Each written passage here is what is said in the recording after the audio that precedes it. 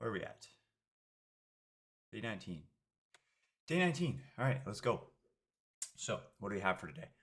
Well, the morning's going to start with chess, and I actually do have a fair amount of meetings today, so a lot of the stream is going to be on pause. But aside from that, I'm going to start working on a feature to allow Emily to be used only after hours. So during hours, if the phone isn't picked up, if the customer phone isn't picked up, then Emily, of course, will take a message in a little bit of a more conversational way than just your simple answering machine. However, by default, it'll transfer immediately. And then after, after hours, essentially during non-work hours, then Emily will actually answer all phones and handle them obviously much better than an answering machine if they were to go towards the answering machine anyways. Anywho, so yeah, going to be doing that feature today, discussing that with my co-founder, potentially implementing some of it. Yeah.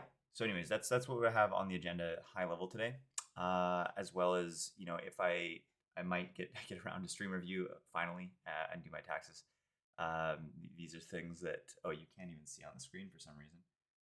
That's actually a little bit odd. What's going on? Oh, I see what's going on there. Anyways, one thing I'm going to start off with a chess game before I get a quick stretch in and then go to a meeting with EXP. One thing I wanted to highlight that I'm fairly confused about is the jobs, the scheduled tasks in Claude Code must run in a different shell or a different environment or with different configuration than the normal Claude Code sessions do. Because if you look at this, yesterday, I made adjustments I'm going to pop into my main here. I made adjustments here where you can see that I symlinked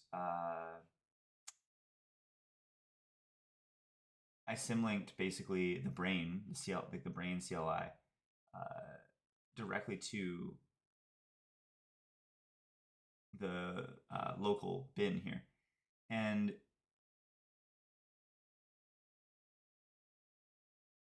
basically this was like in hopes to fix this, which it did. I mean, now when you go into a normal session, it's here.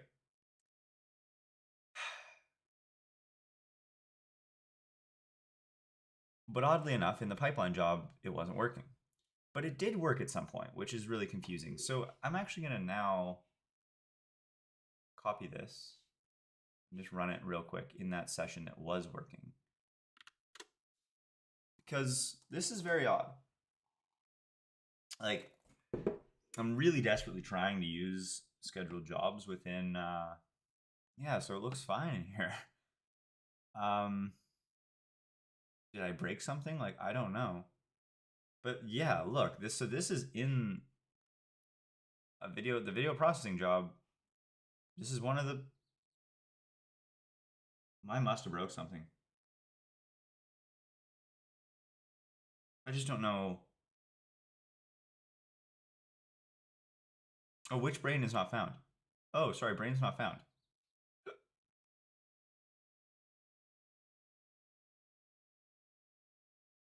Interesting, okay.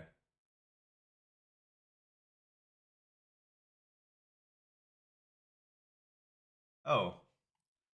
Okay, this is useful instruction, actually. I mean, maybe we just add this to the instructions. Let's do this.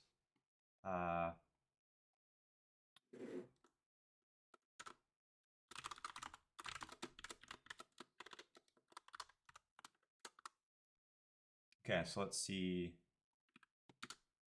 this. So we'll go save this, then we'll do this. Then we will do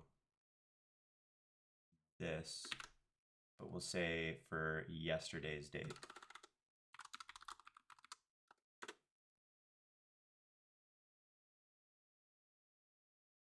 It's not ideal, but after spending like hours on this yesterday, if this works, are you kidding me?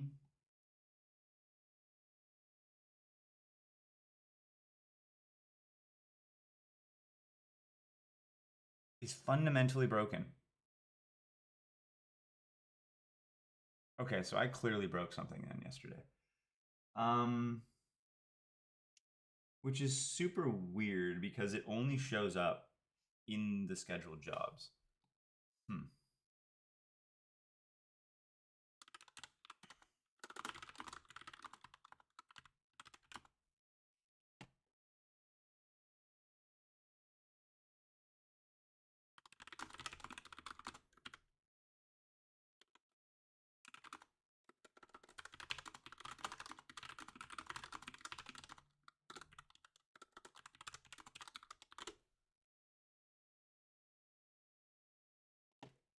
I don't know how this symlink would have broke things. I mean, I can't imagine it did, to be honest, but I just don't know what else would have broken it. I mean, like Claude Code, let's see if it's up to date, I guess.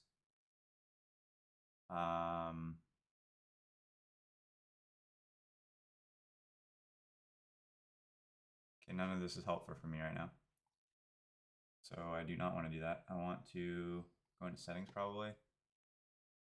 General. Ooh, it's developer all about.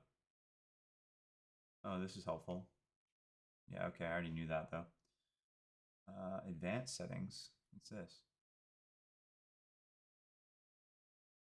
Ah, this is also nice. Okay. Run on startup. Allow all browser actions. Yeah, I'm actually fine. Maybe not.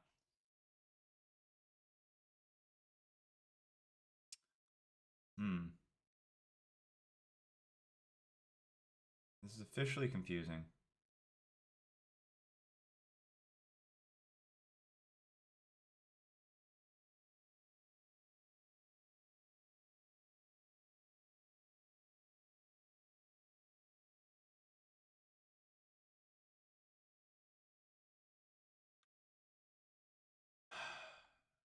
Well, none of this actually showed me whether or not the app is up to date, which is kind of what I was after, to be honest. So that's kind of frustrating.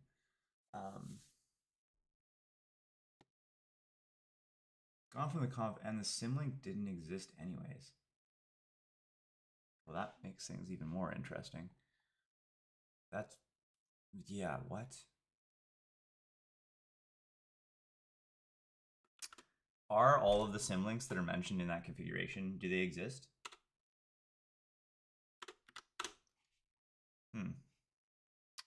Okay, well, how do I fundamentally, like, I need to update this settings.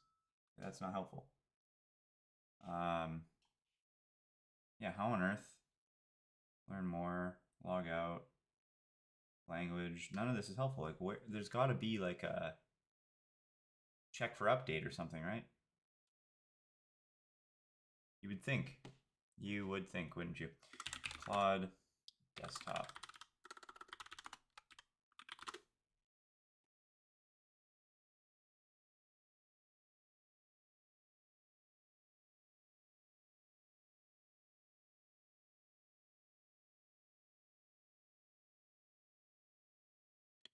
All right, well, I'm just going to assume this is up to date. I mean, like,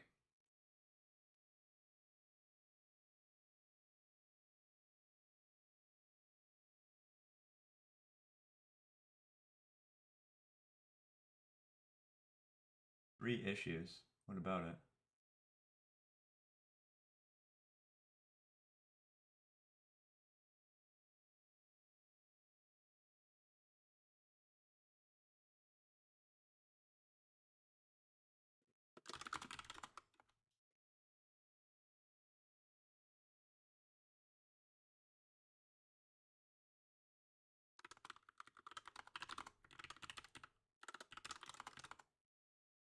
What's the block list all about? Exists, but not as a symlink.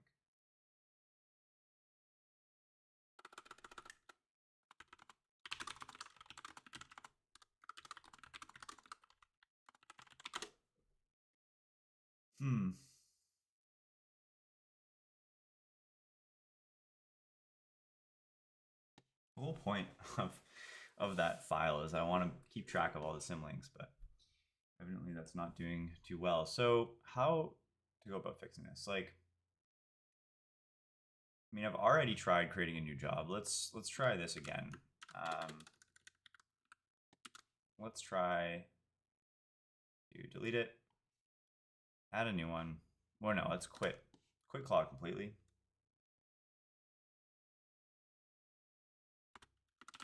Claude.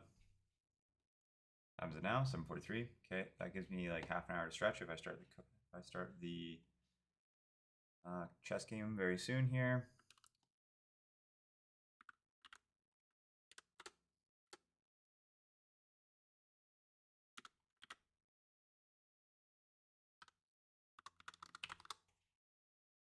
I need to give it a different suffix, otherwise it will just map it to the same job it was before. Okay, let's go ahead and run this now. And then I'm gonna actually stop this, actually do yesterday.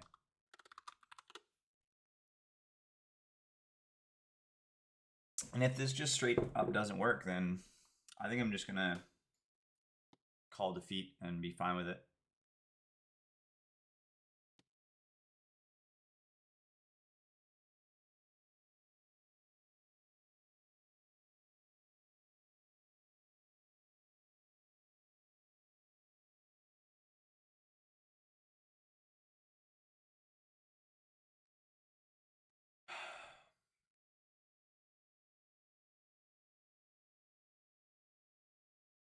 This one looks fine.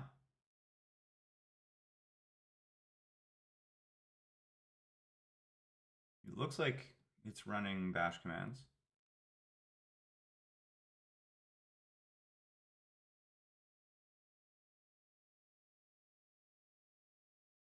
I guess I just have to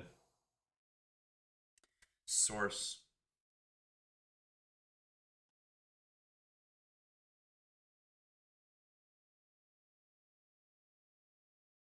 I guess I just have to source in the front of everything. It looks like seems to be returning empty results. What is going on? The bash tool is completely broken. Like what?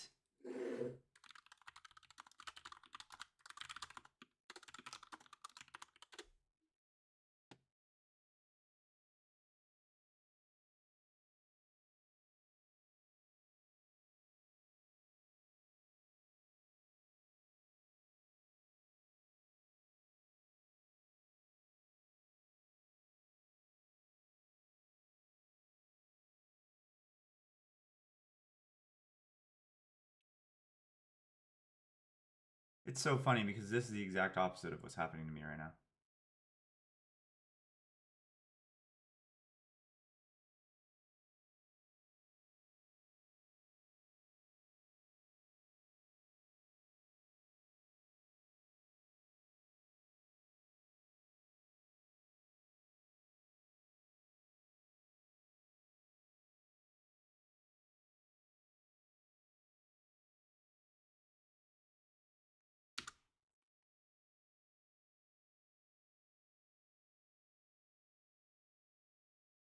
Yo, we're gonna actually see if we can get Claude to debug this. No idea what's going on here. So yeah, let's go here and let's do no, let's do this in the brain folder actually. So we're gonna keep that, move this over. Let's do Claude. Actually, I think dangerously skip is already concluded in my default Claude, so I'll do this. And I'll just say debug this issue. So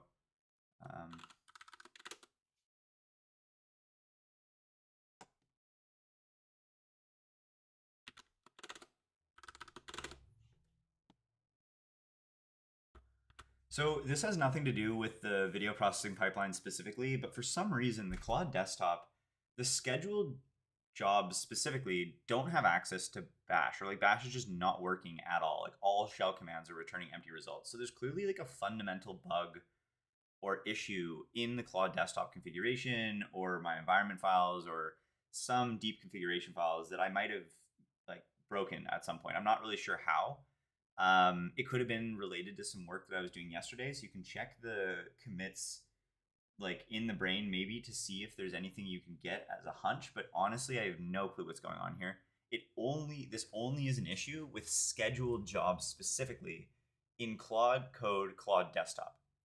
Everything else, like the Claude CLI, the Claude normal, like Claude Code sessions in the desktop, everything else works fine. It's just scheduled jobs. Super weird. Okay, let's play chess. That's what we're after. Okay. So I'm definitely at like a week 1100 right now. Like we can see for the last week that I've been kind of stuck at this 1100 mark. so something is going to need to change, I believe, because I looked at the game history, and it's basically like I'm losing against 1200s. I'm losing against most people in the late 1100 range. So it's at a point where I can't just chalk it up to any excuses. It's really just a matter of like I gotta pull up my socks here and study more. Really, play more, study more, everything more. So we got a classic London here. He hasn't locked in his light square bishop yet. I'm afraid he's actually gonna come here. Probably shouldn't have played this move. Actually, maybe should have played this move. Okay, great. He locks in his light square bishop, which I'm super happy about. I could play this move, this move, this move. They're all kind of fine. Okay,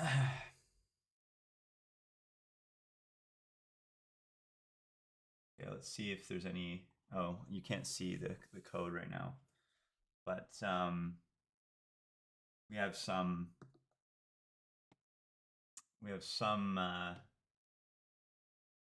stuff going on here. Seeing if it's working, but nothing yet. Okay, so very, very typical response. I can either rock back or go forward. The classic response here is to rock back, and if they take, I open up my rook, which is completely fine for me because they're far closer to castling, and I would almost say likely to castle on that side. So if I open up my rook, I'm kind of a happy camper. I'm going to go here, finish the pyramid. I mean, I could go here, considering, no, there's not really much clean side play. Okay, so this is all good for me. I think I'm just gonna continue to play solidly, play here, and just continue moving. And then there will be a point in which I hop in my knight here. If he takes, I take back with this. I protect this, so he has to move back here. And then at that point, I would either lock the pawn in potentially, or play the knight here, or even bring my queen out.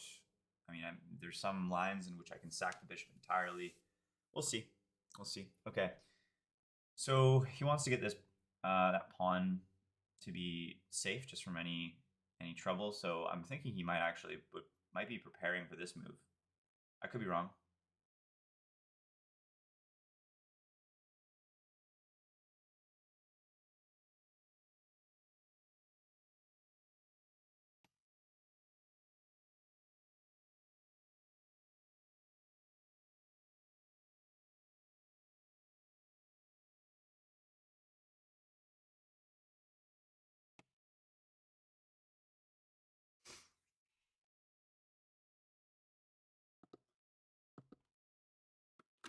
So in the agents.md that you created for Codex, the operating mode and instruction precedence can stay, but remove the standing rule at the top.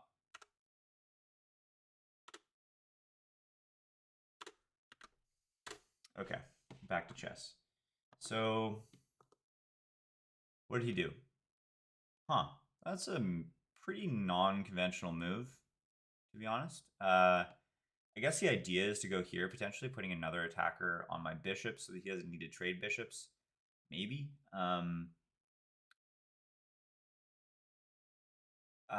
He does block in his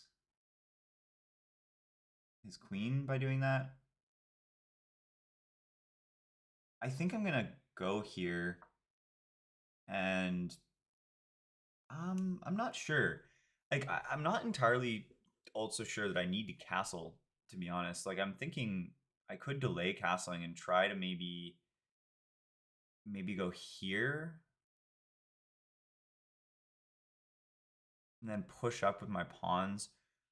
Or I could go here, here, here, here. No, that doesn't really. Yeah, maybe then takes, open up my rook, play my queen out. This thing's still here though. Actually, no, because I would have pushed it away with the pawn. Okay, so this is where, yeah, I will. Actually, in this position, is taking with the pawn actually the best move? It's worth asking, because I mean he can come back here, of course, or here, but most likely there. So if he comes back here, does that help me materially? I mean,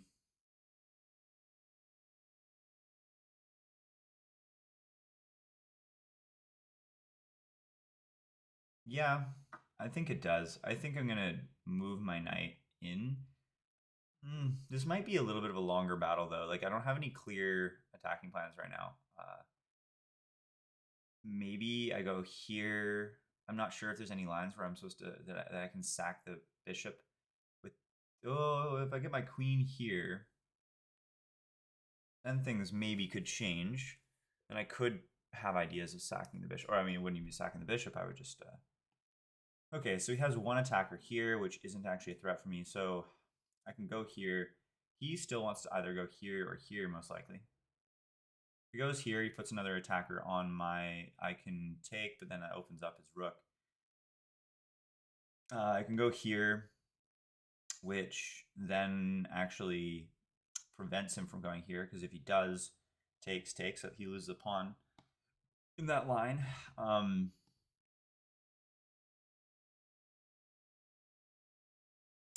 Here is in like here actually he runs into the same issue, so I'm almost thinking this might be better. It pins this pawn. It does allow me to play this move, which could lead to this move.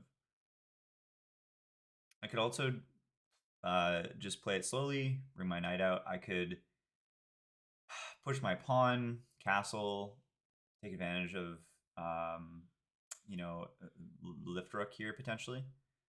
There's a lot of like options that I'm kind of thinking through here. Like, hmm,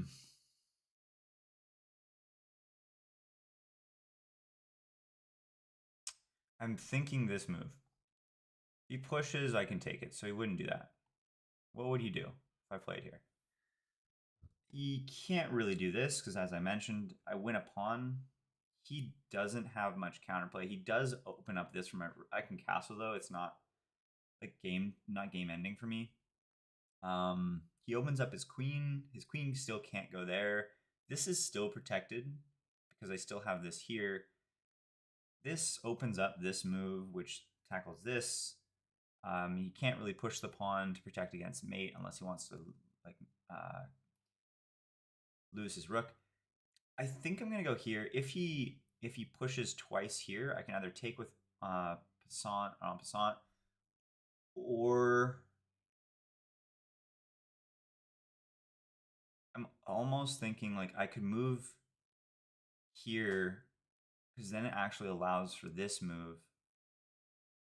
You know what? I think I'm gonna go here.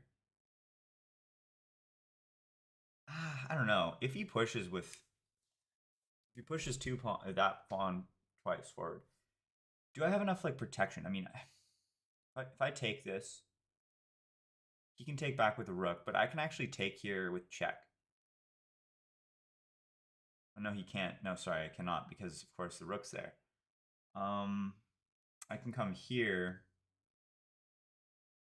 Queen is still here. This is gone.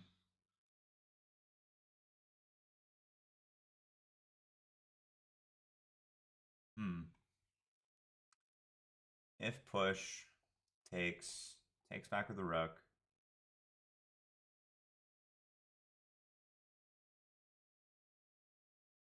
Then I either go here. Nope, that doesn't really work now because rook's protecting this pawn. So I'd probably have to go here.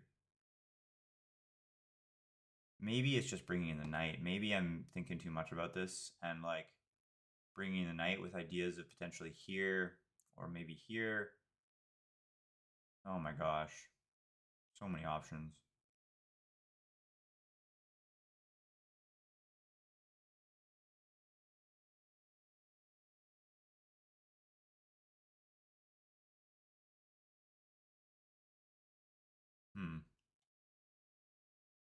I'm thinking I pin the knight.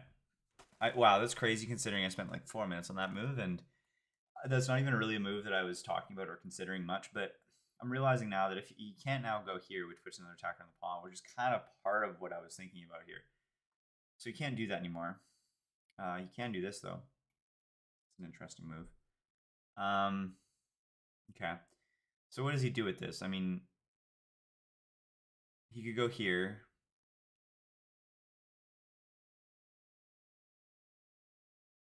I guess. I could protect that with this. I don't know. Not really like too. I could also go here, followed by here. If here. Ooh, this knight still protects. Maybe I rock the I don't really want to lose this, so maybe I rock back. Yeah, let's see. So we can see in the corner here that we still have Claude working. I'm trying to debug what's going on here. So it's been 11 minutes, which is honestly pretty impressive. So it's evidently not a very straightforward situation. Stage all changes. Okay. There was a reason that didn't work, right? Which was this. I don't know what he was thinking. Or maybe he just forgot that I had his queen completely pinned. Because, yeah, he just fully lost the queen with no... There's nothing now. Like, I think this is just kind of a done game. I come here. Maybe I come here first. This is all just kind of... No, maybe I trade. No, I think I should trade first. Because he can come here, which kind of blocks my situation. Actually, no, he can't come there because he actually loses the pawn that way. So, no, I can go. We're good. He loses a pawn regardless, essentially, because I have this here, and then I also have this square here. So these two squares are protected twice, whereas he only has one defender, meaning I can take the pawn. So I'm up a pawn and a queen here. Okay, well, I just lost the pawn completely, so there's that. Okay, so yeah, that was just a blunder on my part completely. I mean, there's nothing else to it. I'm still, of course, up a queen, but that's not really an excuse. I'm thinking of going here. It is a fork, technically speaking. I don't really know if he can actually win it. Like, he can't protect both, right? I don't... Oh, he can come back here. Yeah, that's probably the move. I mean, that's just kind of like an awkward move for him, though. So if he comes back here, he can also do that. But then I go here.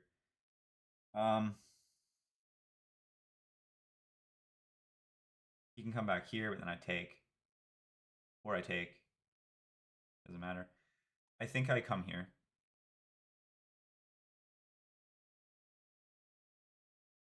I did blunder the pawn. That was actually completely on me. I screwed up there. But I'm still up. I'm still up a fair amount of material because that queen. I am blown away. Oh, I'm now realizing that you're not even on the chess. Whoops. Okay, you should have been on chess that whole time. But I'm blown away that... Oh, wow. Okay, so... Scheduled task been failing for... What? Pipeline state was written... The scheduled session itself. Write tool works. Non-bash tool has worked. Only bash returns empty. Auto updates false in Claude data. Okay, so we need this. It's on a fixed. CC dev software. Okay, so auto updates should definitely be on. Okay, so I anticipated that, right? And then I was considering going here. If he goes there, like I could almost go here and then there. Or maybe I go here and then there. Oh wait, he can't go there. My queen protects. Oh no, it doesn't. Oh my gosh. Okay. How do I take advantage of this? Like, how do I win is essentially where I'm at right now. Okay, so what are you actually trying to do here? Trigger manually. No, I don't need to do that. So, okay, wait, hold on. Delete shell snapshots may resolve immediately. Bursts of shell snapshots suggest something is caused schedule. Okay.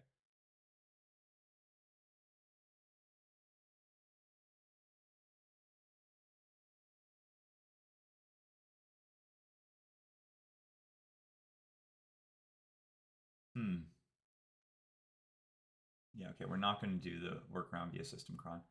Actually, you know what? If I need to come up with my own system just to run cron jobs, I'm not actually entirely against it. I'm really not. It would actually, you know what? I'm almost tempted. I'm almost tempted. Um,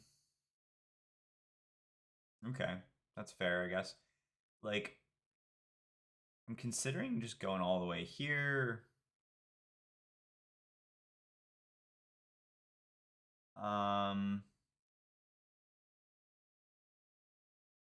Yeah, actually, I hit the rook. Funny enough, that's a kind of an awkward, like an awkward thing for him to see. Like, I mean, I don't even know if I would see that. Like, it's just such a not.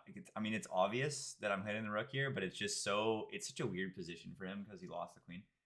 Um, okay, let's. How did I download Claude? Okay, so 4. I want you to like first of all figure out how I downloaded Claude. If it was a DMG or was it through Brew? Second, if it was through Brew, you can go ahead and update Brew, and then also you can change auto updates to true. I don't know why on earth it was true in the first place. And then yeah, you can go ahead and like do any cleanup or like anything that you feel is right.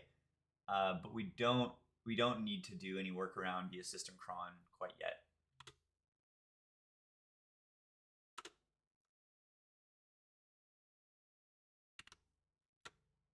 Okay.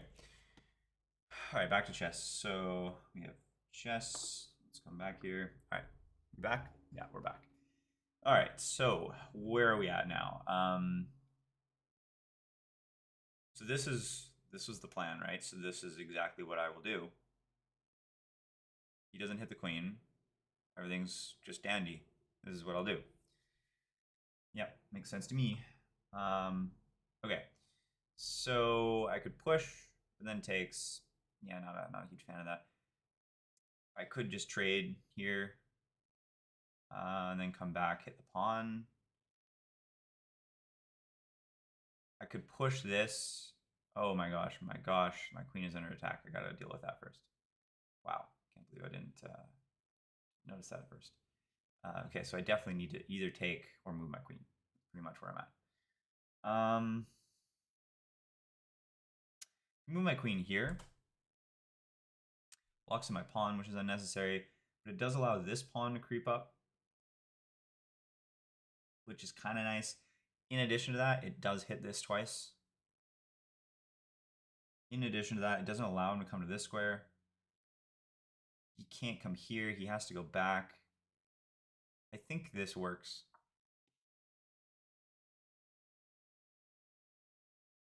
Strongly suggest. Okay, so could you look up the official recommendation by Claude itself on how what they recommend for the installation method of the Claude Code desktop?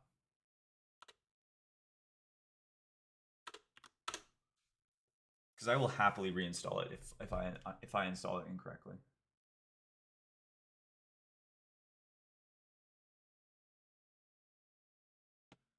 Oh wow, he hits my queen again. Okay, he's pretty relentless. Good for him. I guess I go here.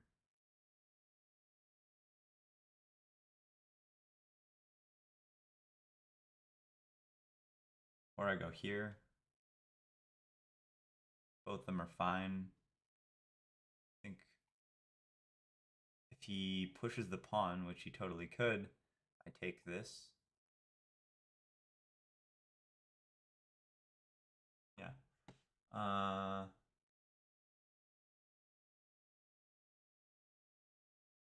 Actually, let me just look it up.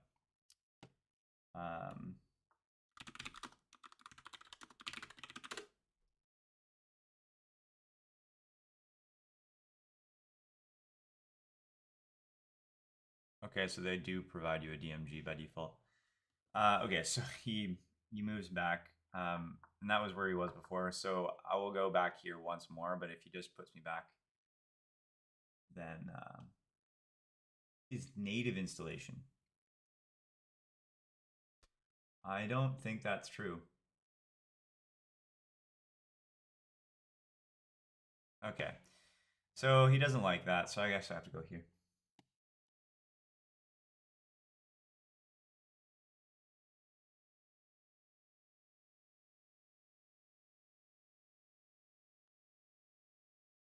Um,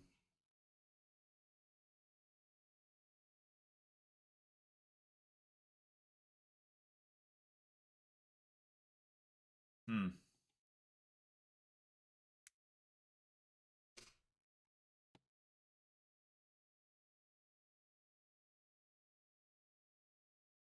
Plot twist. What if I do this?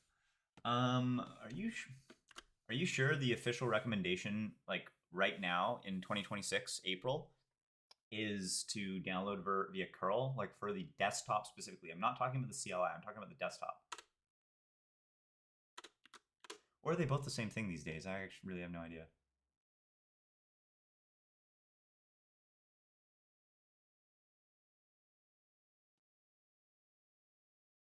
How was it? 809.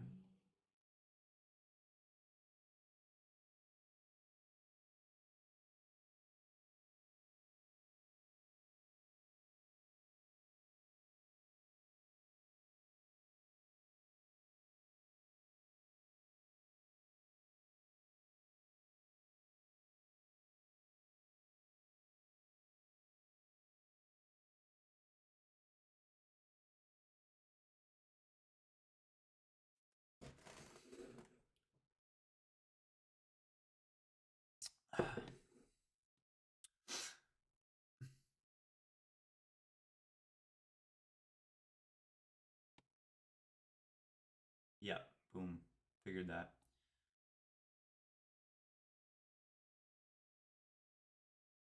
Okay. So he wants to take this pawn. He also has this pressure on this pawn. He actually has two attackers on this pawn right now. So if I push this, he actually can go here, which is annoying. Oh no, he can't. Never mind. I can take here. So I will push. I mean, if he comes, where can he go? He can go there, but then I take the pawn. This is still protected. Oh, I can also take with the knight, actually. I could castle even right now. Like, there's a lot of things I could do. I could go here, maybe. If he comes here. Actually, no, he can come there.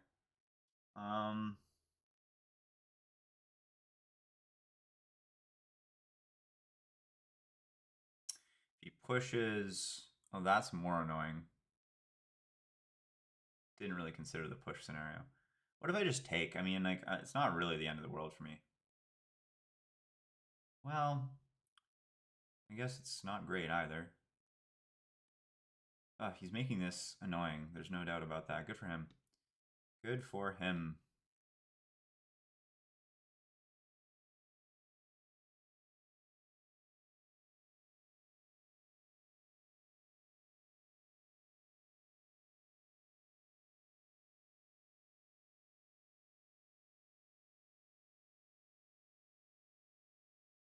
I think I am going to go here, thinking that potentially I go here.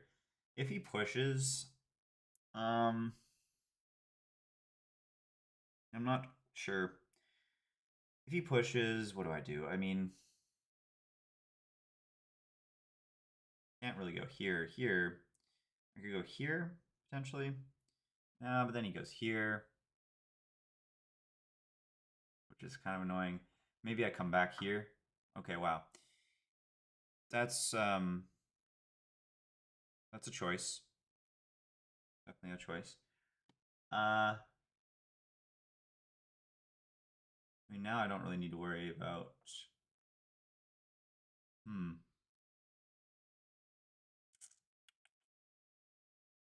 Yeah, I think I'm gonna take. I'm gonna push. I mean, at this point, I think I might castle, to be honest. um, Getting there. Okay, so says that auto update is now enabled, which it was not previously. OpenClaw. Wait, what? Hold on. Oh, I must have my Claude config hidden potentially. is the whatever settings you just adjusted, is it in my .getignore? If so, why?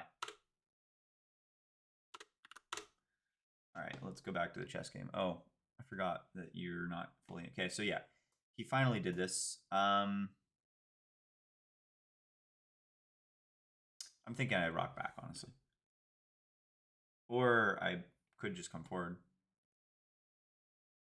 Yeah, but then here, I want to go here. I cannot do that. I cannot do that. No, no, no.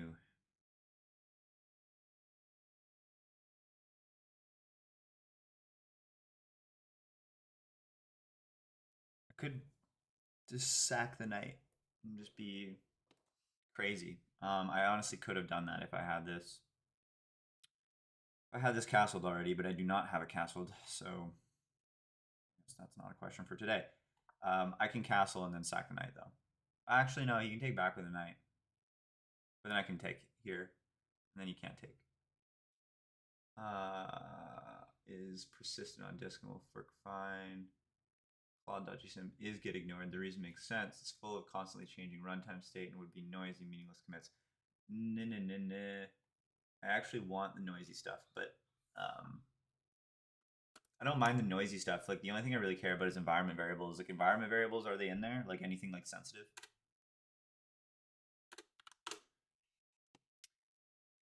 All right, you know what? I'm just gonna castle. Whatever.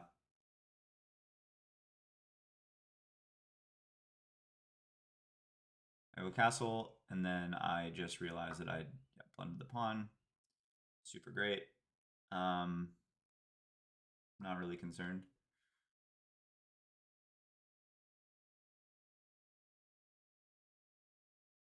This is very close to being concerning, though.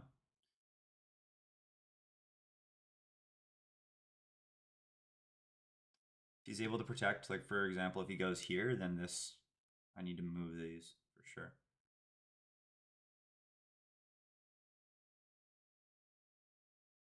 Actually, I guess I could sack the bishop, sack that. Yeah, which is what exactly? Oh no, he blocked it. Okay, that's not what I was thinking. He blocked in the bishop. You can go here or here or there. So let's just move this pawn forward.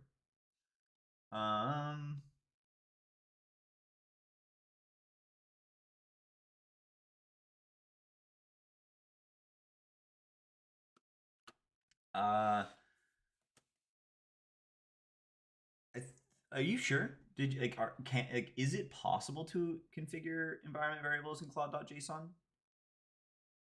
Or is it not possible? Because like I really don't care about the noisy runtime state as much, to be honest.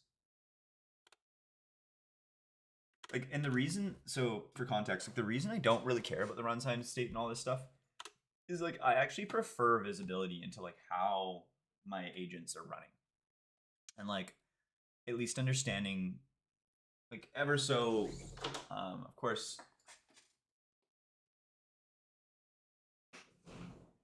very like at a very high level or rudimentary way, but I do enjoy understanding generally. Okay, so I can take this without any like any concerns, so I might as well just take it. Oh wait, never mind. I just completely blundered. That's okay. Still have material, but that was just a cold, hard blunder.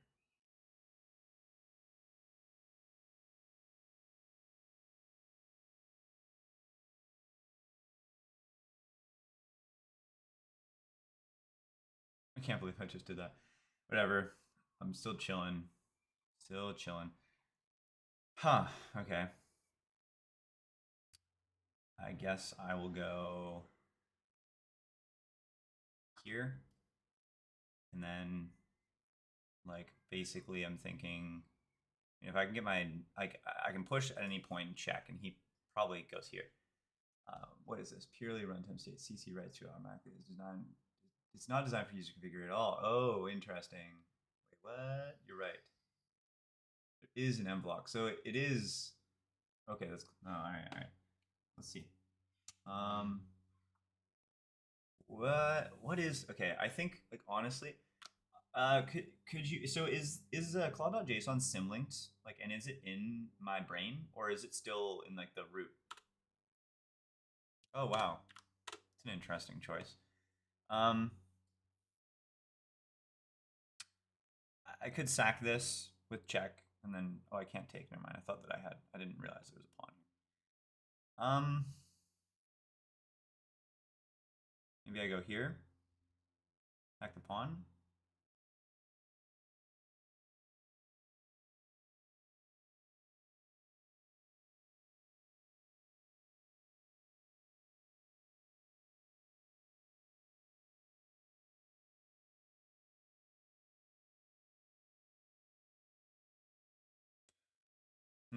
What I want to do is I want to attack this for sure. Oh my gosh, I have a minute left. I didn't even realize that. So I actually have to like, oh, this is like now like a concern. Like I got to stop coding and like I'm only 3 up. Like I don't have this game in the bag. Okay, so I gotta pucker up here. Okay.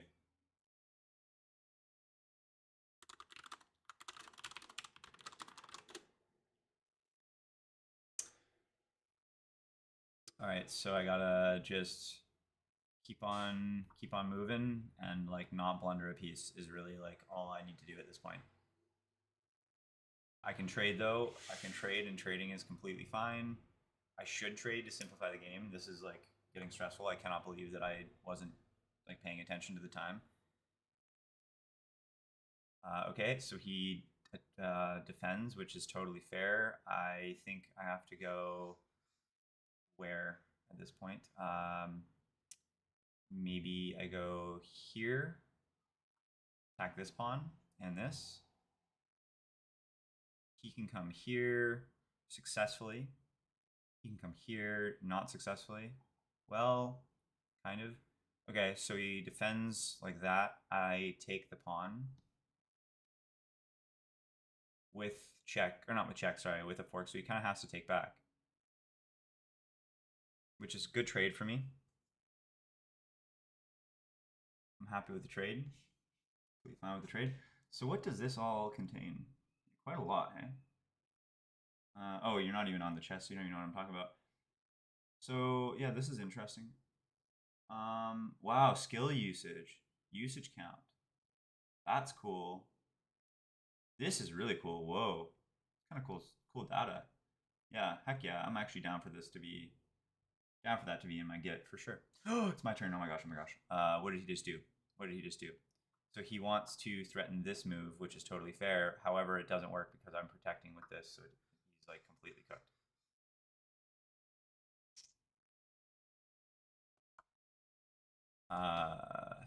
Okay.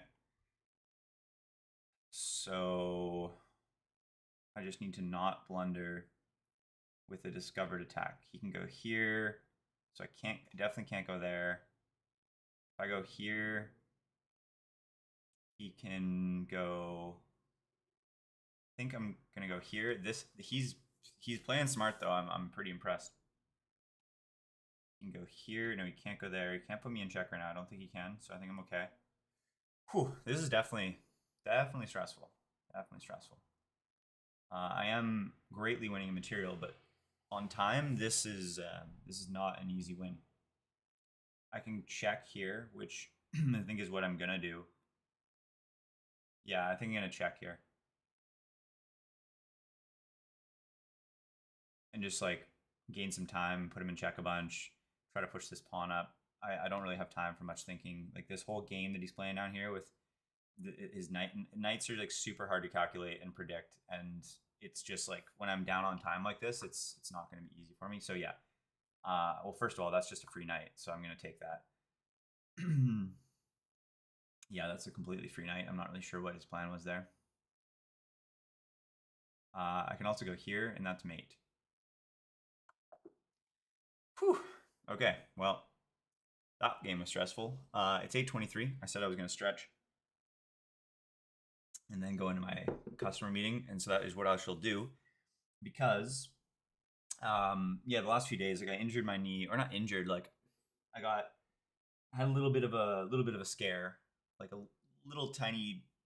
I think what is it called, like nibble or something? Like there's some dumb term for it where it's like you're kind of injured, but you're kind of not injured at the same time, and you're just kind of preventing, like it's a running or like just any exercise related thing. Like there's like some sort of injury that could potentially be happening, but you're not sure. I don't even know. Anyways, had a little bit of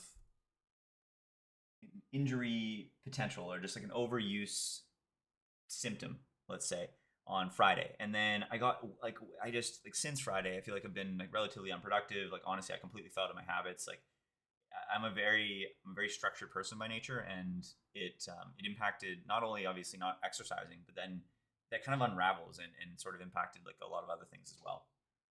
Anywho, crazily enough, so I ran yesterday for the first time after a few days of kind of taking a full break, and it was just like one like I think like I just like stepped up a stair ever so slightly wrong, and then my other knee had like a different issue, completely different, like a different feeling. It's not an overuse thing at all. It was just like a one time thing.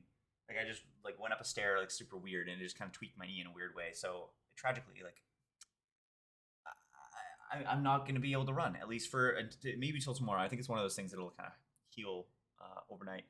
But anyways, yeah, like what the heck, super frustrating. So anyways, sorry. What I'm getting at here is I'm gonna go stretch, because the one thing that I should have been doing throughout those 5 days is like at the very least just stretching. It's like a great opportunity to stretch, which is the one thing that I always like dislike doing.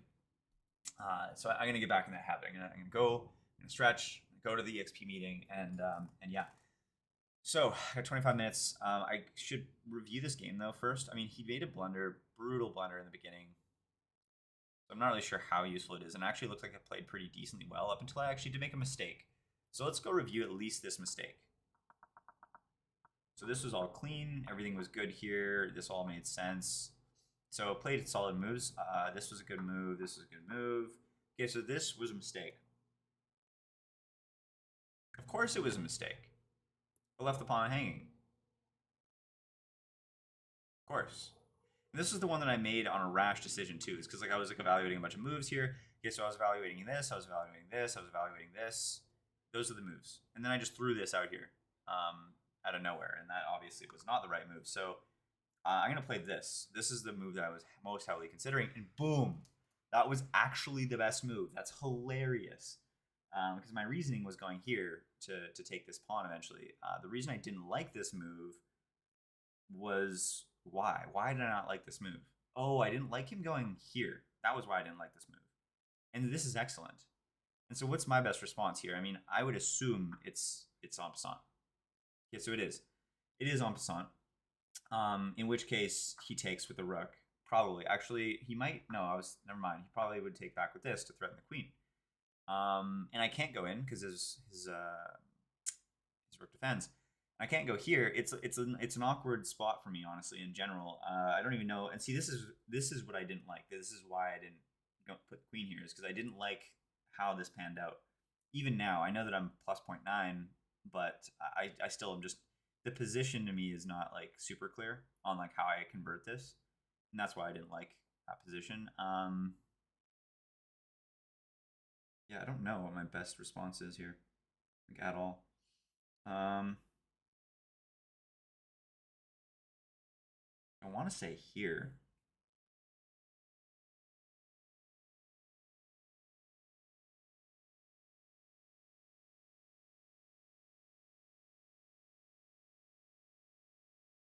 Okay, so it's good. What's best though? Best, just bringing it back. Calling it a day. I'm not even up any material. I guess it's just positionally. I'm slightly stronger. Okay, well now I know for next time that that in this position, it was a relatively odd position where he has his knights here, but in this position, my hunch was to put the queen here, and that's what I should have done. The only reason, and this was a good response. It was excellent. What was his best response in this? Wow, let's just start attacking on the queen side, completely ignoring the king side. That's actually kind of crazy. I'm surprised by that, because I think this move, or no, I was also considering this move. This move is excellent. Yeah, so anyways, okay. Well, good little learning. I mean, I don't know, much of a learning. I evaluated a bunch of moves, and then I tossed a random one out there thinking, yeah, why not? But obviously that was not. Yeah, the whole reason I went there actually was to pin this so that he couldn't add another attacker to this. But at the same time, I lost my own defender. That's so funny that I did that. Okay, let's see what we've learned in the top right. Okay, so I quit this, and then actually, you know what? I think I'm gonna reinstall this. What time is it? 8:28. Okay, let's Claude. I'm gonna uninstall Claude Code. Definitely don't want uninstall like anything crazy here. Don't think am I taking anything from application support? I don't think I am.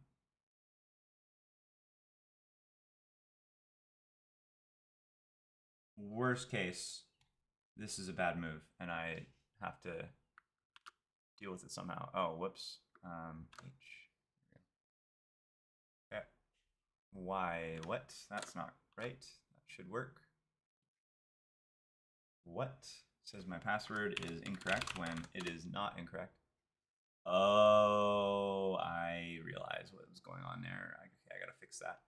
Anywho, Claude Code in theory should be now removed from doc, and I'm gonna now install it directly from Claude. Open it up and see.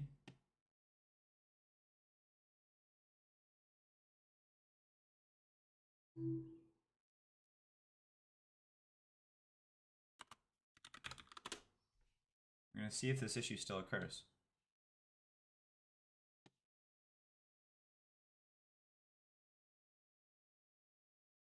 Okay, so I'm gonna accept all cookies, accept, get started, continue with Google.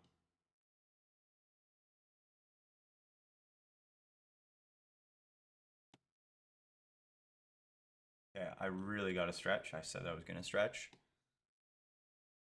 Really gotta stretch, really gotta stretch. Okay, so we now have no session history. We don't have any scheduled jobs. Let's go ahead then and get into scheduled. And, oh no, it's scheduled tasks here. And then let's just copy this here. New task, new local task, paste this here. I'm gonna just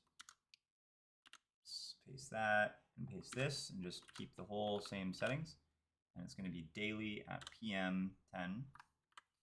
Select folder is going to be brain.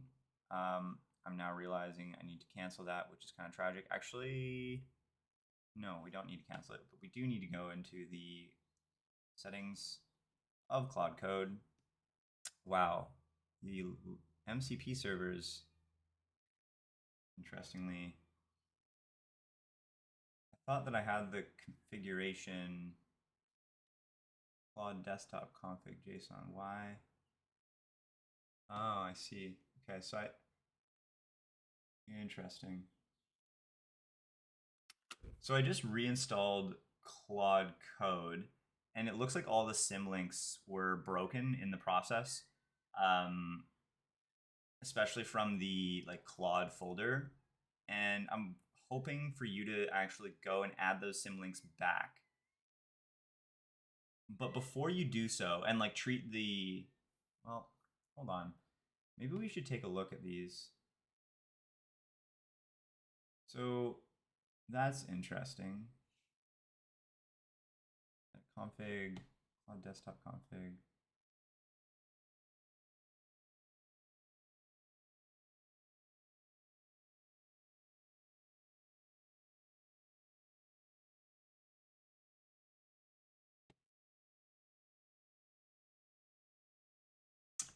Okay, so I want you to go into, like, I just reinstalled the Claude Code desktop, and I think all the symlinks that were related to Claude Code were broken in the process. And then, of course, there's like new files in like those old locations.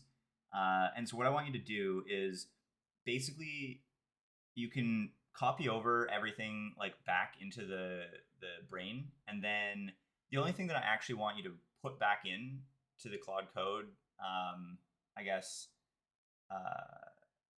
yeah, the Claude Code, like anything that's custom, like the only thing I want you to put back in is like the MCP for BlueBubbles. Everything else though, you can just leave as whatever is default. So, like any new files that were created that are now in like the symlinked locations that were broken or whatever, you can just keep whatever is in there and overwrite whatever's in the brain.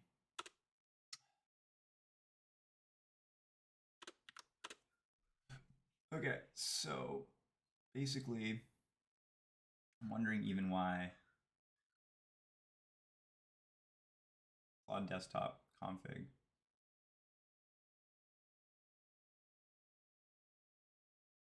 I see.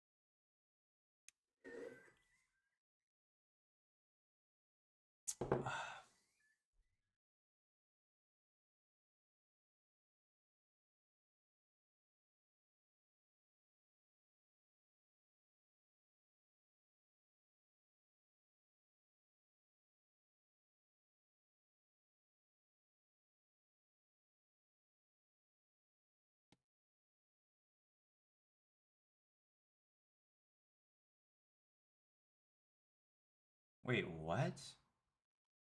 2% used? Oh, it just reset this morning. Okay, that makes sense. I was so confused there for a sec.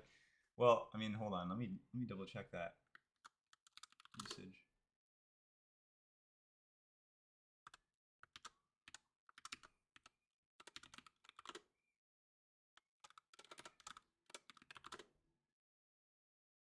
Yeah.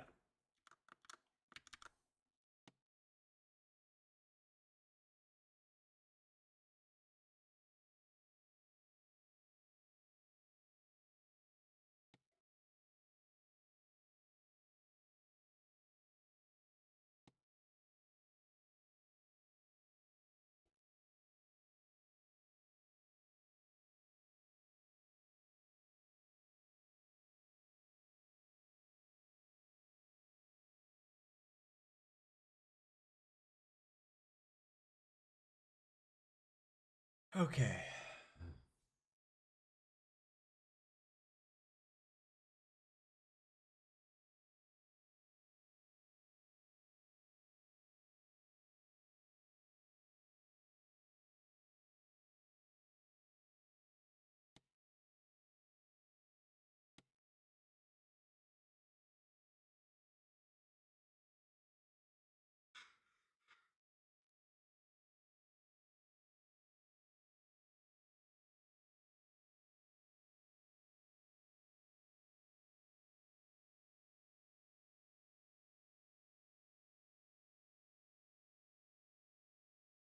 Since Bash is broken in this session, what?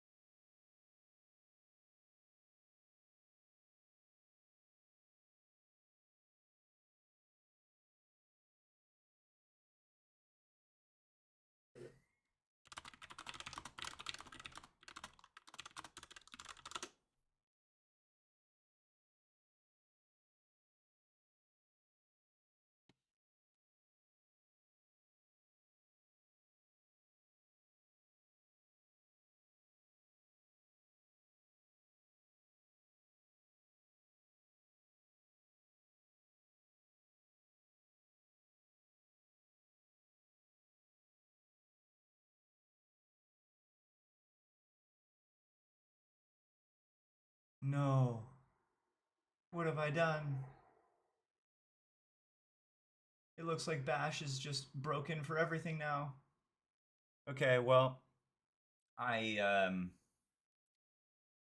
at this point there's a possibility that I might just uninstall Claude Code CLI and the desktop and just install everything fresh because evidently things are just out of hand, completely broken at this point. I mean, if Bash isn't even working for the Claude CLI now, yes, no kidding, no output from Bash commands. Are you joking me?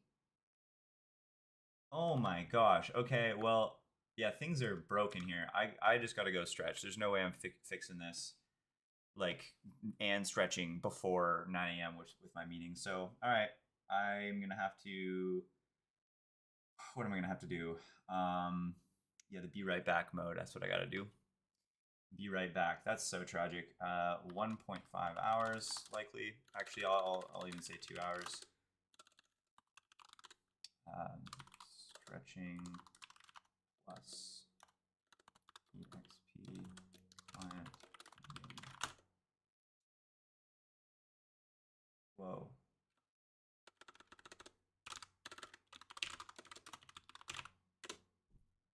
All right. I guess that's a wrap. I will be back in a bit here. Wow, so tragic though. I cannot believe what has happened. I am a bit distraught. All right, bye for now.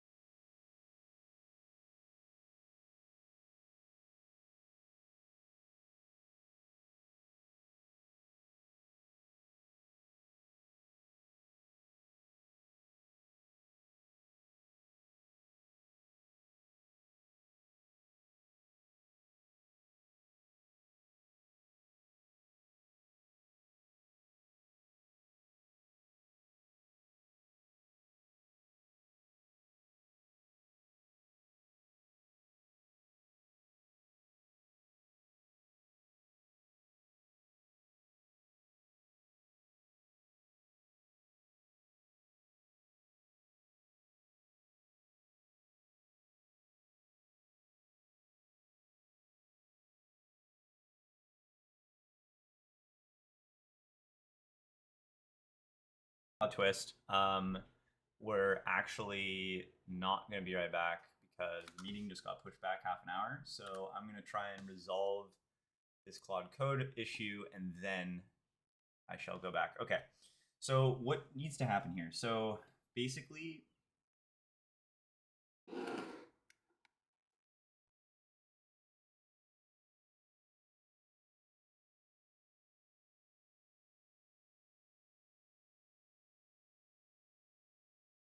what I need is I need a fresh install of Claude's code and the desktop, and that's what I'm gonna do. I'm just gonna install everything fresh. The only thing that I really and I'm gonna determine right now what I actually care about, like what is actually configured that matters to me. Okay, so the status line might be helpful. Plugins. Should I take this? Actually, it looks like this would be a good thing. Maybe it was the hook. I'm almost thinking maybe it's the hook that's been breaking everything. I mean, I don't know. Let's delete the hook. See if that fixes things. Claude.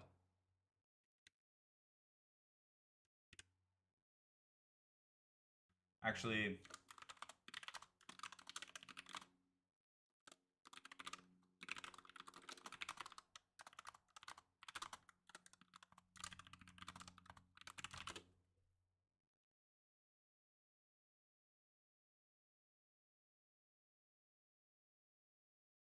interesting. I removed the hook, and I could be wrong, but it looks like Bash is working. Okay, if that's the case, that could be very interesting. Let's put the hook back, and now let's run that same test.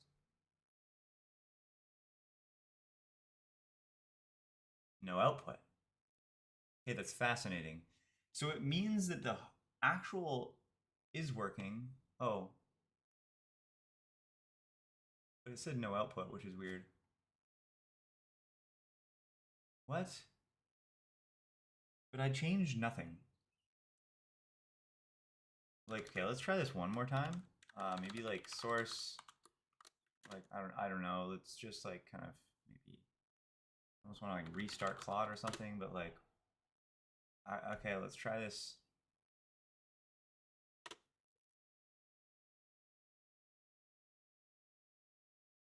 It says no output, which is weird because before it did say it had an output right here. Not displayed. The tool ran successfully. Not displayed. Interesting. Okay, so the times that it wasn't displayed was when I had this hook. So let's remove the hook.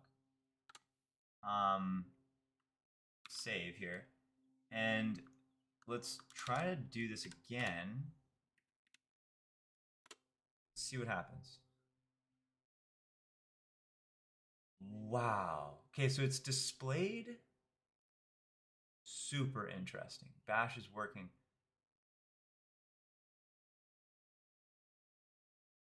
What in the world is going on?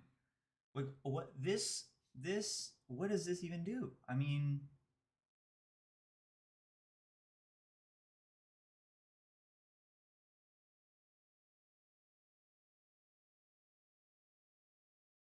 this is never gonna return true. This, the only thing, okay, let's see what echo Claude file, so it doesn't actually return anything. Super weird. Why would the hook make any difference? I mean, Claude M file. Maybe it's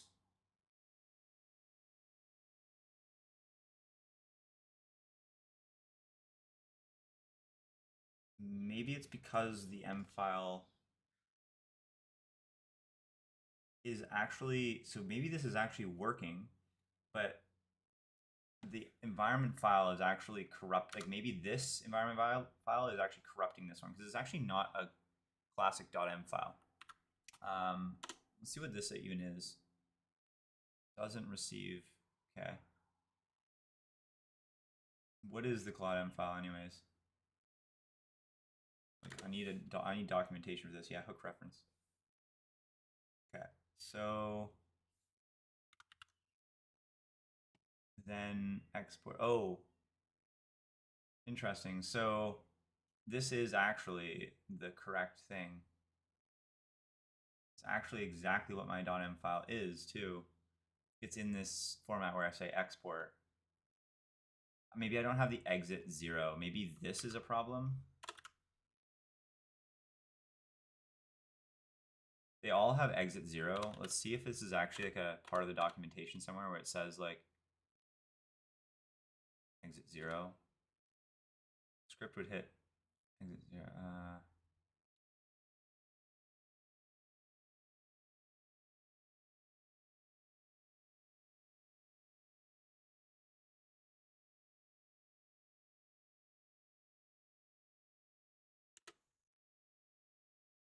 Okay, I think I'm almost thinking exit 0 is actually what was missing here.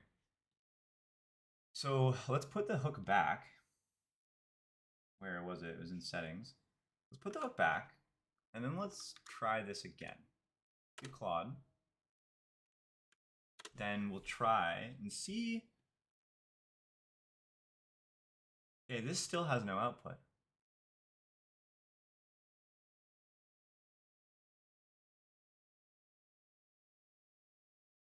It says bash is working, but the ones where it was actually like, no way. How does hooks have anything to do with this?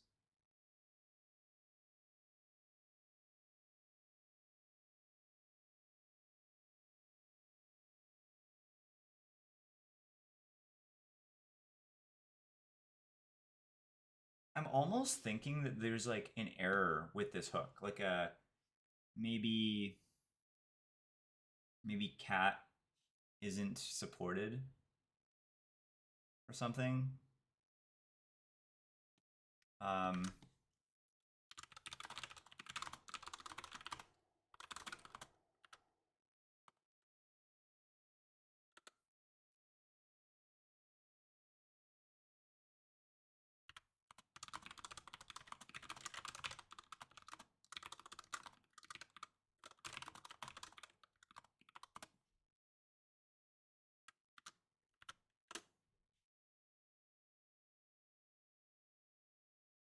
There's definitely something to do with this hook, though. I think this is the root cause of all the weird issues that I started happening yesterday, because the only difference between, I mean, the only fundamental difference is this.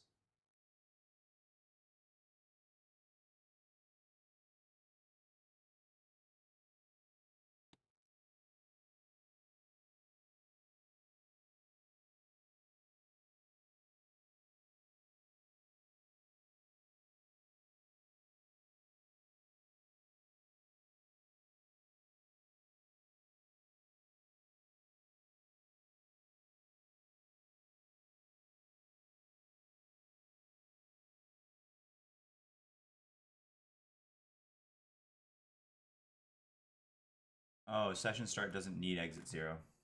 Okay.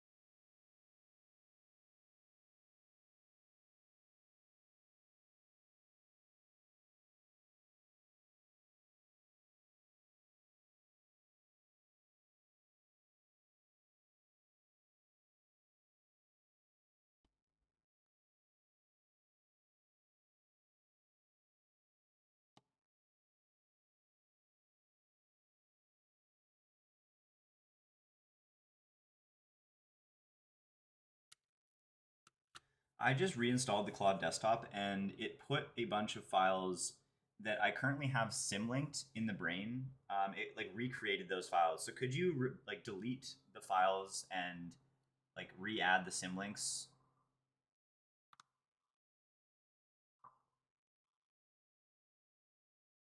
Assuming that it actually is going to work.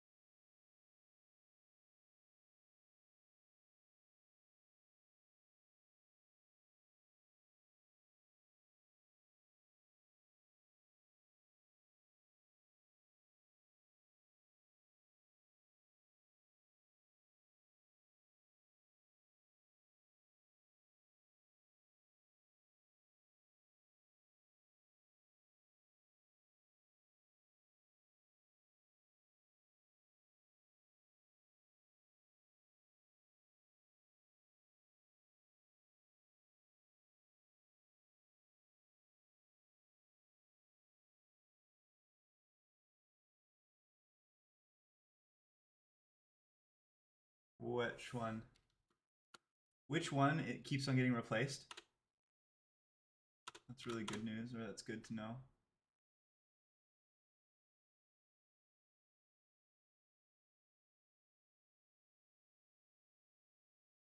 Fresh copy on startup.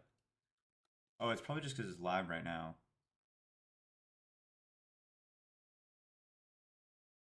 Sorry, could you delete that one and then re-add the symlink? I don't think it actually does a new one on startup every time. It's just because I have the actual application open during the time that I asked you to do all that stuff. So could you just go through everything and make sure all the symlinks are clean and the files are clean once again? Okay, what time is it now? Okay, 53. Nice. I actually do have time for a nice stretch. I'm not rushed. I'm chilling. I'm going to quickly open up my calendar here.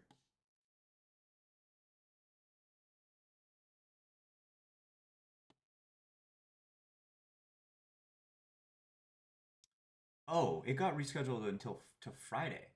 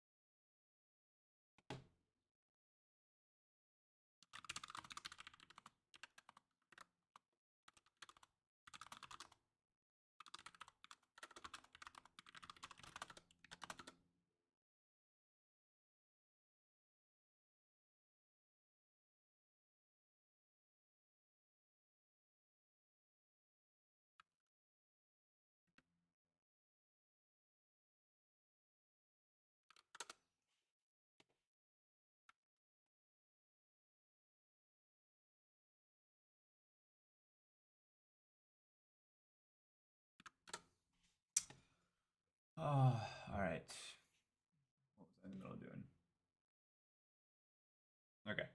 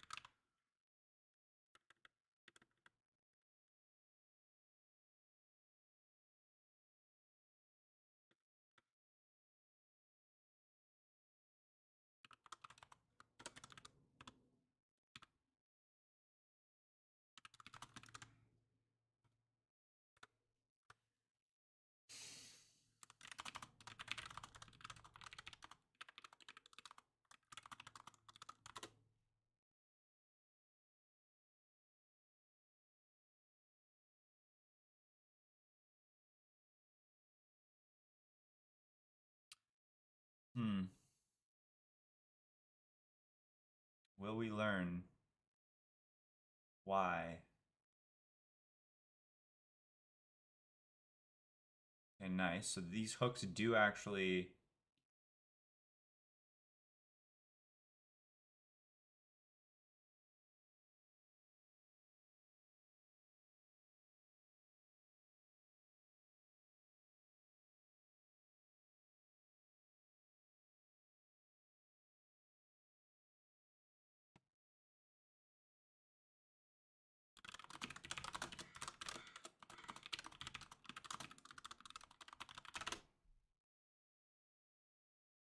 Okay, let's create a new task, new local task.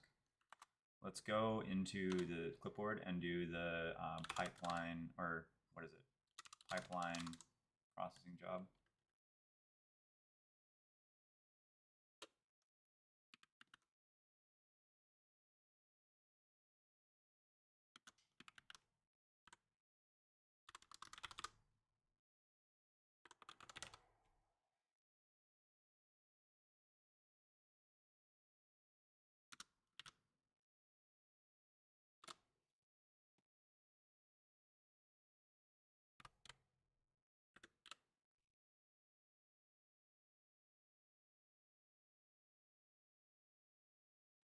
All right, let's try to run this. Run now, but then let's stop and say actually do for to yesterday's date.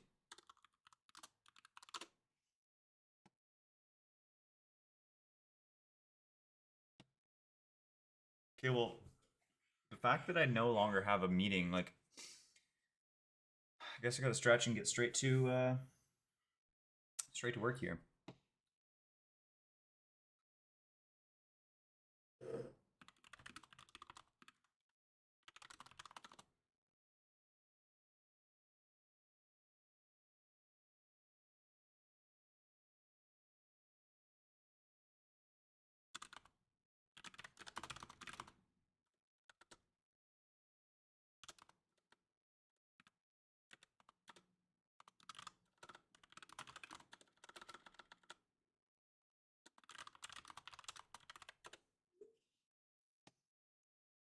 Okay, so the bashed tool is still non-functional. All right. Okay, so that's a fact now. So you have this session hook that's at least partially okay. Let's go into Claude.json, or let's go into settings.json. We're gonna remove this hook, and then we're gonna try to add a new session on top of that. Okay, so let's go ahead and let's now run another one. Let's quit the app, start it up again. I'm wondering, like, is hooks like it shouldn't break like that, which is really weird. But maybe I have something wrong with my config or something like that. But I don't really see why I would. Okay, let's do actually do yesterday's date. Oh, I did cancel the initialization very soon after. I'm almost thinking maybe I should. I'm pretty sure. Oh no, it said initialize, not initializing.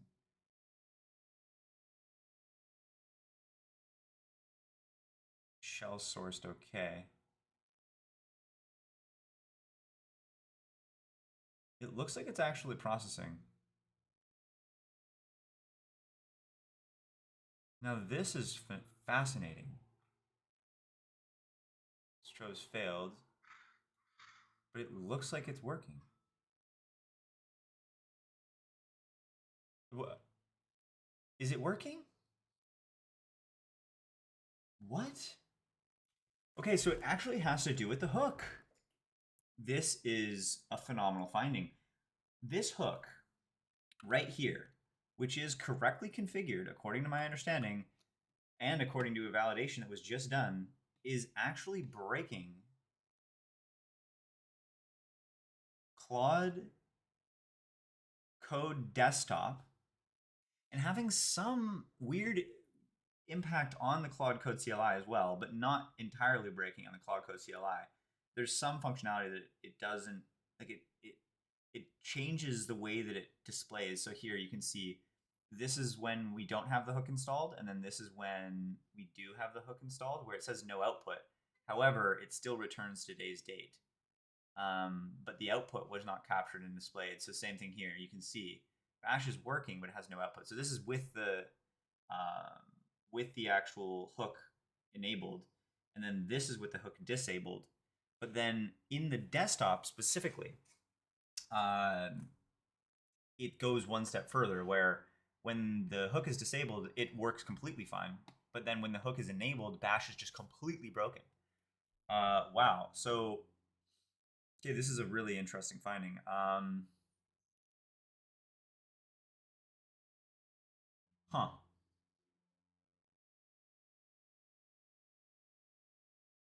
Okay. Well, that's really interesting. Like, how do I? So,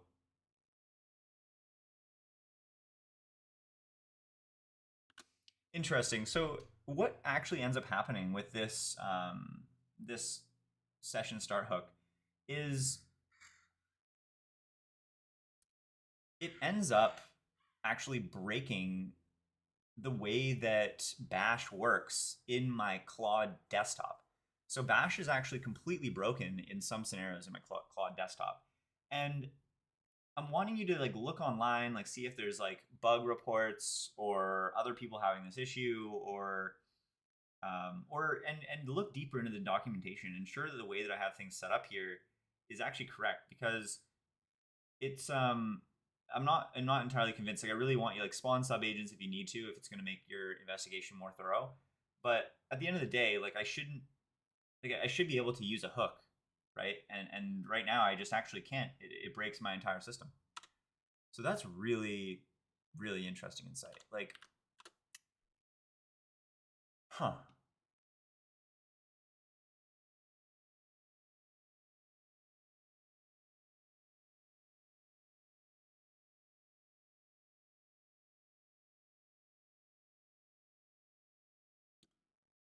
I'm thinking maybe it has something to do with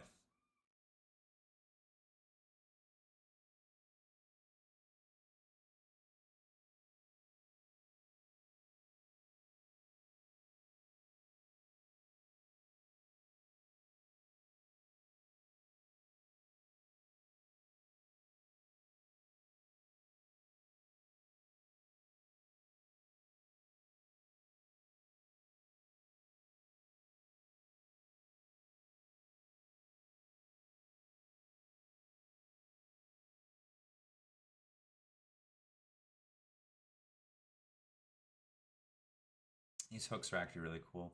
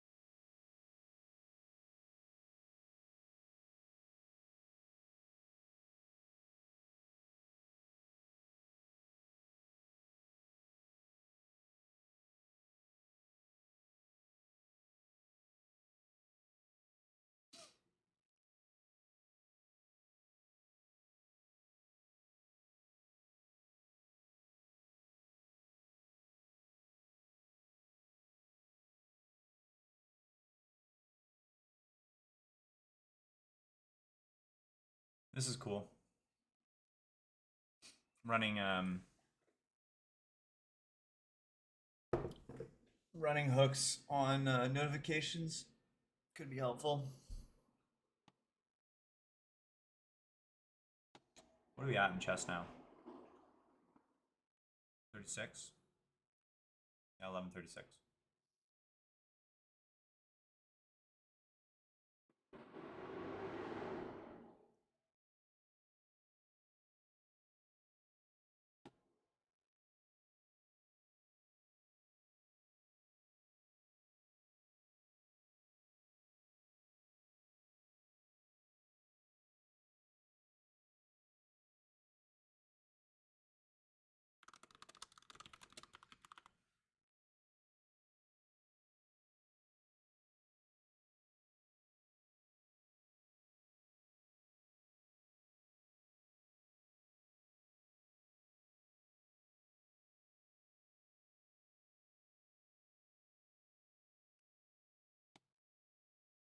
for every bash command.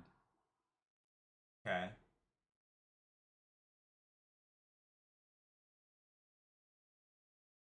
Every bash command in this session fails. Okay, this is fair. Okay, nice. Unquoted exclamation mark. Most likely culprit. Okay. I see. That totally makes sense.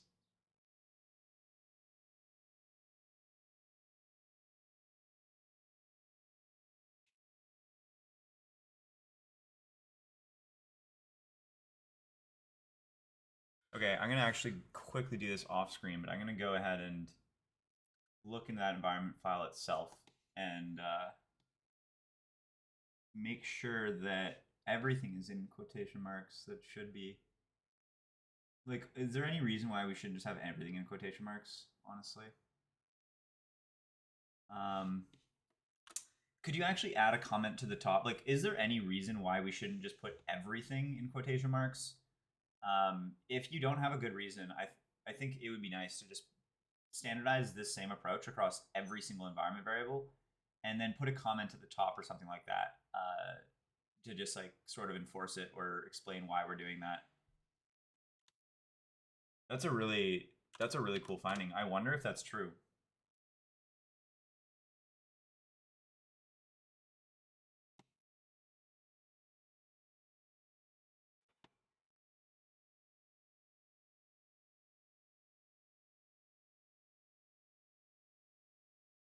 I'm gonna put this off screen real quick just in case it exposes environment files, environment variables.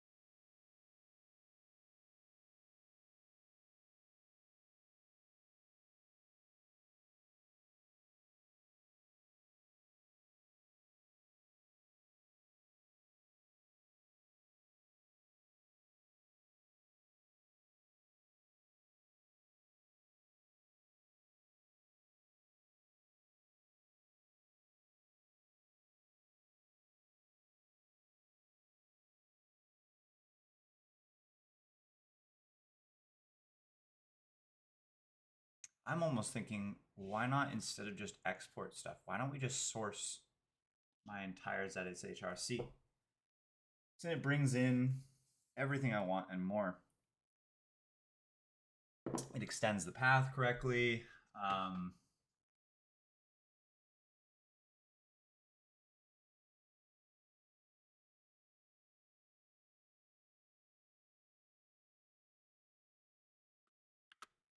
Okay, second question. Is there any reason why I can't just change the hook to actually just add a line that sources my ZSHRC directly? Because then, in theory, I should be able to bring like everything. Like, it would bring all my custom scripts, it would bring all my environment variables, it would bring all my path additions, like kind of everything would actually be fixed. Is there a fundamental reason why I can't do that and kind of just like tack in like a source line into the Claude M file?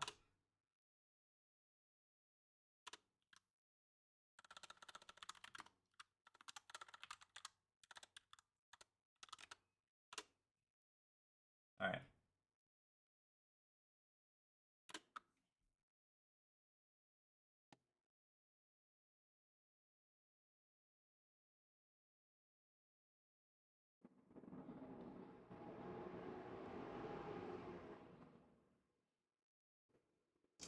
Given that meeting being canceled, I think this might finally be the day that I actually do my stream review, which I've been putting off for now 18 days because today is today's day 19. Oh, I think I might have misspoke at the beginning of the stream.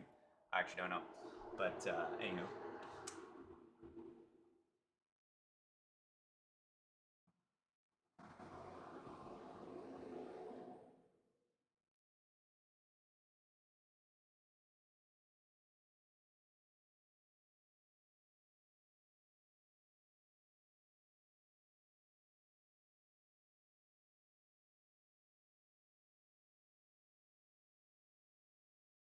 Huh.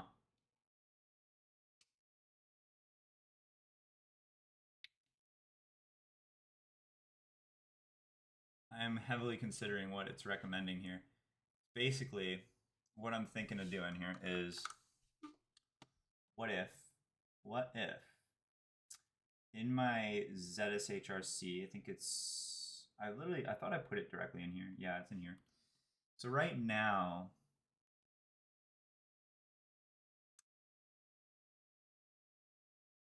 yeah, there's a bunch of path additions here.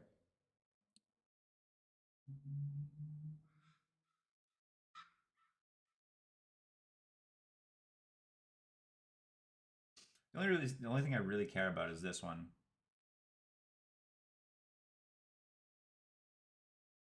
Everything else is, yeah, I don't really need it. Yeah, you know what? I'm gonna try this. I'm gonna try to put this, or,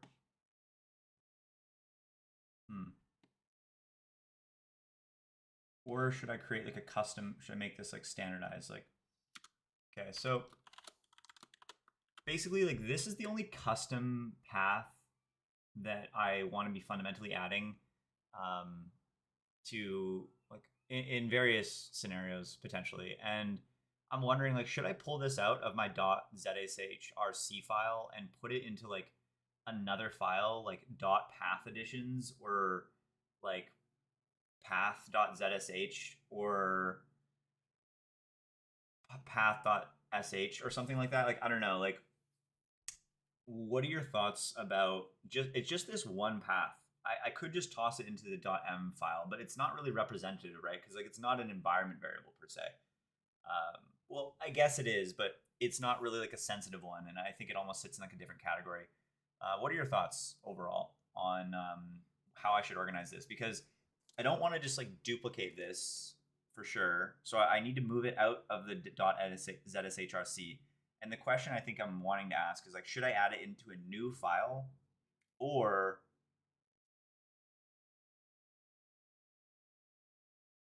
should I add it into a, or should I add it into the existing .m file? And in addition to that, like all of the scripts, like that are available, like the ones that are in the brain, you know, custom.zsh, like should I be sourcing those as well in my Claude M? Because like if I can just kind of standardize like all of like my custom things and just include those in really all environments, like that would be kind of helpful for me. Anyway, just think about the solution and let me know what you think. Yeah, okay. Well, we're on the right track here, which is super helpful.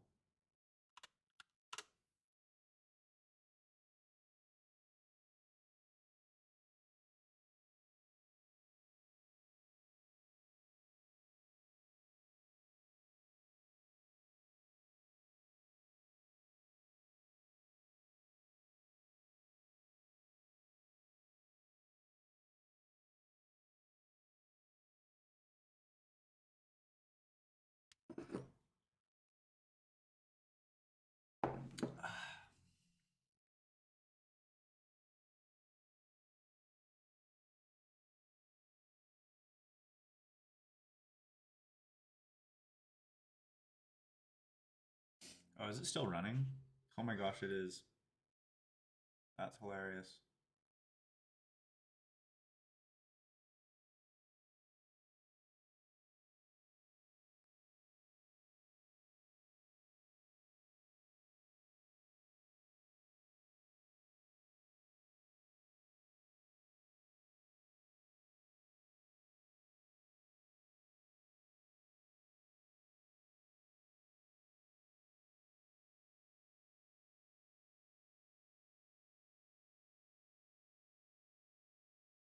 Okay, so no, that's fine. I will just add this straight to my .env, which I need to do off screen.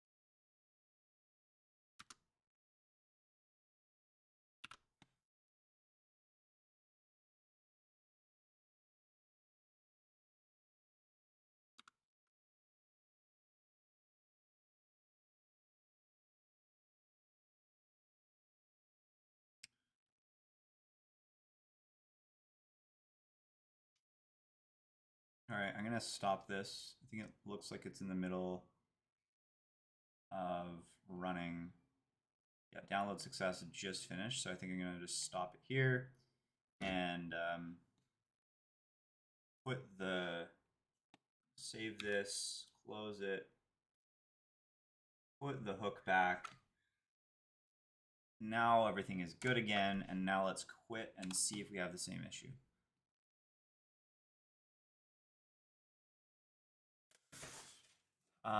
I might not even need to source, actually. I'm almost thinking I can edit this, and if this actually worked, then, like, properly, then everything actually should be okay. Again, in theory. So let's run this now. Initialize your session. Okay, and I'm going to stop here, and then I'm going to say actually do yesterday. And if it has no bash issues, then we actually did fix the problem. And even beyond that, if it has access to the brain CLI, then we're even in a better spot. Like, everything just worked if this actually works. I know that sounds ridiculous, but okay, things are looking decent so far. Looking at the skills, let's go into here and let's say is Attio API key set for you? Just say yes or no mvar.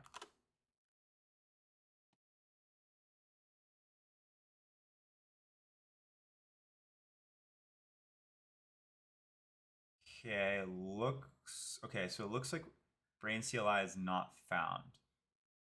Maybe. Hold on. Maybe not. No transcript. Interesting. Why was it even running the witch brain? Okay, no, it does look like it's working. Okay. So so it's not set for Claude Code, which must mean, okay, let's see if it works in, let's do this. Let's do another run, and then we'll do stop. And then let's see if I send this same thing into the schedule.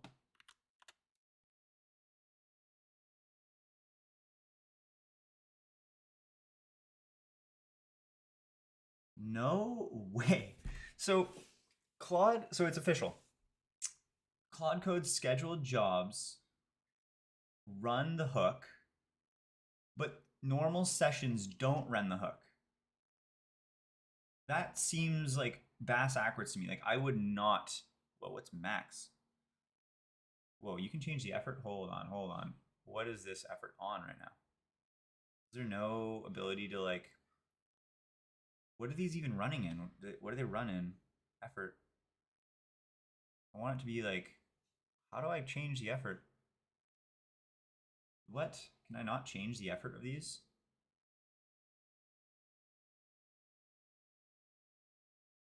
Maybe it actually just takes like my default or something. I only want max. Max is kind of insane. If I go into this, yeah, it looks like everything is just controlled by one default. Anyway, so yeah, that's so wild. So hooks run on scheduled jobs, but they do not run. They do not run for normal sessions. That's so funny. But they obviously run here. Let's do this with a new Claude Code session. So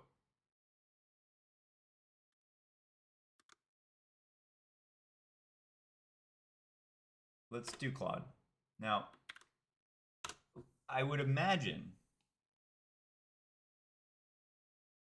Okay, so for Claude Code, so it's run. So it's run for Claude Code sessions, CLI.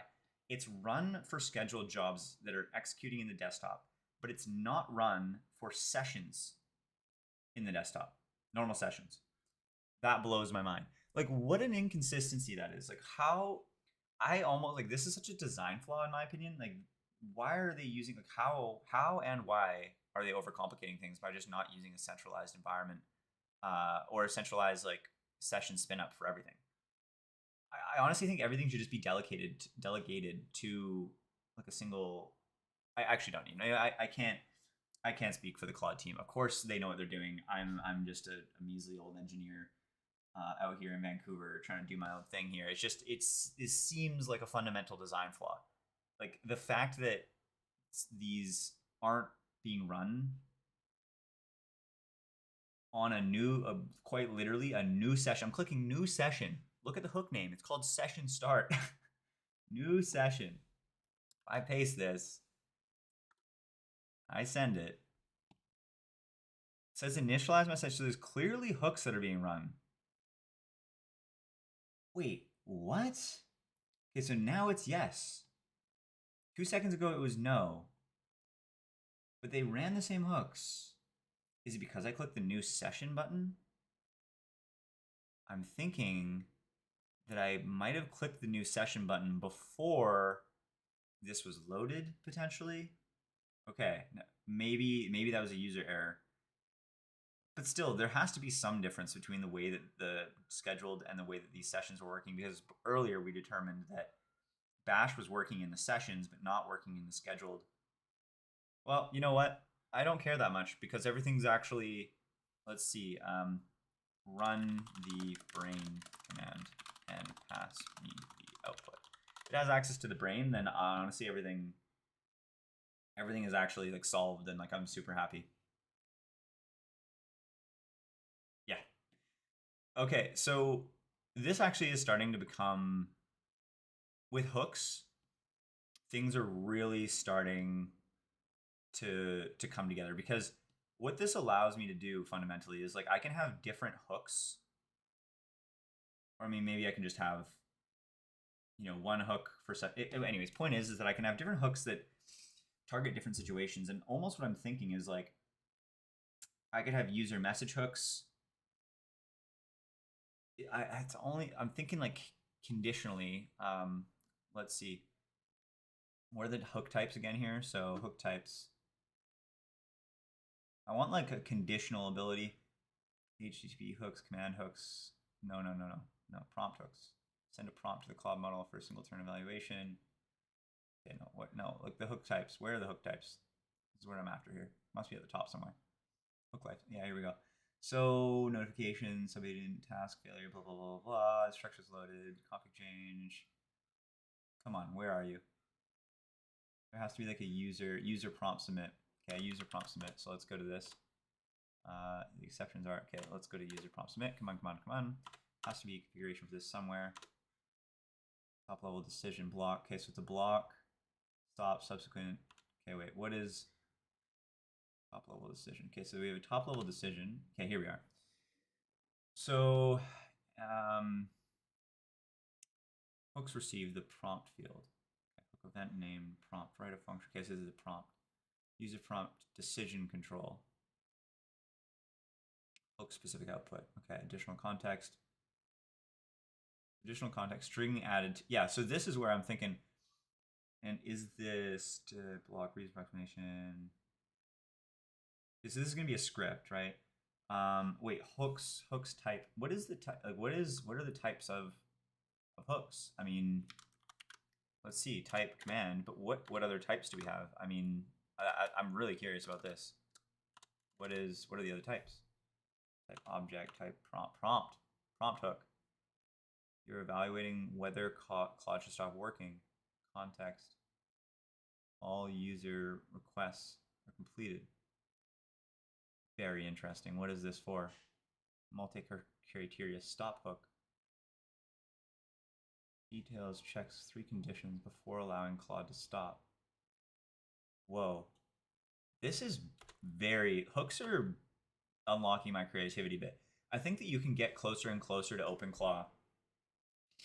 I mean, it's obviously not as clean as OpenClaw, but I think you can get pretty close with using hooks, because I'm almost thinking like,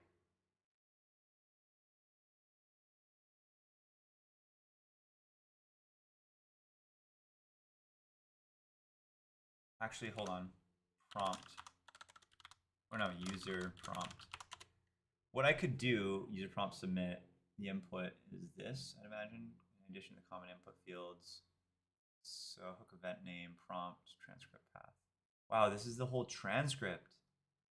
No way. This is,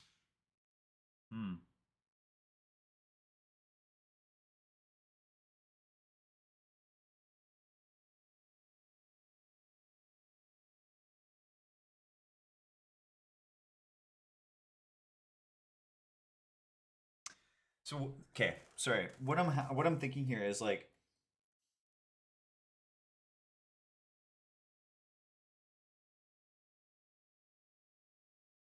well, there's two different things I'm thinking. One is if you could have one Claude bot which listens. Oh, hold on. My mother just texted me about this something.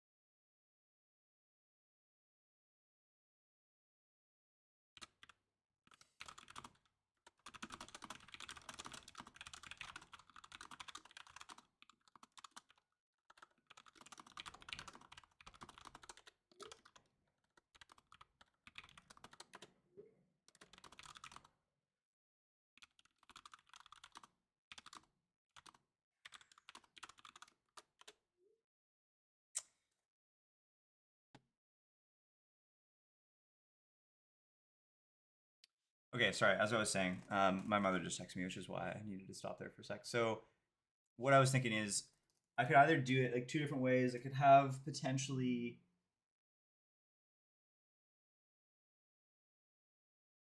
two different Claude instances running with two different session start prompts that are executed different, like different one, and then both of them, like each of them are scoped to a specific group chat, or like iMessage, or like a channel of some sort. Or of course, you could just have one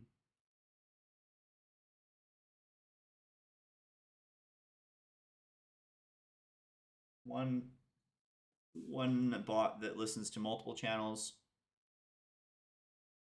But regardless, you have a session start hook which provides like almost system level context in the beginning.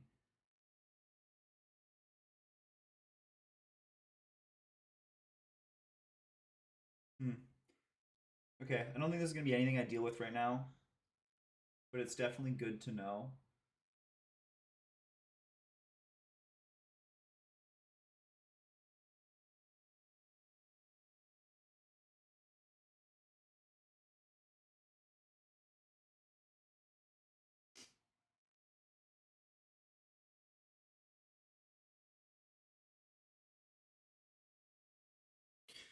I'm actually now realizing that my music skill needs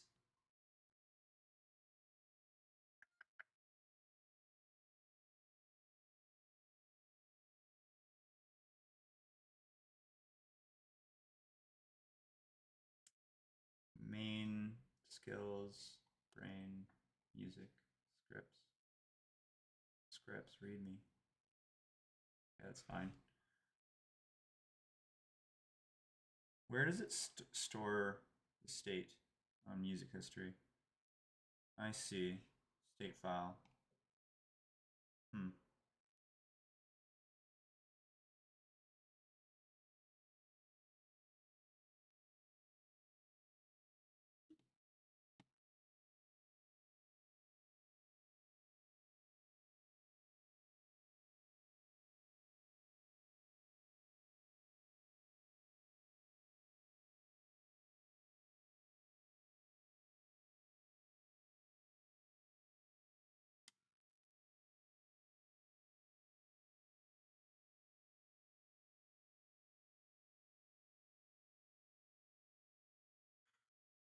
I feel like this is such a much longer file than necessary. I'm thinking, okay, well, first of all, scripts, I think I'm just going to delete this file folder, not necessary. But the skill entirely, I am thinking that I just copy this directly to the root Claude's code skills. Yeah, why not? I'm going to copy this folder entirely. And we're going to move it, or no, not move it. We're just going to copy it.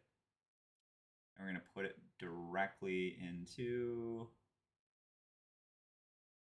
where? Into Claude skills. I'm going to put it here. Put it here. Music. Add. Okay. Now in theory, if I restart this, it should pick up the music skill. So music. Yep, it does. Okay. Good. So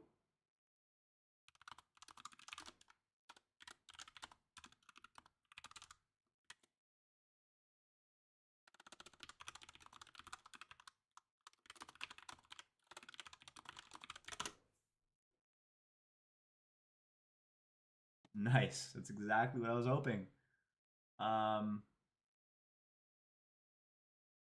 This is really good news.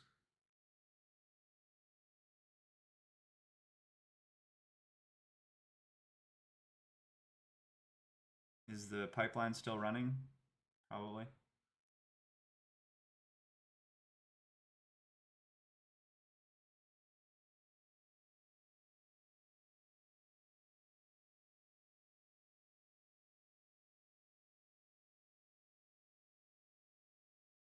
Claude is getting real damn good.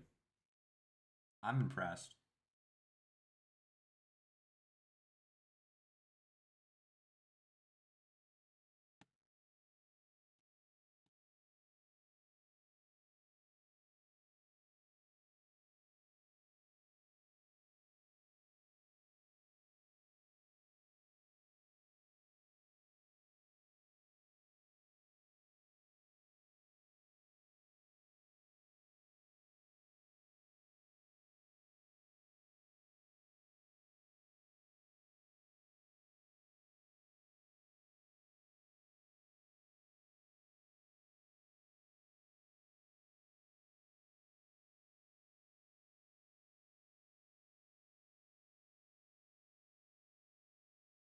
Huh.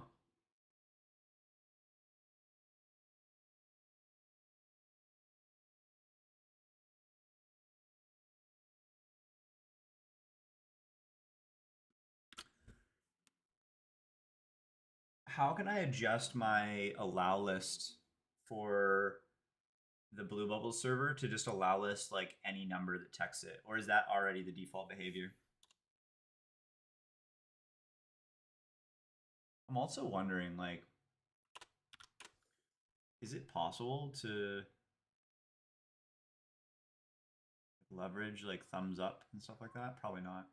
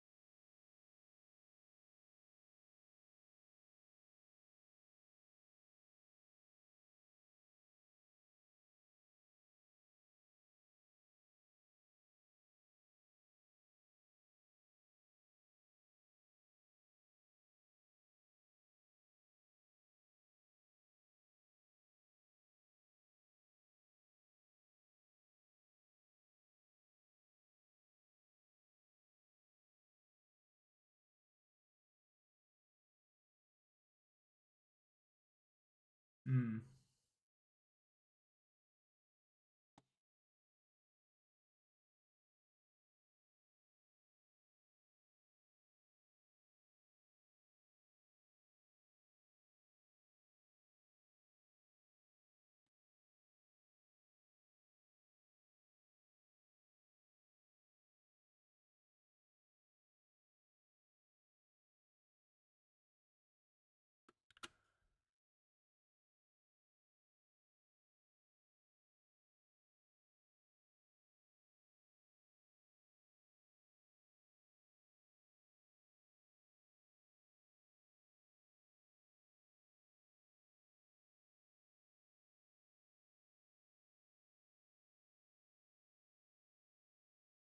Okay.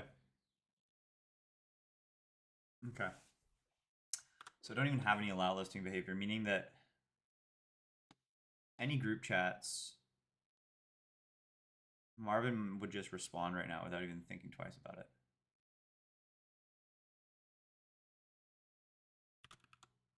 Oh, but he wouldn't even know he's Marvin. Marvin isn't even Marvin anymore. Marvin's just Claude. Oh, that's kind of tragic, actually. Yeah, Marvin's not Marvin. That's kind of sad. I think I'm gonna make him Marvin anyways. Actually, maybe do it in the root claw.md. Have him just like put all the personality stuff directly in there.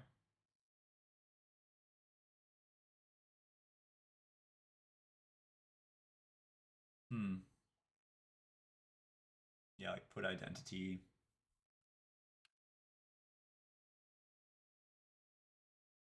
Put agents.md in here.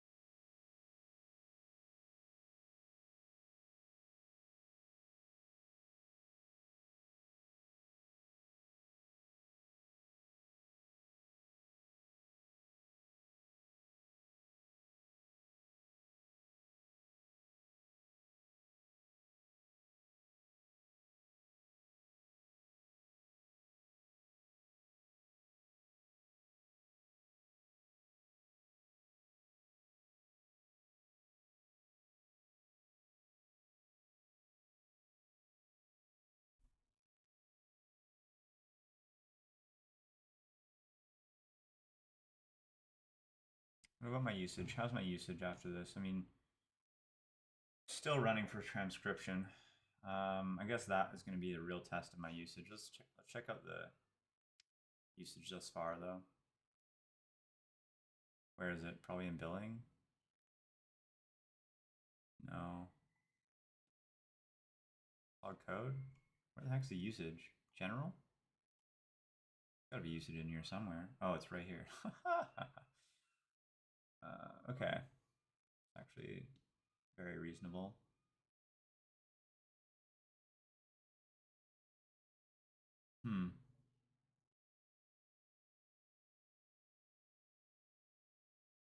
Alright, might as well claim this credit.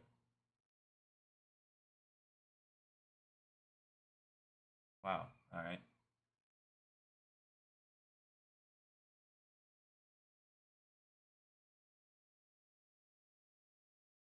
Does this just like stay here or does it expire? Does the Claude Code credit expire?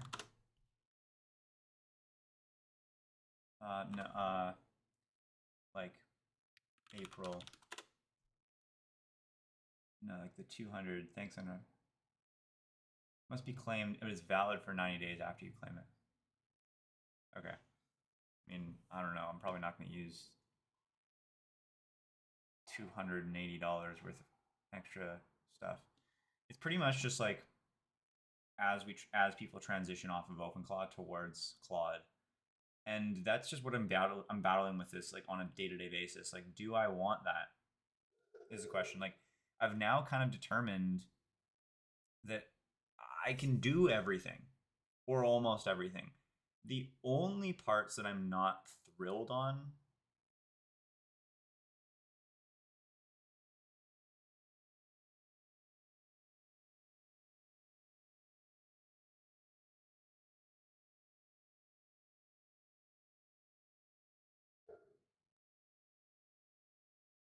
are one, I have to open a terminal session manually to support BlueBubbles to and from.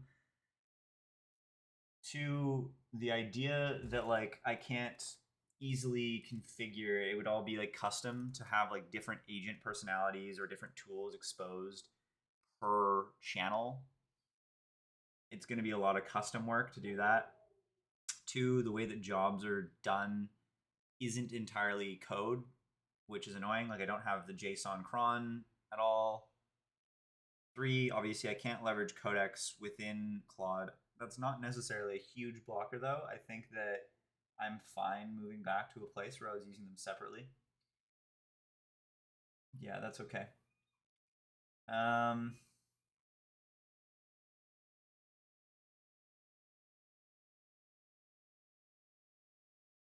hmm.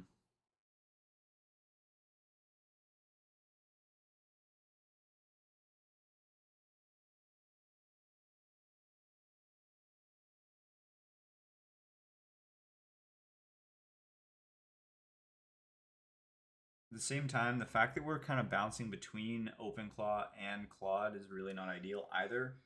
A clean separation would be ideal.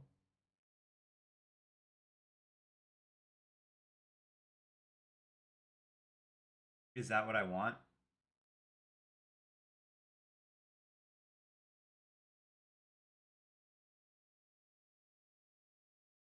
It kind of is. It is what I want.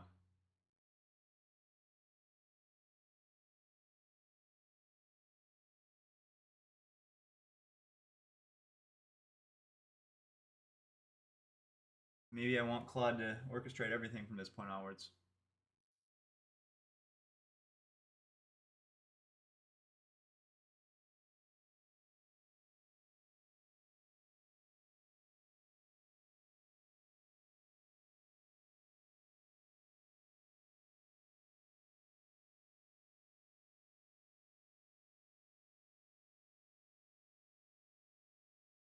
They're not going to re-add OpenClaw access. I don't think I'm going to go as far as maybe stopping OpenClaw entirely, but I mean,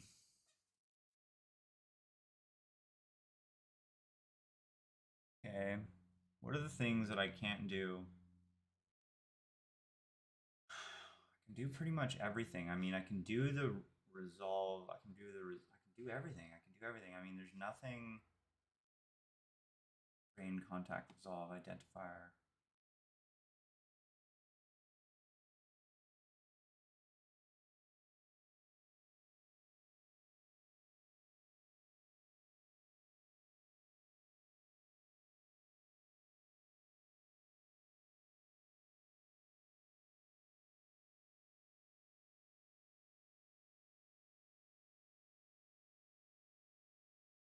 Hmm.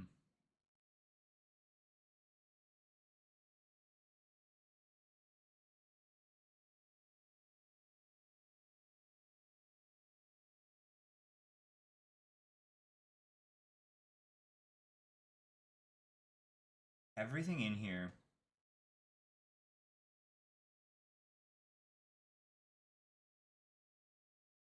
I mean, even the reminder stuff, right? Like, this is just a skill. Being able to interact with the Apple reminders. And there's no reason why Claude can't do this. Cron jobs is where Claude couldn't do it.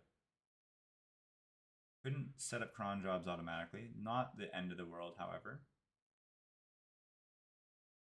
Especially if I orchestrate my own cron job system. Like system cron job manager.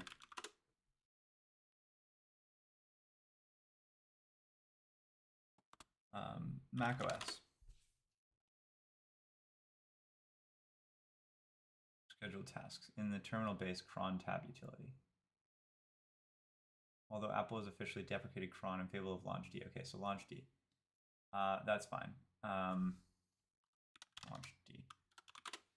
I don't even know what launchd is really standing for, but launchd is service manager and access scheduling and running scripts. Okay.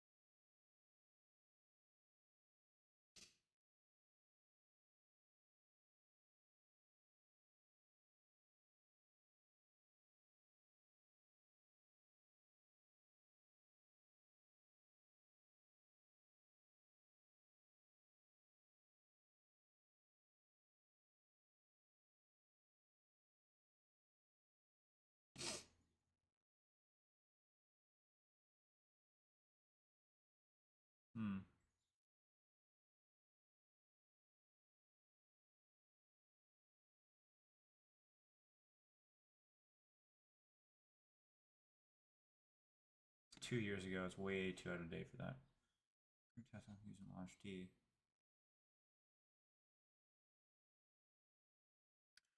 So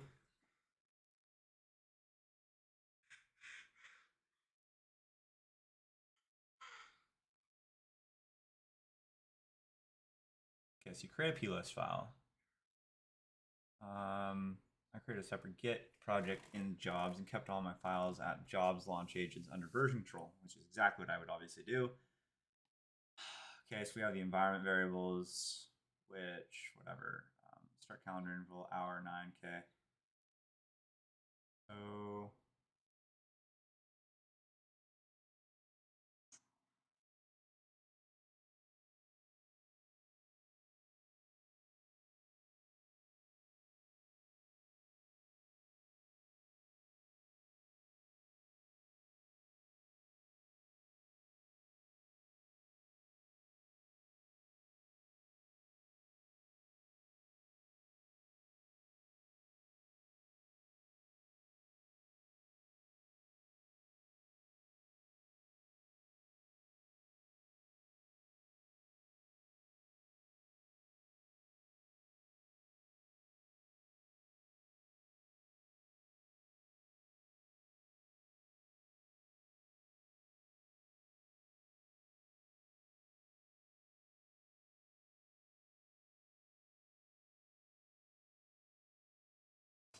see, I'm almost tempted to actually like move towards just like a job system that I manage myself, so I don't have to rely on other systems. But at the same time, there's obviously drawbacks to that.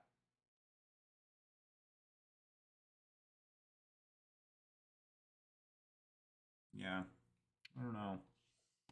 I don't know. Kind of like this, but I'm really not a huge fan of how I can't see the cron JSON or like the any JSON associated with this. That's what I don't like. I'm almost thinking, what if it's in here?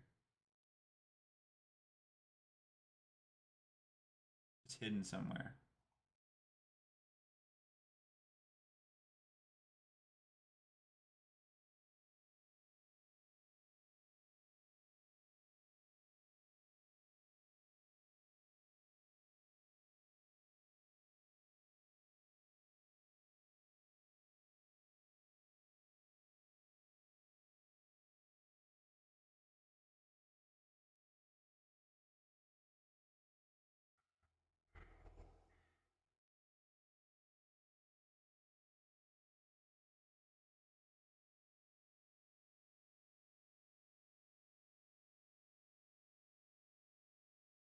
Doesn't look like it is in here. Local storage? No. Yeah. Tragic. Okay. Yeah. No. It's not hit. It's hidden.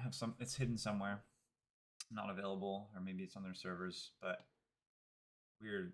That would be the case. I mean, it has to be. I thought it would have to be local. I mean, I'm curious about like how the Claude Code desktop like local scheduled tasks work. Like, doesn't the configuration need to be stored somewhere locally? Like, how, like, why can I not find any local files that relate to like those jobs? Like, are they using some sort of like JSON configuration somewhere? Is there like a launch D or cron jobs that are scheduled? Like, where the, like, are they hidden somewhere? Are they not supposed to be accessible by users? Are they stored on the server? Like, where are those cron jobs being set up? Like there has to be some configuration somewhere, but I can't find it locally like anywhere. Yeah, like it has to be, right? Like it I don't see I don't see how it's possible. I guess I don't know. I don't know enough about why is this taking so long? Oh, probably because my GPU is kind of busy right now. um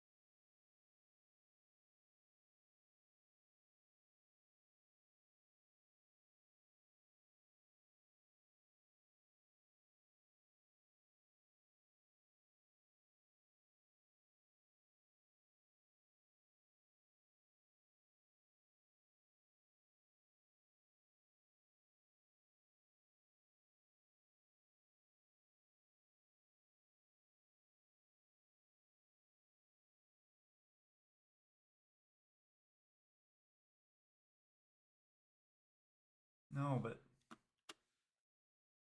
no, hold on. I'm talking about like I understand the skill.md documents, but I'm talking about like the real like cron configuration. Like the configuration for the skill is not in the MD document. It's got to be somewhere else. And that's where I'm confused.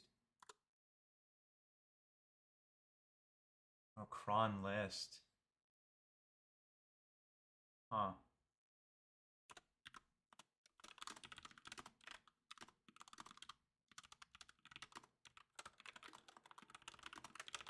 Maybe cron list. So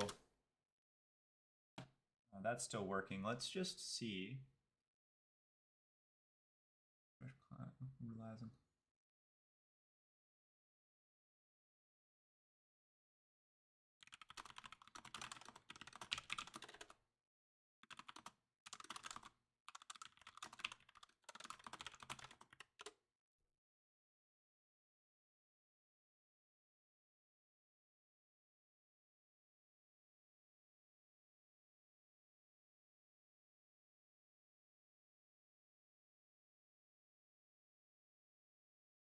No scheduled jobs. Okay, let's see what happens in here. Okay, so no scheduled jobs in that tool. I'm wondering if maybe, okay, no scheduled jobs here either. Huh. So is there any way for you to list the configuration of like the scheduled jobs that exist right now? Like in the Claude Code desktop scheduled tasks, like the local ones? Like this has to be somewhere.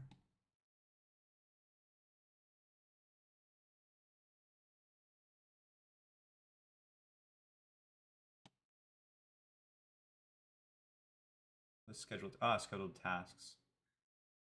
Let's see, list scheduled tasks. Okay, so this is effectively the configuration I'm looking for right here. Where? List scheduled persistent tasks stored in scheduled tasks survive across. Yeah. So, okay, so yeah. In the actual scheduled tasks folder, it's just markdown documents. There's no actual configuration for like the cron or like the schedule or whether or not it's enabled, like the jitter, like all that stuff. Like where is that stored, if at all? Like like like how are you even responding with the I guess scheduled list or whatever? Like list scheduled tasks. Like how are you even doing that? All my like I want this diffable. If this book if this is if I can do this via code, I honestly think I'm actually going to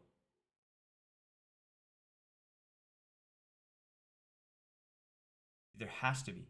So basically, if this can be done by code, I'm gonna change over everything to Claude. But if it can't be done by code, it won't. I simply won't be. I mean, there's no way.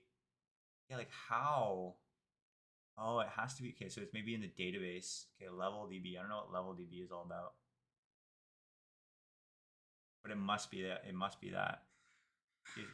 Enabled. None of that is stored locally. Okay. Server side. Damn. That sucks. When you originally create a task with create scheduled task. Okay, wait, hold on. Let's see if we do list scheduled tasks. What about this?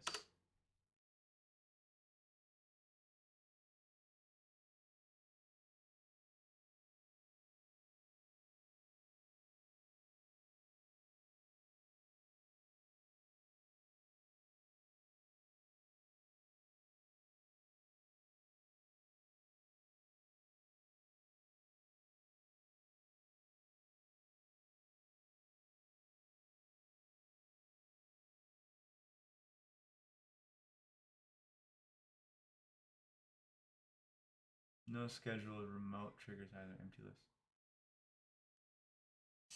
Okay, so this doesn't actually, so this, they are disconnected.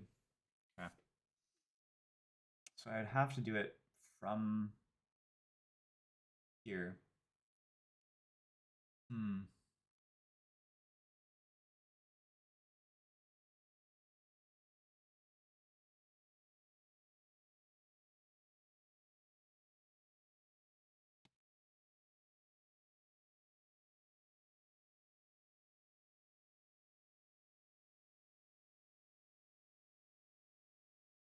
JSON.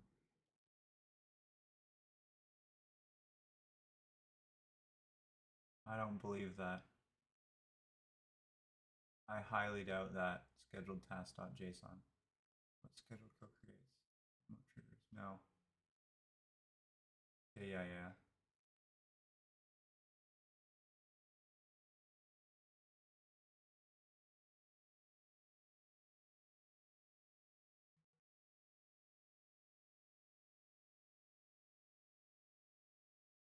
Scheduled tasks.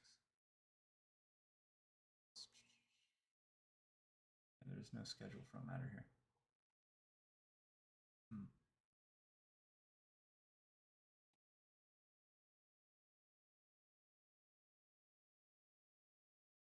Damn.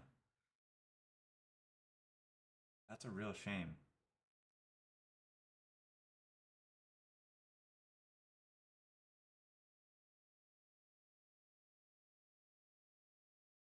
When and how to run it lives in the cloud.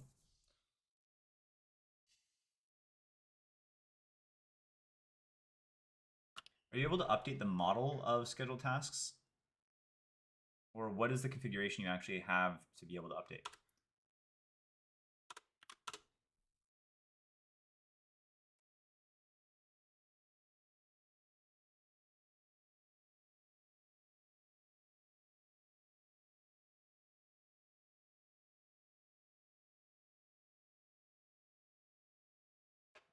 Basically, what I'm considering here is actually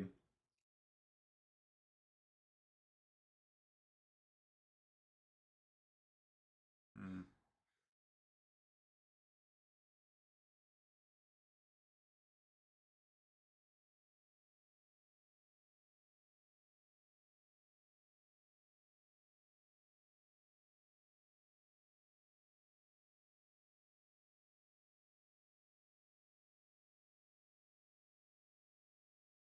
hmm.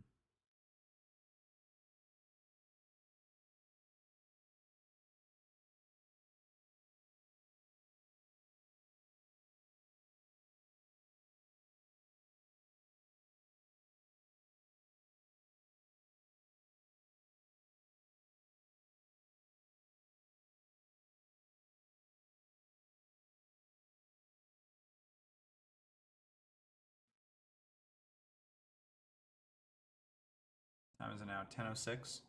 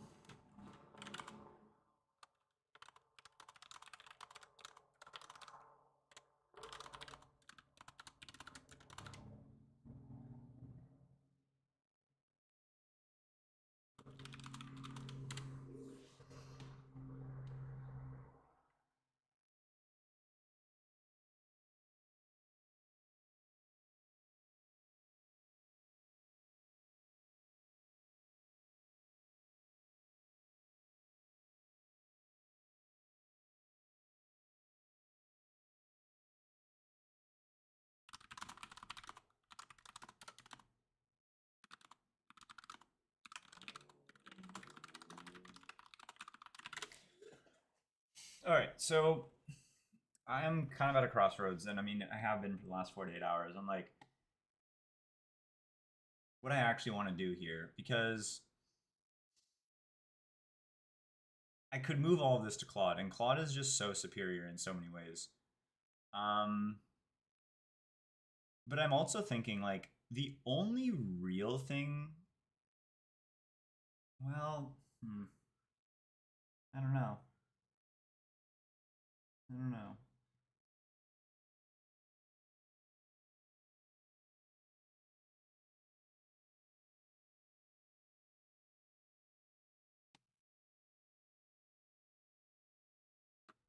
In theory, the BlueBubbles server that I have running, like, is there a possibility where I could have two different MCP servers that are actually serving messages from two different, like, chat IDs or like group chat IDs, for example?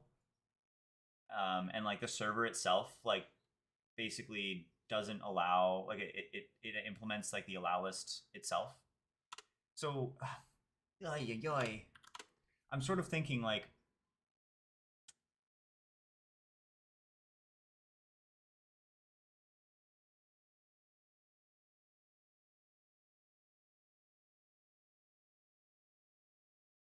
to have the multiple agent support, I could have three different sessions like this BlueBubbles MCP with, yeah, two MCP server instances, each with their own allow list. Supports multiple web endpoints. BlueBubbles supports multiple. You could run two instances of the MCP server on different ports. Each configured to only accept different ports. Well, why don't I just? Oh, I see. You should silently drop the don't match. Okay, single blue is filtering out. Receives everything but exposes filtered views. One tool. Oh, that would make most sense. Yeah, that's fine.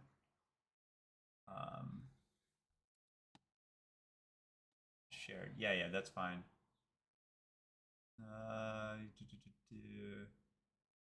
Oh, it routes through the OpenClaw, so the filtering would need to happen either an OpenClaw's routing line. Oh, no way! I didn't realize that. System, channels, BlueBubbles, server. No way.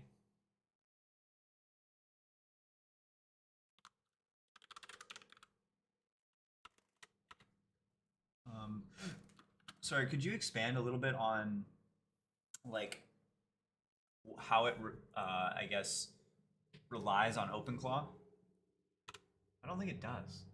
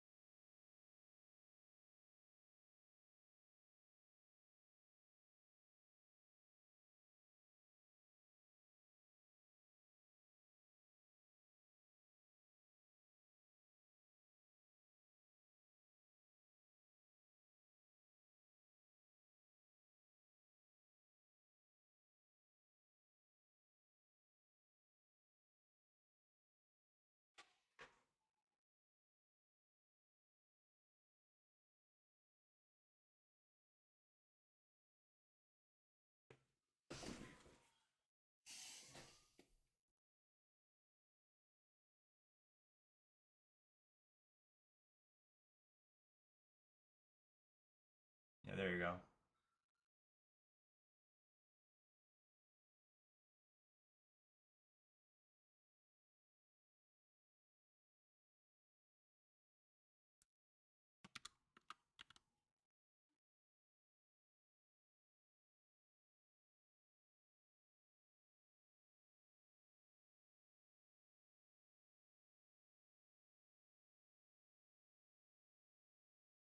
Oh, no way. Huh. It's actually very, very interesting.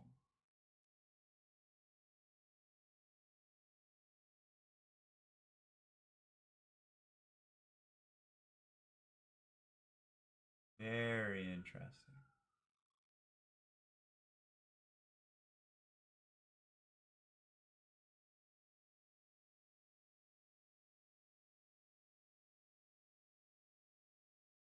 Huh.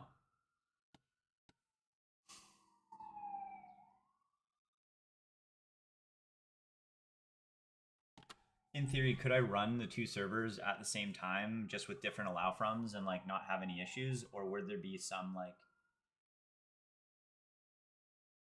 some issues somehow with that?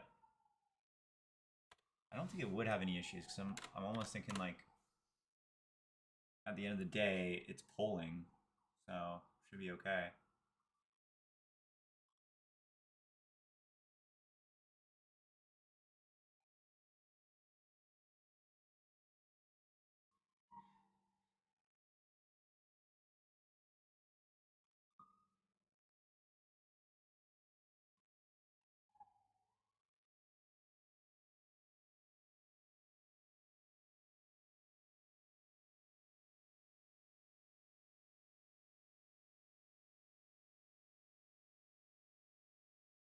Hmm.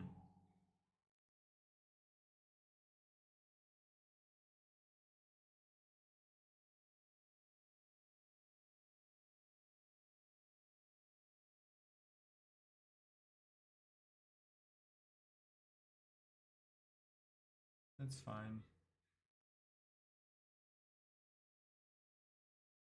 Yeah, obviously.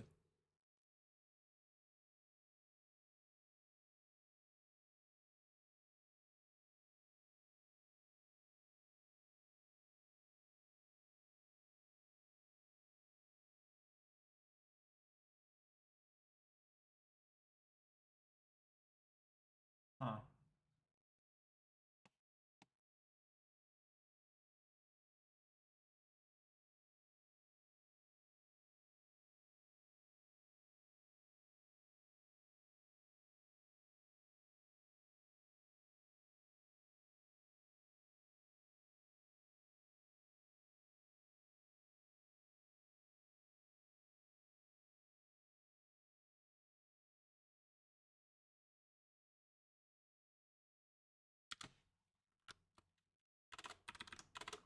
These instructions, how are they actually provided?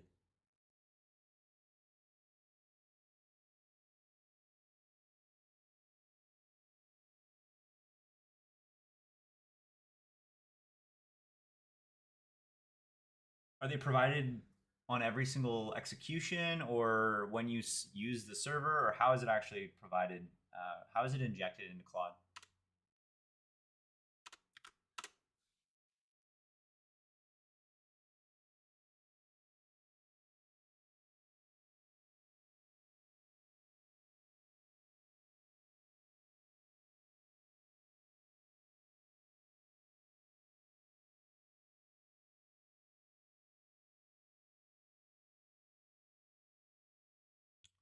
Yeah.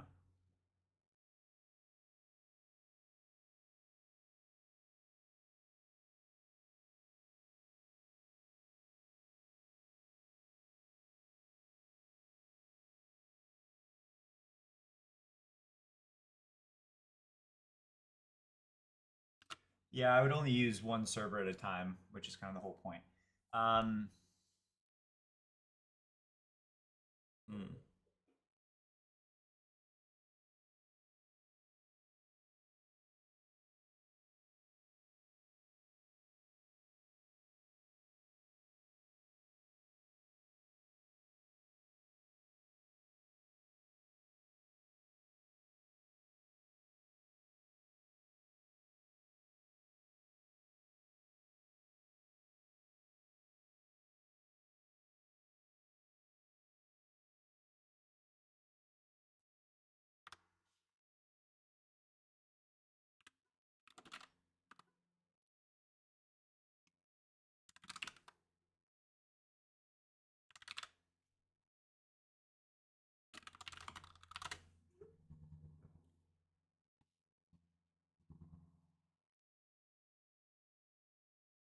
Okay, so I just sent a message in a group chat.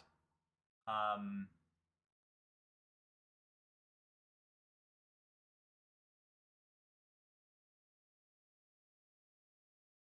and it was from my phone number. However, I think because it's in a group chat, I don't think it actually works the same way.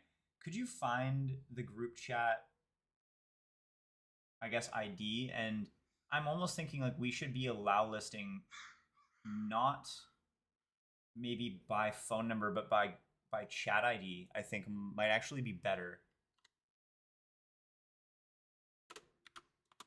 So could you find the chat ID where I just sent the message Marvin test?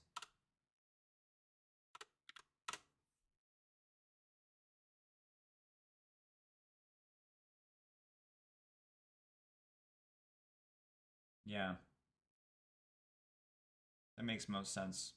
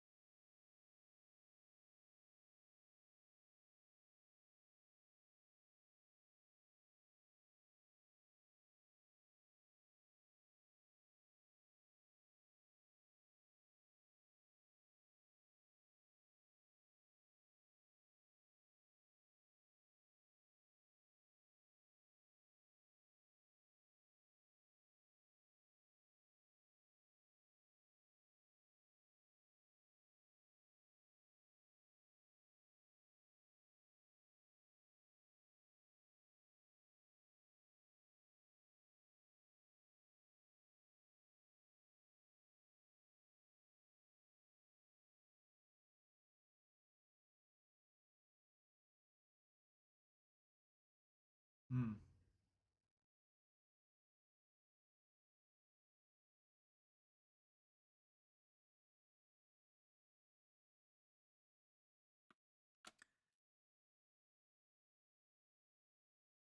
Yeah, I think let's switch to using a like a chat ID instead, like like chat underscore ID, um, and we should be able to like allow supporting for group chats, and then like obviously the default for the chat ID should be like the one-to-one conversation with my phone number only.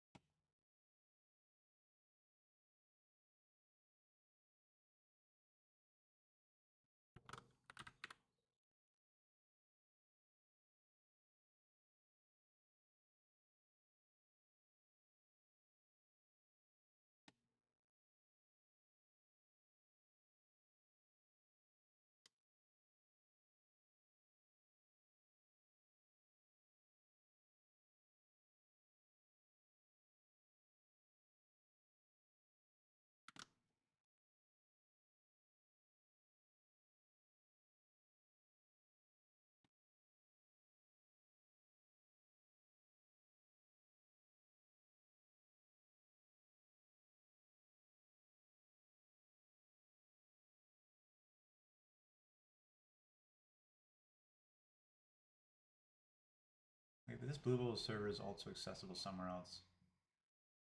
Where is it accessible? I think would be my question.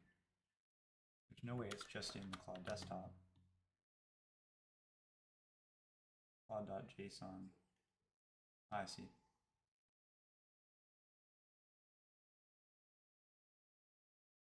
Funny, Claude quite literally told me that API keys weren't in here. I mean, my contact 7.1 clearly is, which is hilarious.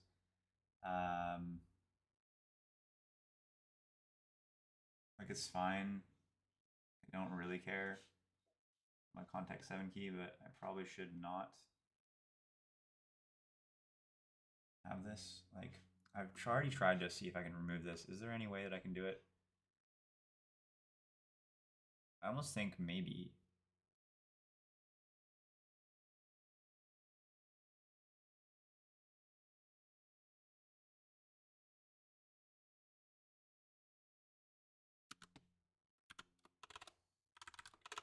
Is there any way, could you look in the Claude documentation to see if there's any way that I can move this out of the headers in the MCP servers configuration so that I can keep the Claude.json file without any environment variables whatsoever?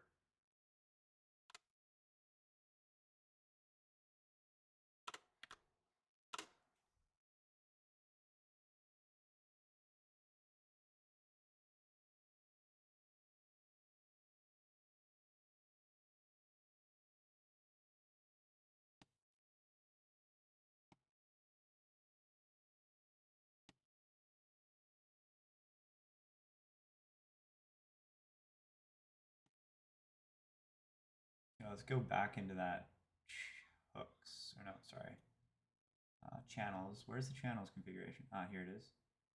Go into server, and then we're going to change the default to actually allow both of them. Then we're going to save. We're going to kill this server and do ClaudBB. Say yes. And now in theory, Marvin test 2. Yeah, okay, I got it. Which is good. And then I'll also see Marvin. Okay, nice. So we got 2 different messages from 2 different places.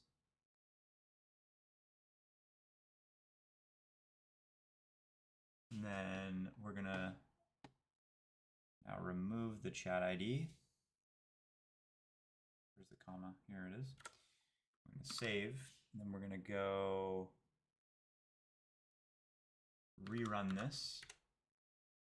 Leave ClaudBB, and we'll say yes. And then we're gonna do another test, which shouldn't work. So from test 2, test 3. Okay, nice. So that actually works exactly how I wanted it to, which is nice. Okay, this is good. This is really good.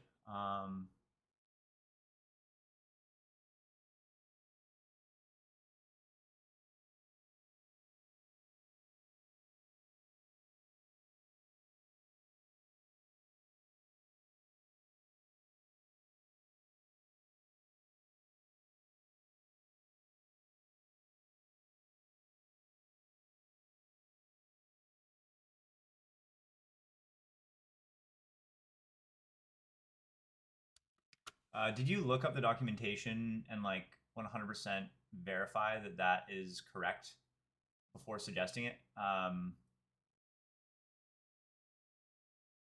This is for Claude Code specifically, not the GUI. Like I think that the Claude, I actually don't really know. The desktop app seems to be slightly different though, because the desktop app requires some of those MCP servers to actually be in the Claude desktop, claude-desktop-config.json. Anyways, yeah, so I just want you to be absolutely certain that that's going to work.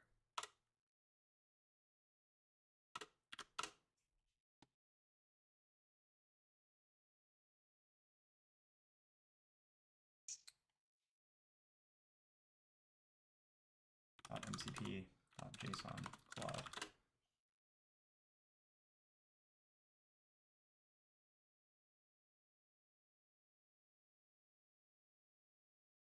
Holy, they have a lot of Claude.json. Okay. Oh, project. Oh, I see. .mcp and project root. Yeah, it's kind of tragic. Under the yeah. Yeah, so it doesn't actually work.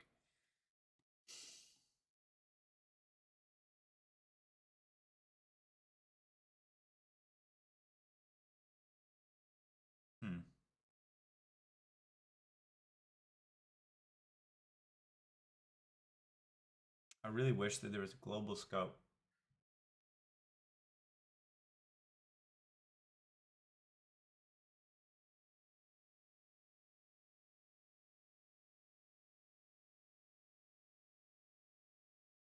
I love how you can do variable expansion in the mcp.json, but you can't do it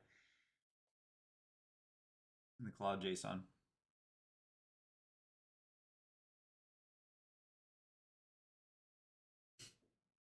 That's so unfortunate.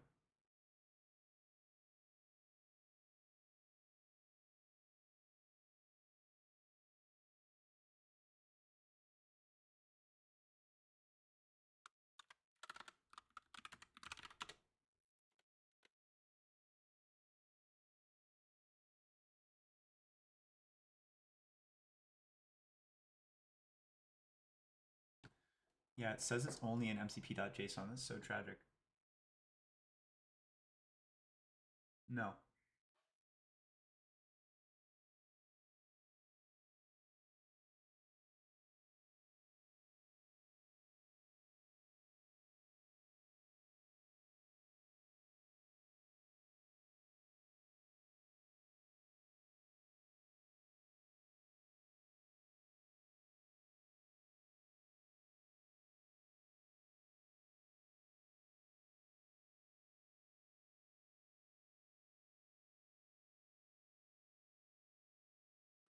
mcp.json isn't meant for project scope though, right? It's not meant um, like it's meant for project scope, not user scope, which is what I want.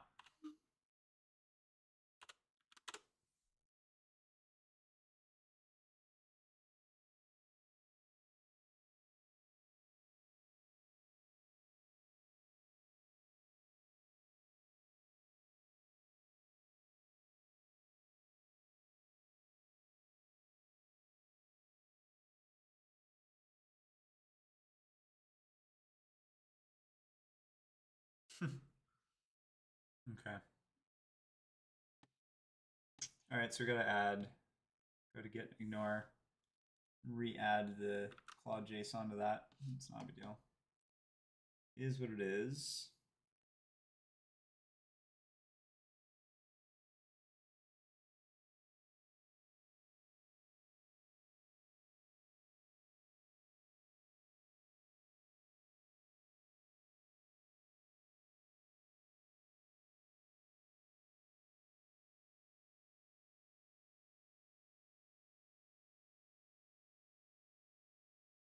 Did I commit it in here? No, didn't look good. Doesn't look like I did.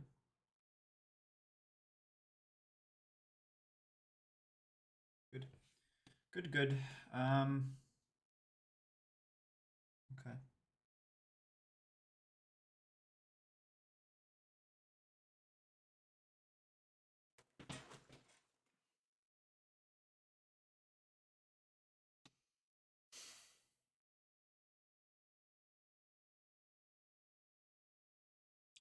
Okay, so it officially finished processing.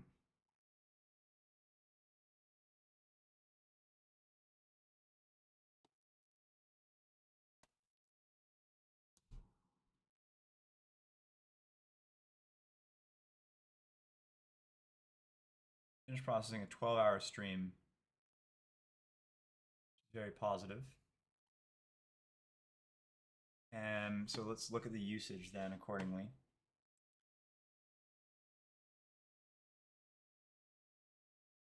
Settings, usage. Yeah, okay, that's pretty good. All right, so it looks like I actually can get it to programmatically create all of these jobs. It's just a matter of how I want to go about doing it. So we do have a global skill which should be accessible within here. Let's just try. So we have BB, I think it's BB send, BB send, yeah, BB send. Okay.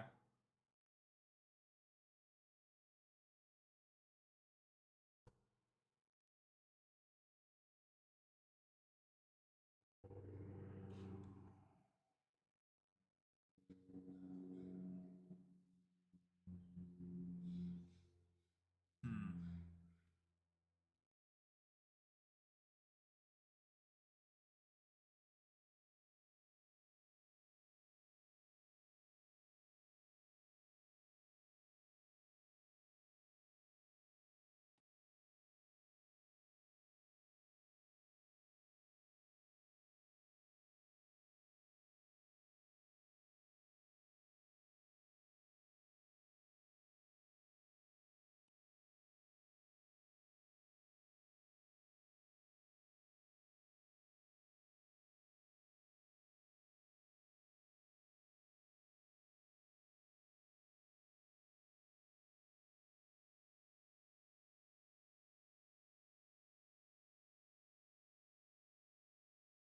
Should also have hooks per MCP server.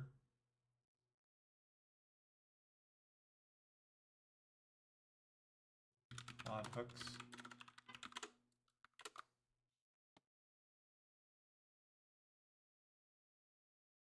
Yeah, because it's technically a tool, right? In theory, could I have...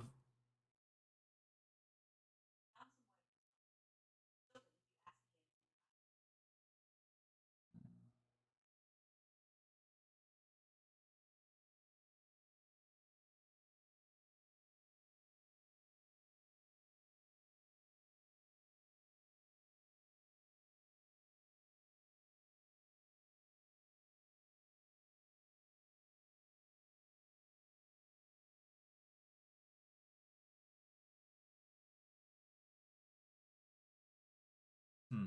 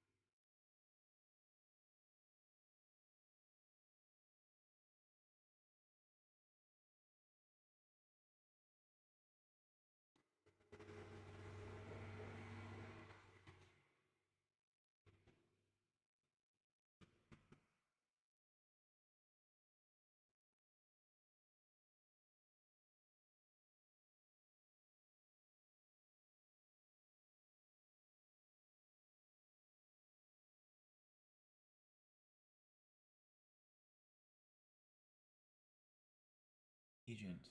Create custom subagents. Okay, these are subagents specifically.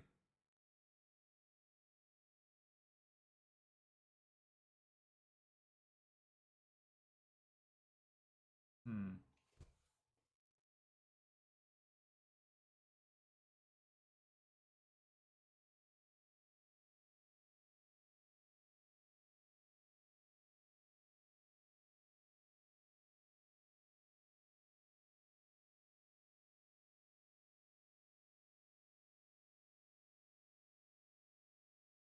Hmm.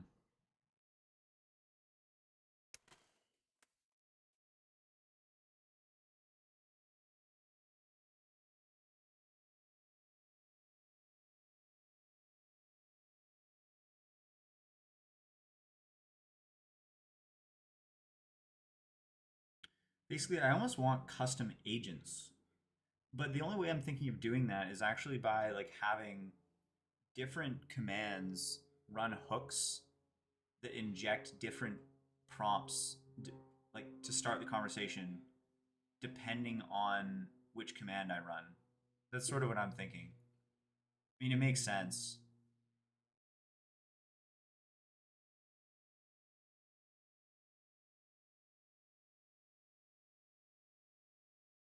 Let's see. Uh,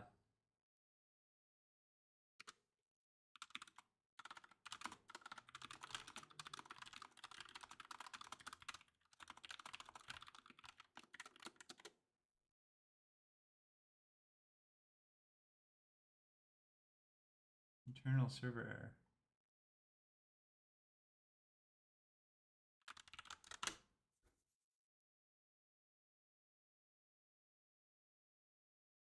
What the? Okay, let's I don't know. I don't know what's going on here. Maybe I'm broken.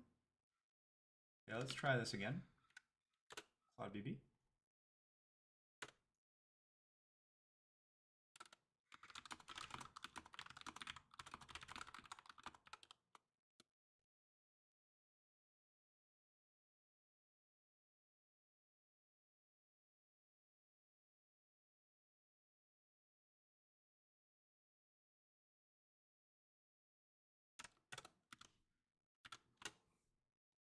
Why? 500 internal server error.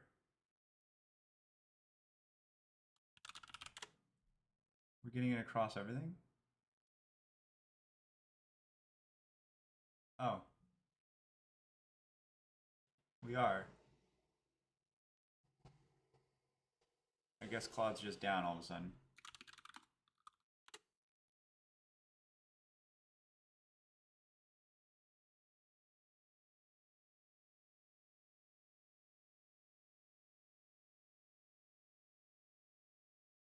Okay, let's just change the model to something else.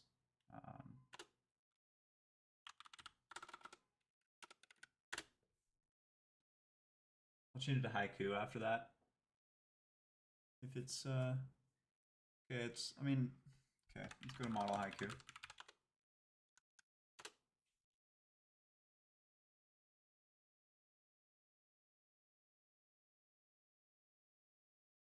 All systems are not looking very operational to me, my friend.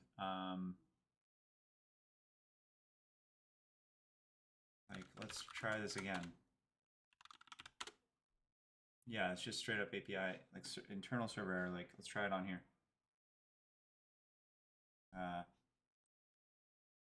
Wait, I'm also realizing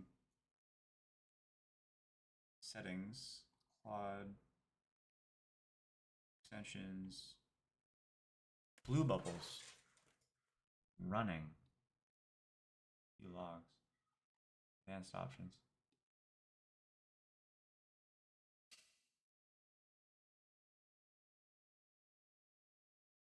Hold on, if I quit this, what happens then?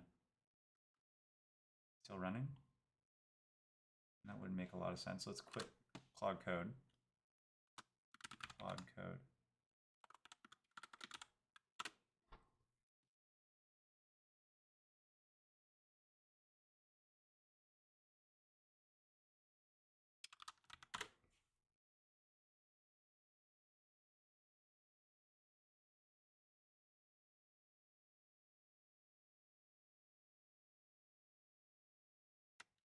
Okay, so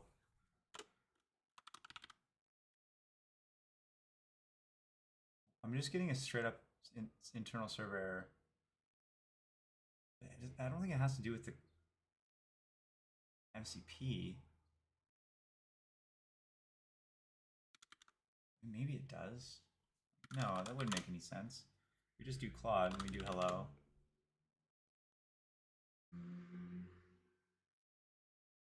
Wait, it has to do with the MCP. Weird. Oh, getting a call.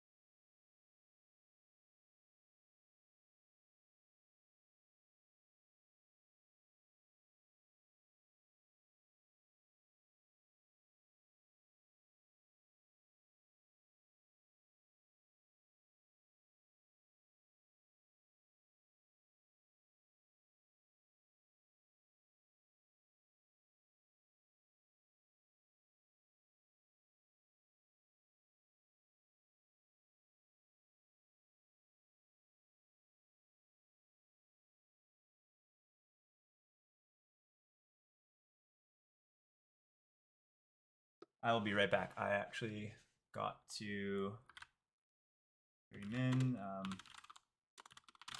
Yeah, I got to do something real quick. I will be right back.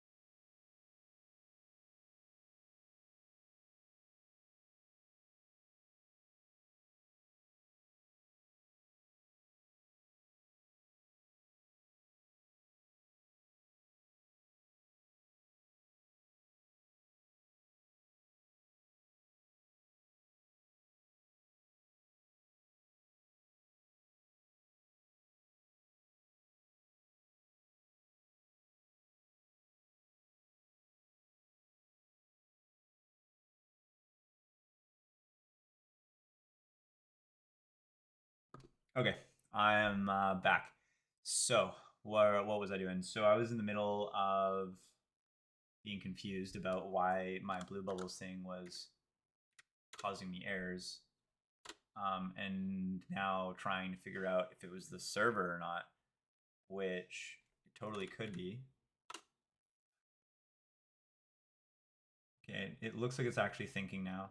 Okay, yes, I saw it, and I'm ready to receive message. So okay, good, good, good, good.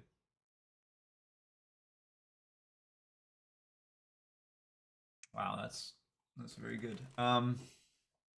Okay, so everything's actually really, really positive right now. Like, I am thinking, I'm really heavily considering at this point moving everything, all the scheduled jobs to use the BB send. Um, could you, in theory, uh, okay, could you actually test the BB send right now with like an actual like markdown file? Like, just send like a random markdown file in my vault, like to that phone number.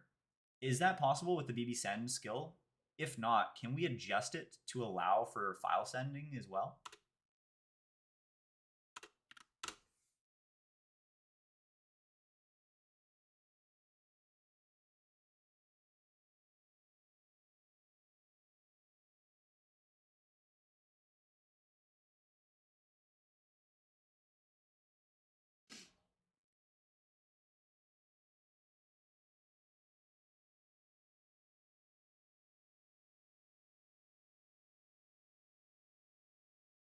Oh, it's MCP.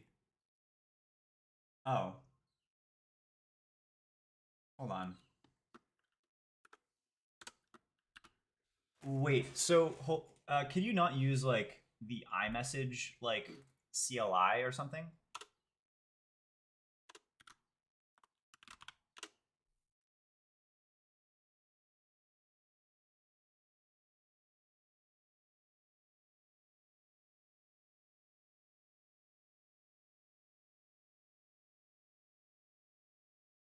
So what does the BB send skill use right now?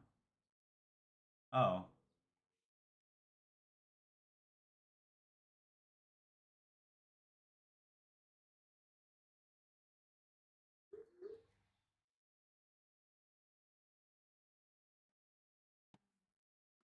yeah, definitely. Yeah, I should definitely use the iMessage.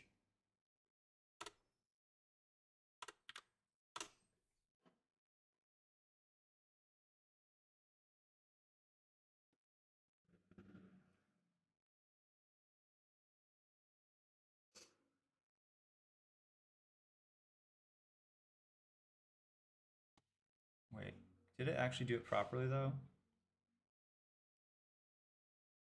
Oh no, it didn't. It did not do it properly. I see. I see. No, I don't actually want it to update the iMessage. Well, hold on. Maybe it can, maybe it can't. Yeah, sure. Is it actually possible to, like, instead of using, like, is it possible to send from Kyle DB Rich?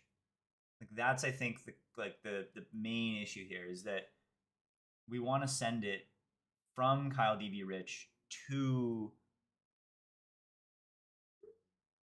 uh, 2604 368 4730.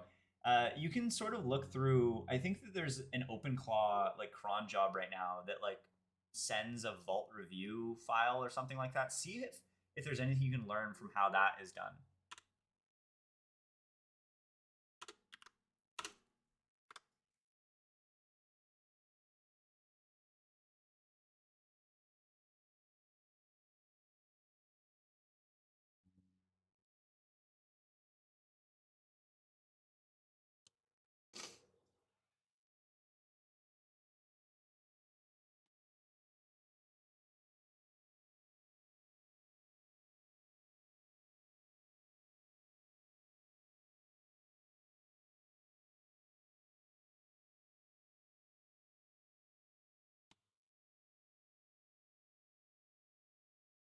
Oh, it uses a send attachment. I see.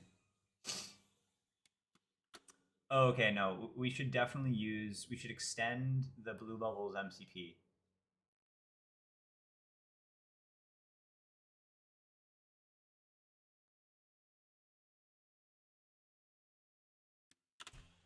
Hmm.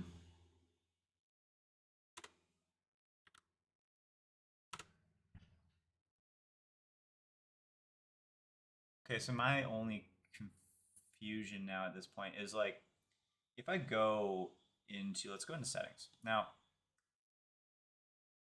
Developer. It says that the server is running. Now, what if? Okay, this is Claude Desktop.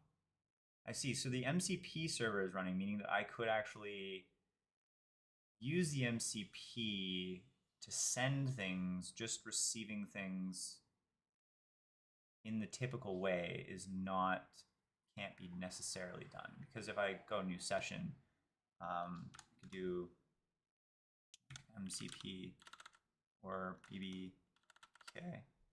What can I do here? Can I do slash commands, connectors? So we have BlueBubbles. BlueBubbles.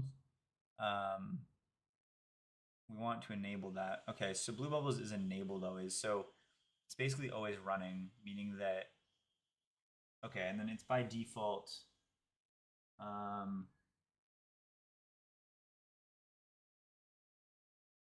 Okay, okay. See, this makes sense. Okay. So extend the BlueBubbles server to support attachments. Yeah, definitely need to do that.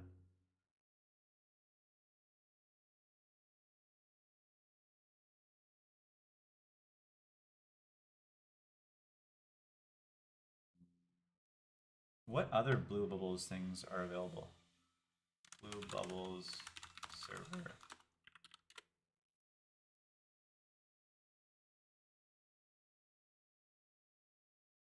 I want like BlueBubbles documentation. Private API setup.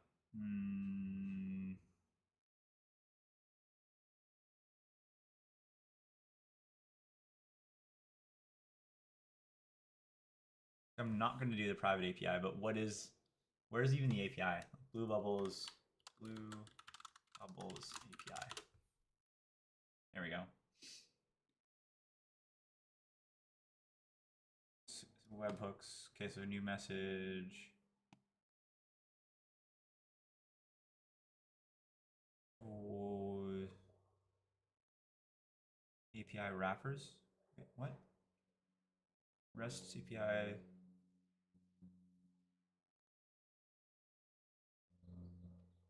Well, hold on. How API documentation? That's what I need. Okay, here we go.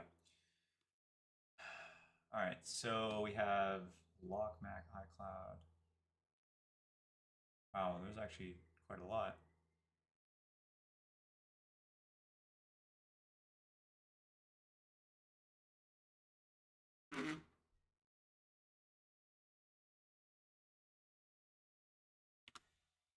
Send.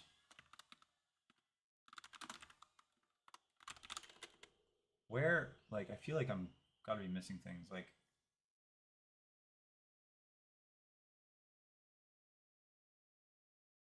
get scheduled messages. Wow, you can actually schedule messages. That's pretty cool.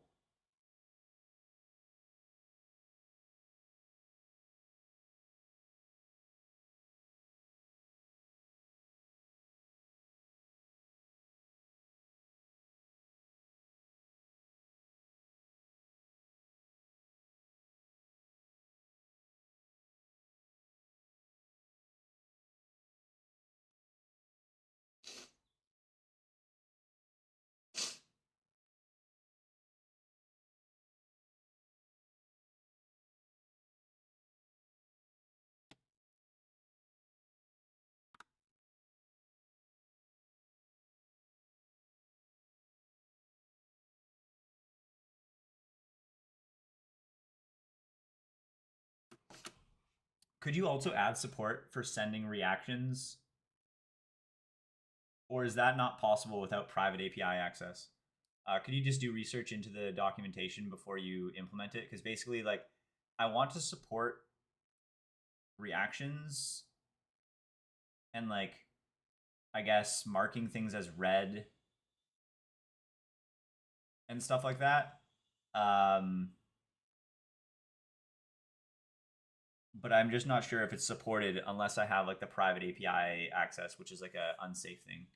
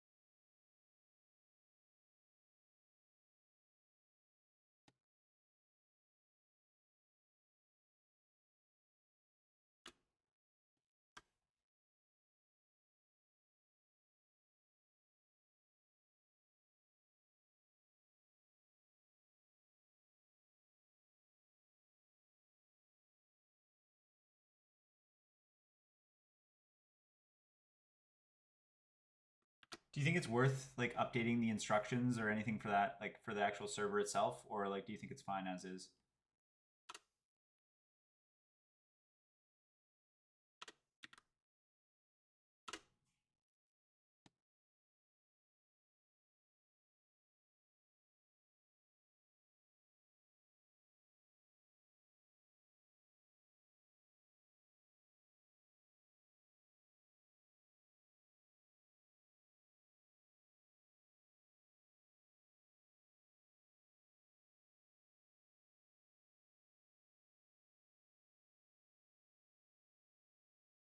No, I didn't mean that. No, I meant like the server instructions, like the actual instructions that are sent to or the MCP server instructions themselves. That's what I was talking about.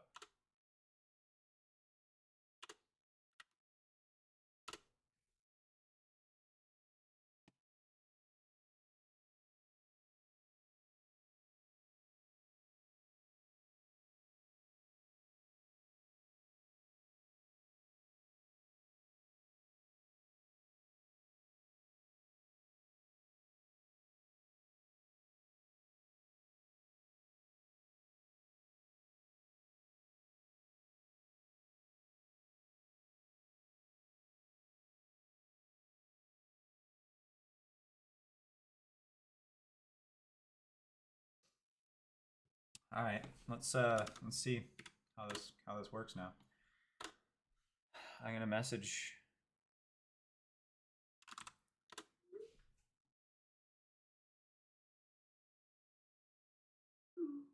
Okay, so it responds without marking as read. I kind of wanted marking as read to kind of be a first thing. Um, could you update the server instructions for the BlueBubbles channel so that it basically says that it should always mark the channel as read immediately upon receiving a new message?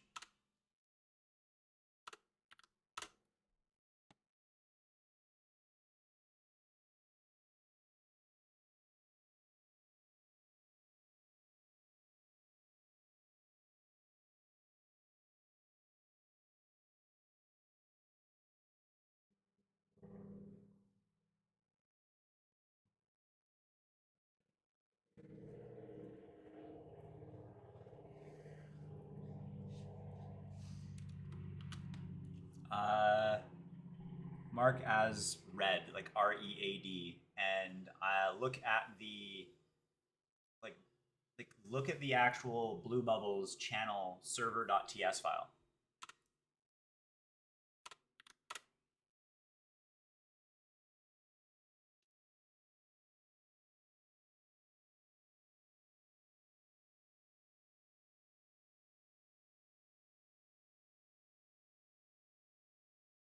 Oh, hook is actually an interesting idea for this.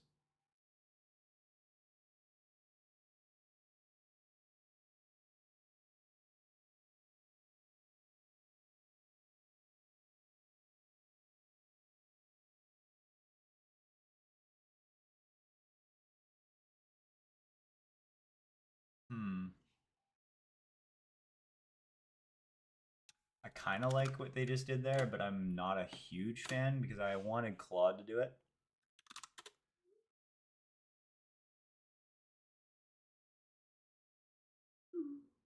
It's also oddly enough not even working, which is funny.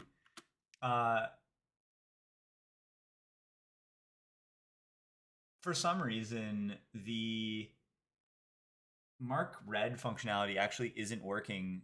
Um, could you investigate the logs or potentially like the documentation to understand why? Or actually, could you just try to use the mark read functionality like yourself? And then yeah, if it doesn't work or if there's some like error, like let me know.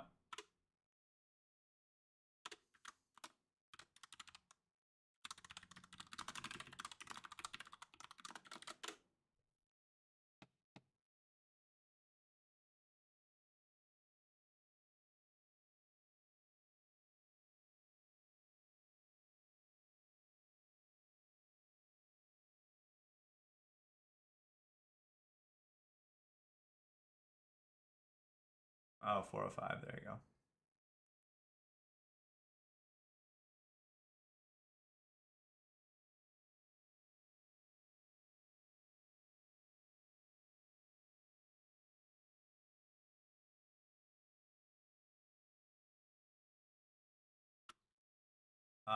Yeah, if you can fix it, go ahead, please. Well, that's weird.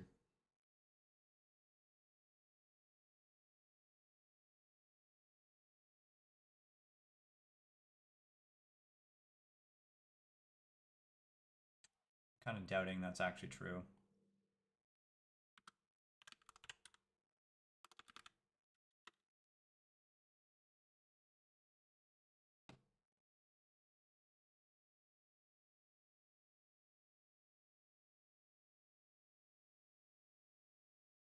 model.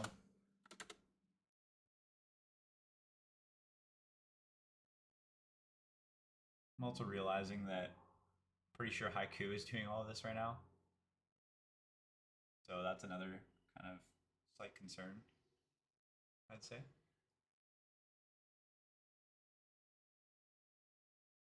$11.22. I still need to stretch.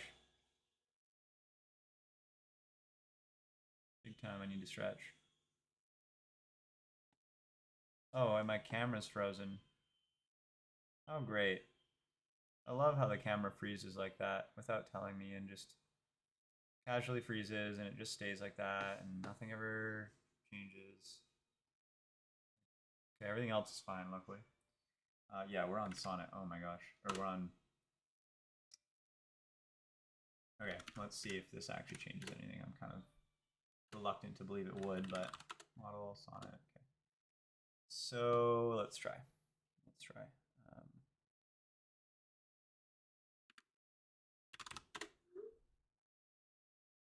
Okay, so mark red's still not working.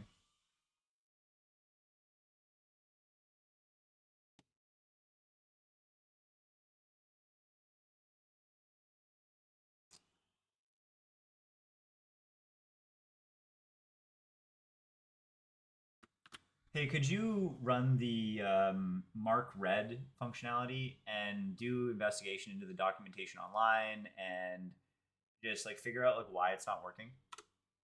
I mean, it's not that big a deal. I guess like I just wanted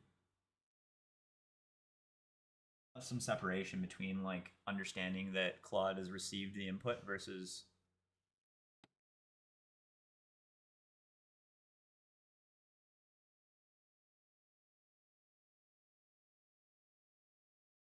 yeah, it is private API.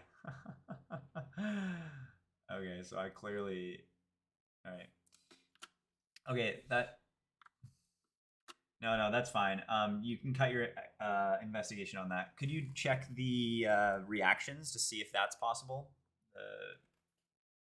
Yeah, that was a bad move. I got Haiku to implement things. I didn't realize it was Haiku at the time, but I literally asked, "Do you require the private API?" And they said, "No, no, it's fine. Good news. Everything's good." Yeah, okay. So clearly, you need private API for both of those. That is so funny. Okay, could you remove all of the functionality from that server.ts file that revolves around marking things as read as well as sending reactions? Just clean up the server.ts file, like every single mention of that, just basically as if it never happened, as if those functionalities was never even implemented in the first place. That is so hilarious.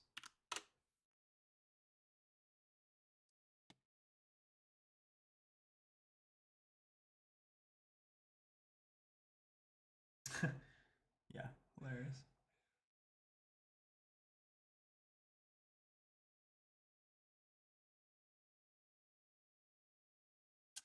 Okay.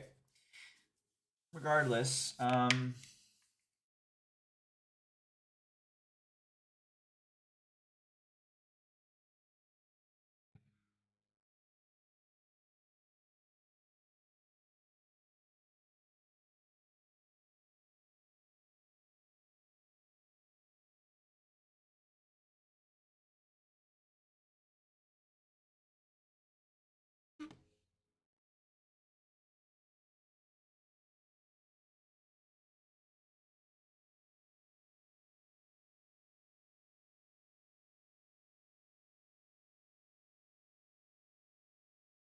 is there a session end hook?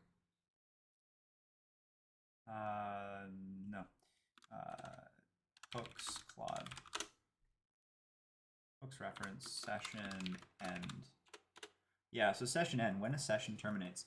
So when a session terminates, like this is an interesting one because we can actually, in theory, implement memory related things. Clear resume.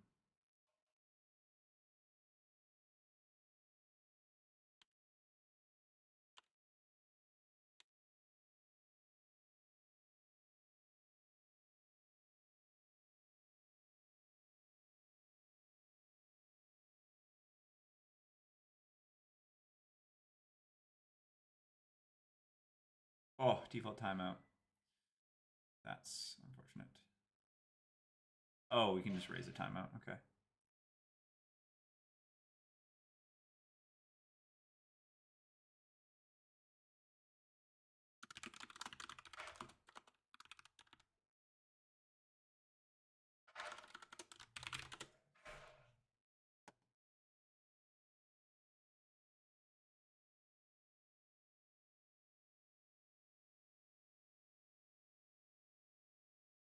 Hmm.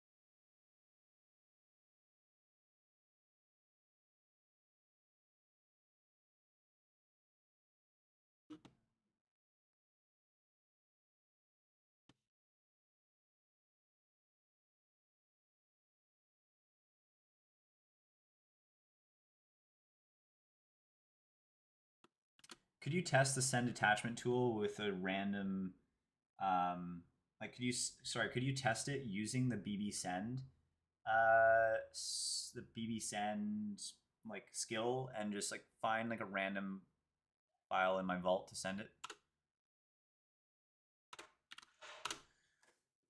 All right, I'm pretty close to the only thing that I'm really thinking about is like, do I care enough about memory? And the answer is kind of no. I don't think I do.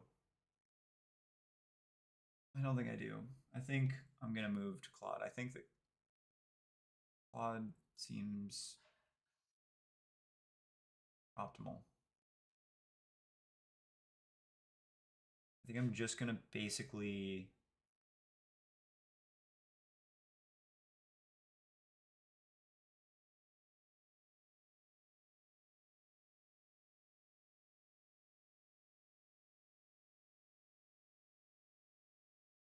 there's nothing even in here honestly that I think just sol.md maybe.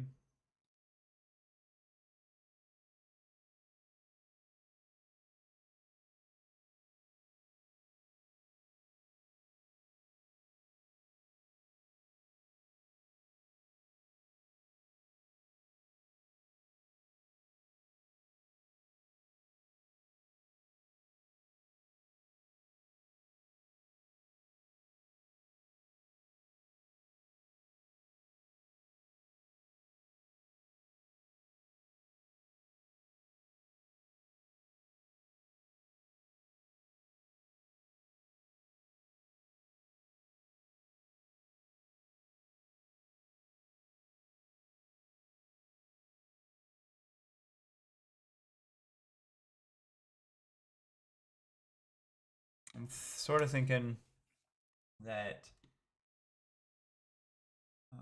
failed. Oh no. What?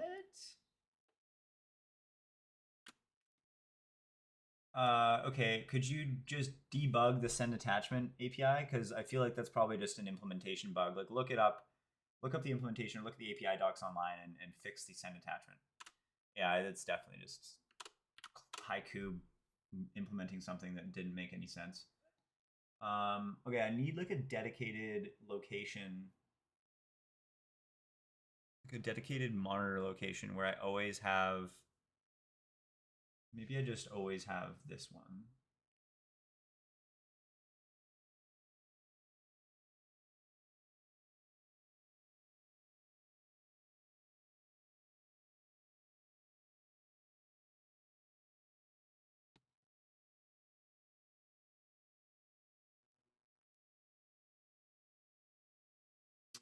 All right, let's do.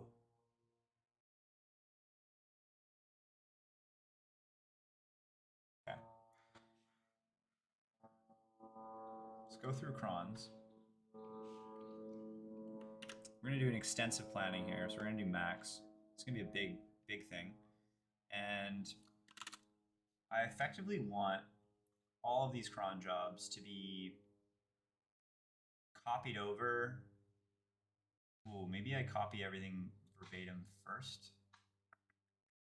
Skills.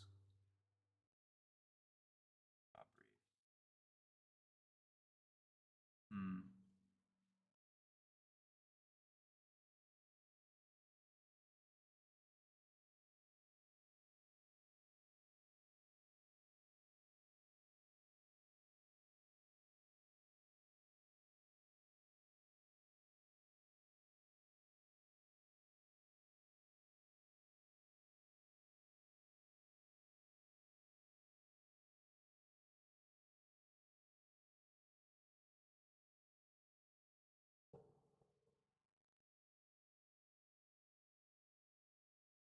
And just delete that one.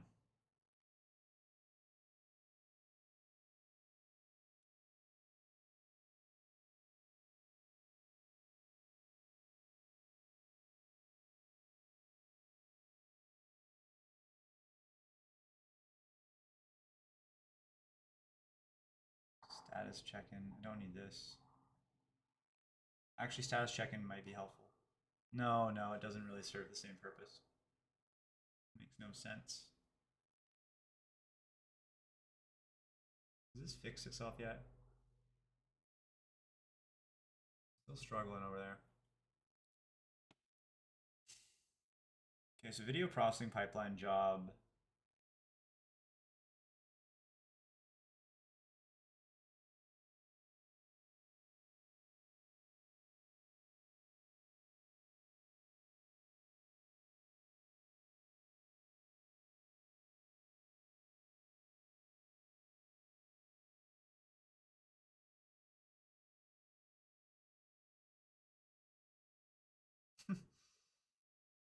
Haiku is terrible at logic, clearly. It just implemented something completely made up, and now Sonnet is going to fix it. Okay.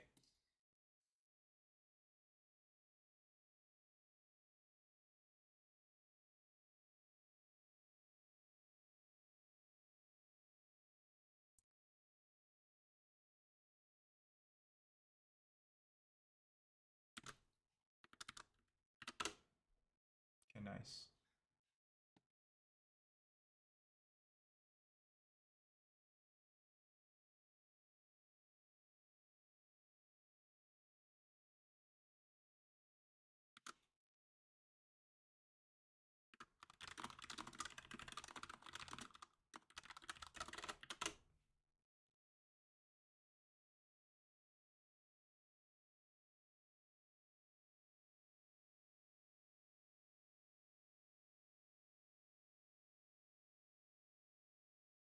Hmm.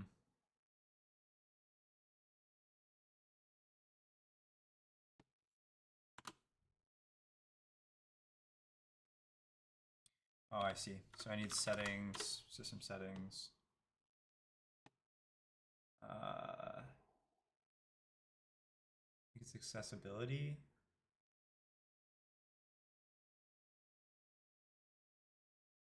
No. There we go. Privacy and security. Then full disk as reminders. I need to add. Oh, I see. So I need to add Claude Code to that then,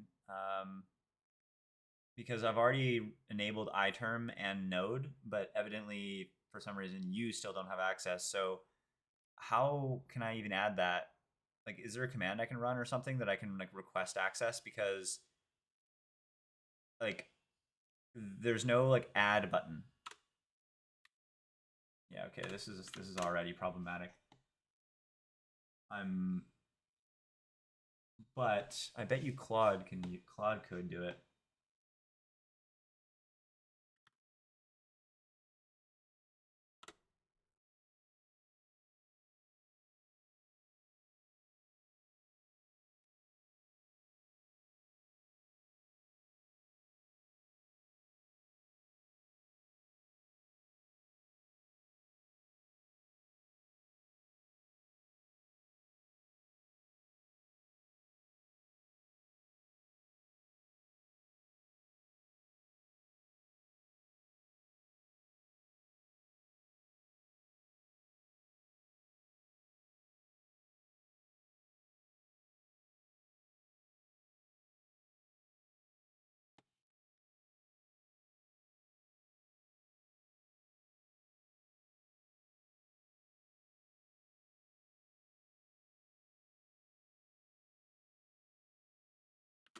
Like that's exactly what I'm saying. Like this is on the desktop app. So like I need to get you to somehow authorize the desktop app or like request access so I can approve it or something because I can't do it manually.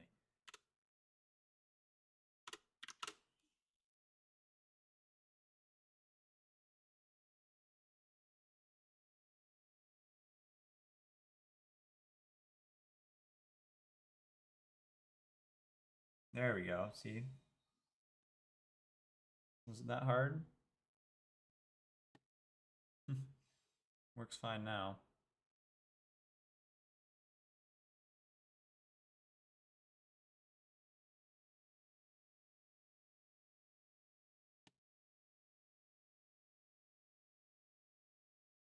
Okay, perfect. Could you do the same thing with the full disk access? Actually, I think it should be okay there. Oh. Could you do the same thing with the contacts? Like the, yeah, privacy and security contacts?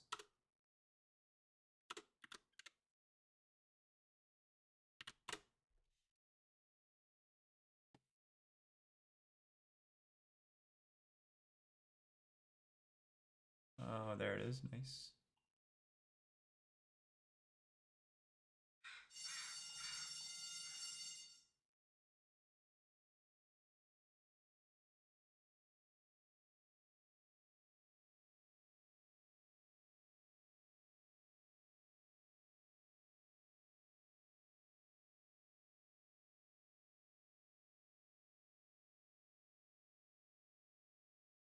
All right, everything else should be okay. Hmm.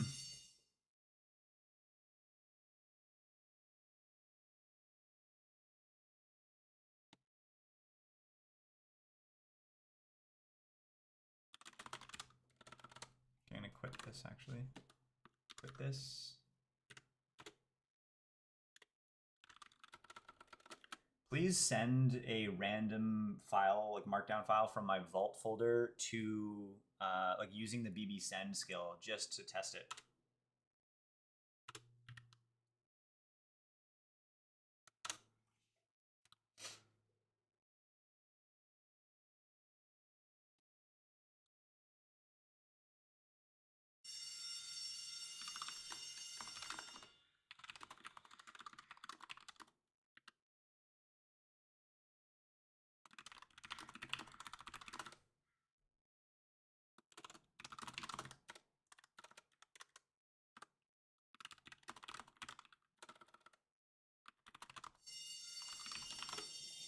Oh, sorry about the fire alarm testing. I don't know if you can hear that, but it's definitely not ideal.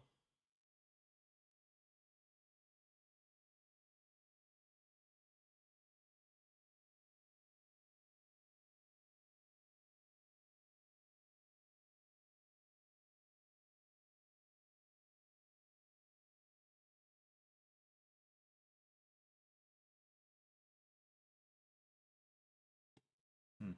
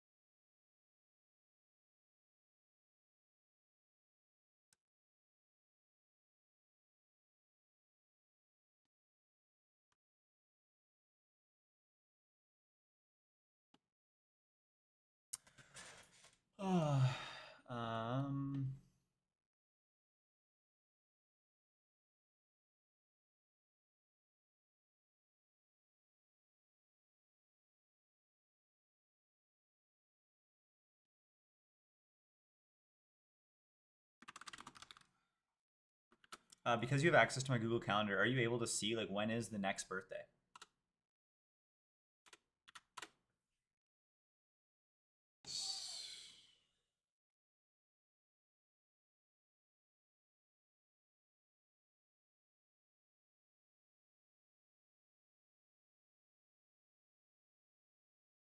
Yeah. Okay. I mean,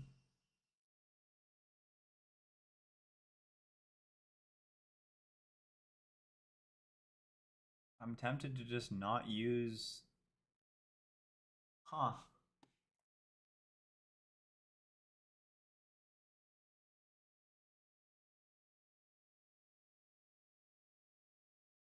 I think this is the moment. Like, I really need to decide. Like, do I completely ditch OpenClaw? Hold on, actually. If you had any issues or like was like the instructions weren't entirely clear, uh, could you fix the either the script or the skill or something? I don't know, just to make it more clear. Like, I just want to make sure that the process is always extremely streamlined. Um, yeah, because I think that I looked back and it looks like he did have an error, so I don't want that error to show up again. Yeah, this is the moment. Like, do I move towards Claude entirely and just keep a terminal open which has the BB server running? Um, Move all my existing stuff over to, which is super unfortunate, but over to the actual scheduled tasks.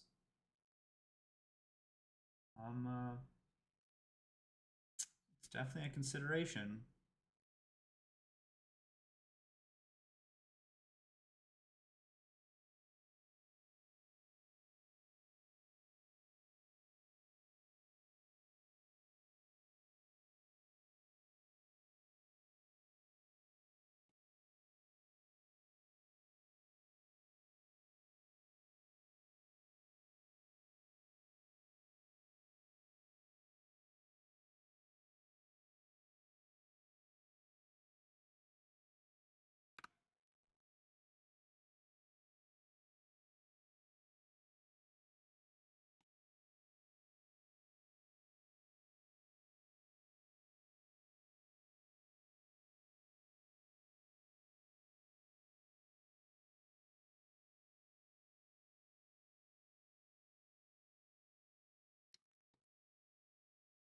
Is there a way that you could also just like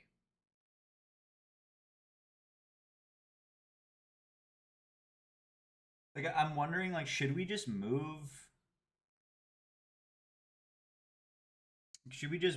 the buffer in like the base 64 encoding like directly into the server.ts file instead, and then just like pass in a file path? Or what do you think is best, like, for separation of responsibility?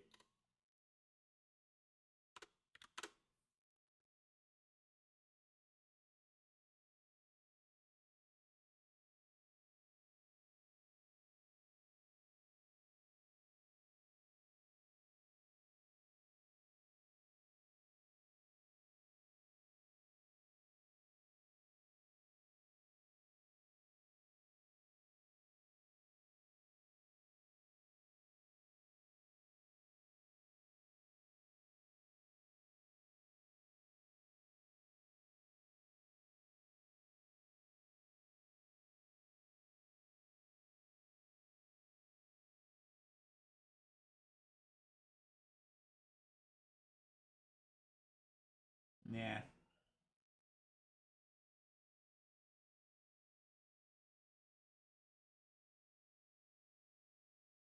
No. No, that's fine. All right. I think first things first. let's go ahead and let's get Claude to pull over these skills. So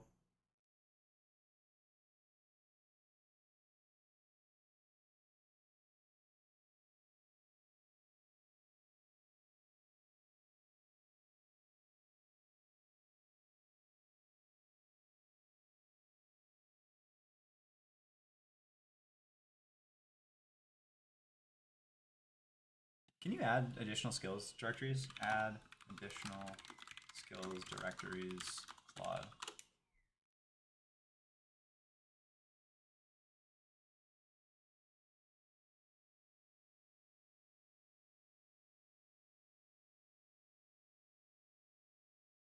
Oh. Okay. So you really do need to have it then. Hmm.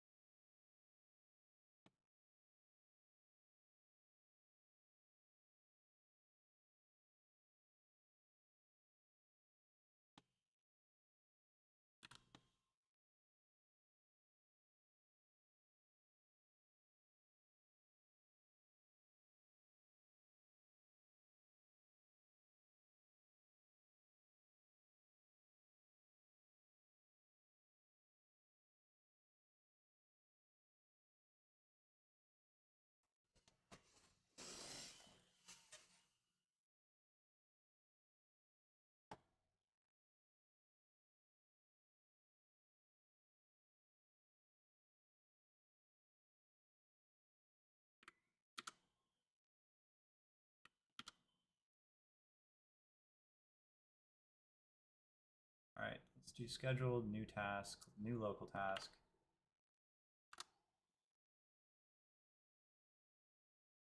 / video processing pipeline job. Title it this daily at 10 p.m.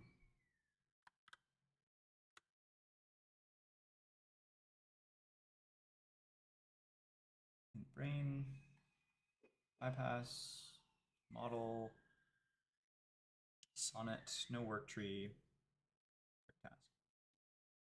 Okay, we're going to delete this one. And we're going to go into the scheduled, and I'm pretty sure there's no scheduled tasks here. Yeah, there isn't, so I'm going to delete all of these because these are all completely old.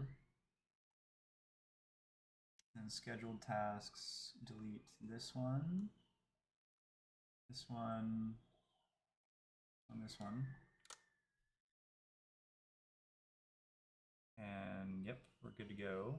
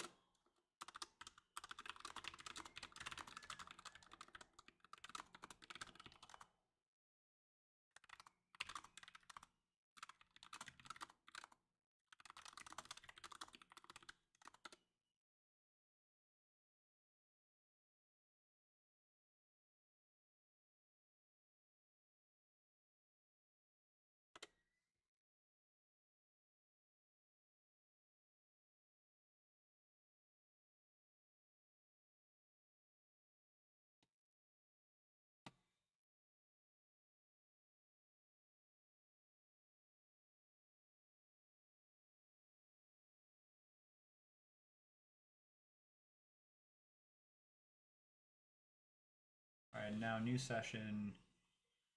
Say this one. I want to recreate this daily job, but it should be like it should be adapted to use like Claude Code. So, for example, like instead of using GOG, like GOG, it will instead use like the calendar like MCP.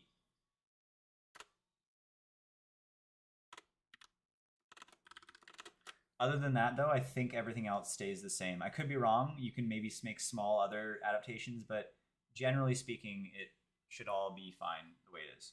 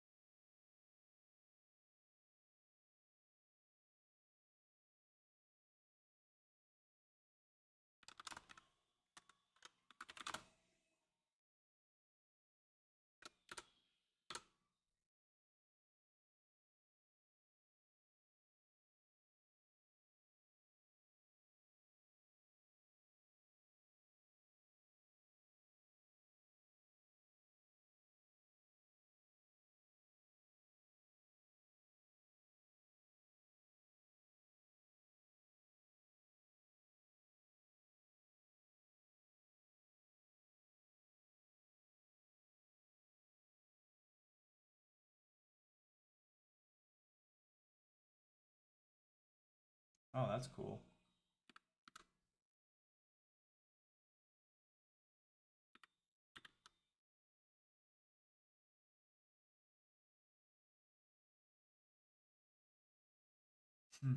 Okay, good.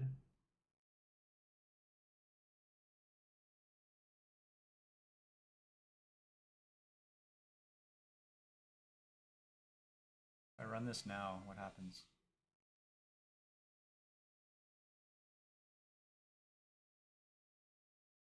Okay, so it worked. Okay, nice, solid. Let's see how this one's doing.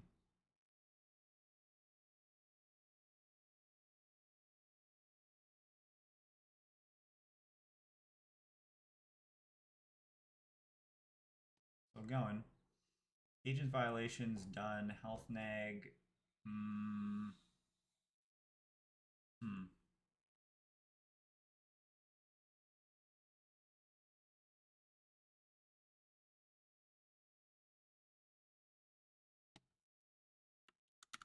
Let's copy this into Claude Skills. Claude Skills. Health nag job. I'm almost thinking maybe we prefix these at this point because they are jobs, so that yeah, let's prefix them. So we'll do instead of a suffix, we'll do prefix. Refactor. This one as well.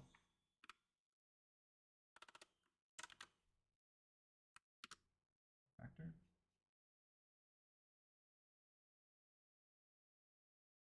Okay. Now, what else do I need? I need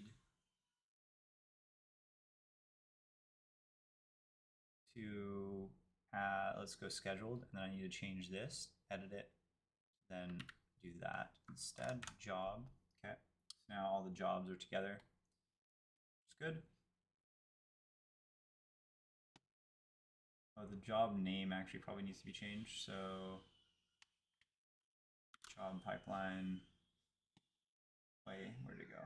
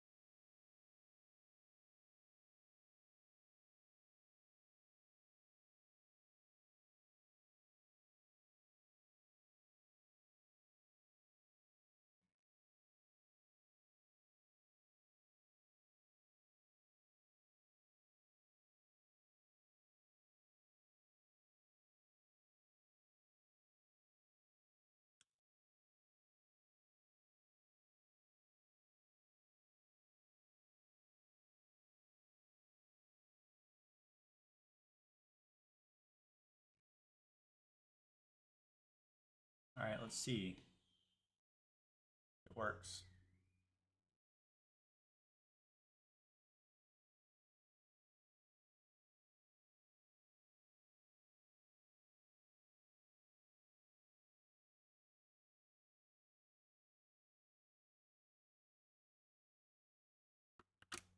So you can see the jobs that I have set up right now. I have a daily brief job, I have a refresh YouTube token job, and I also have a video processing pipeline job. And basically, how they work is they effectively target skills that are prefixed with the word job. And the skills are really what contain the instructions, and the job skill.md file itself is more so geared towards just executing the skill, and that's it. It just maybe has like an input, but like there's no logic really in there. So could you just change the way that the refresh YouTube token works, just to follow that same sort of general approach as all of the other ones?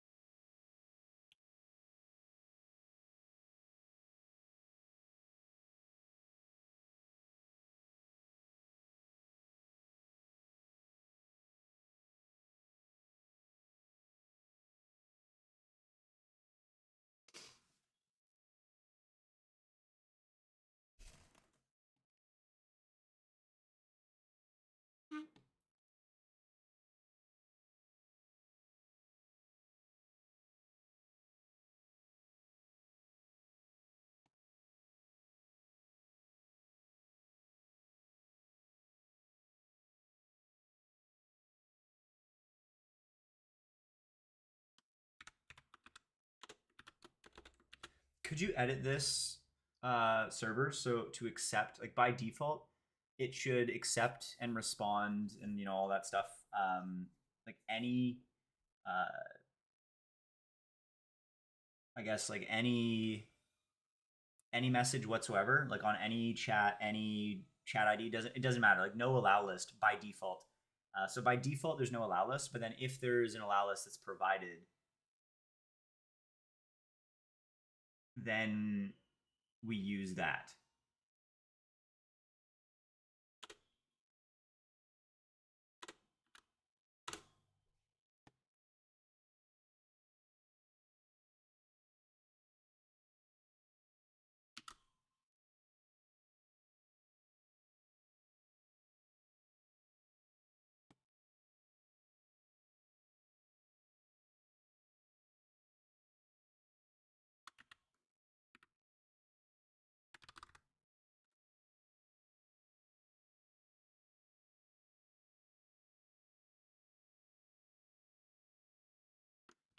And then could you add the relevant environment variable to like all of the, I guess it should just be as simple as this. Yeah.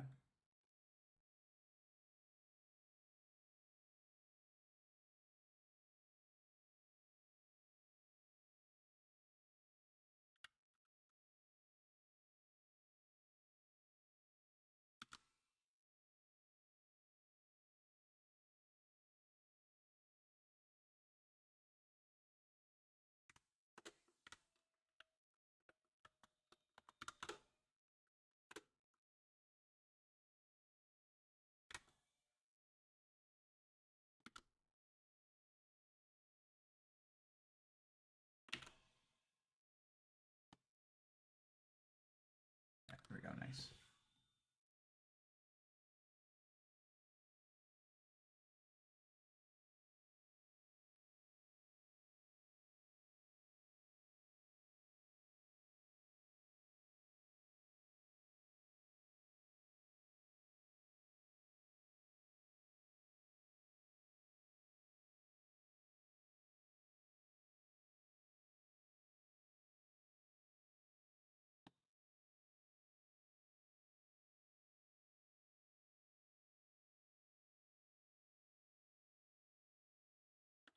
Could you manually test the Discover's chat yourself just to see if it works? Or any like new functionality or APIs that you introduced that like you're trying to call. I just want to make sure.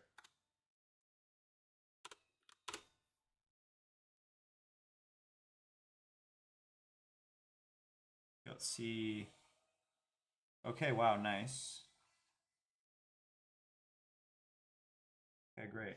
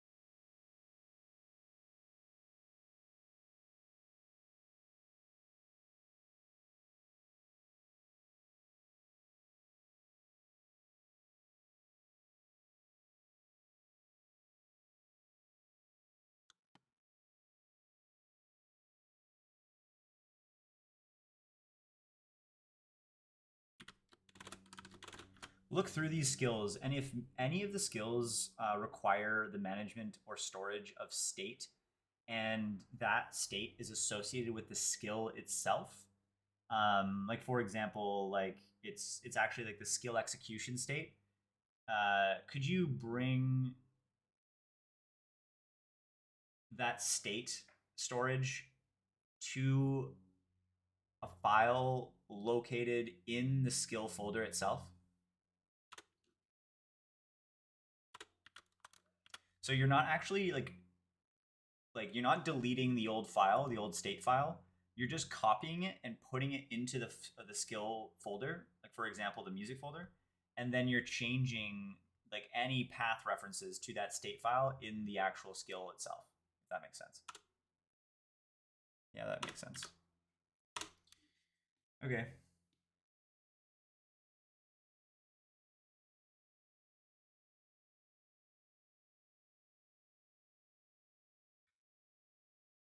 Everything is solid there. I basically now need to just understand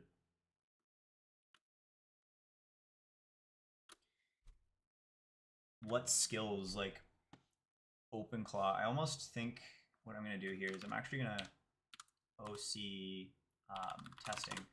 Oh, wait, it's completely disconnected, so this isn't going to be a help at all.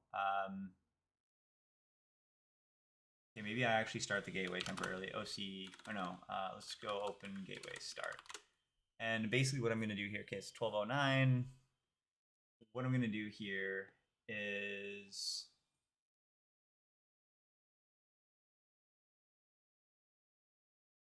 okay, so we've started it. Nice, it's just taking a while.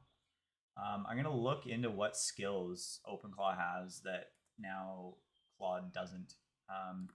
Like if I asked you to mark a reminder as complete right now, like what would you do?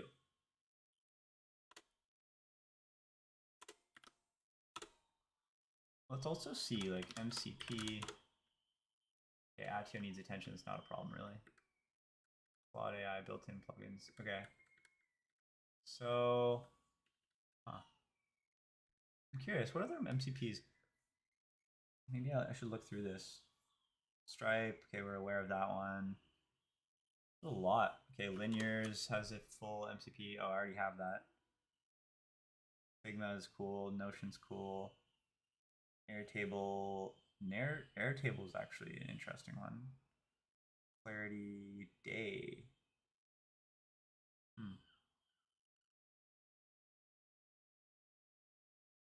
What is MPI?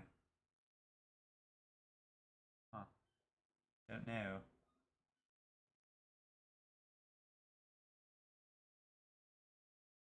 Mem. Curious about this. What is mem?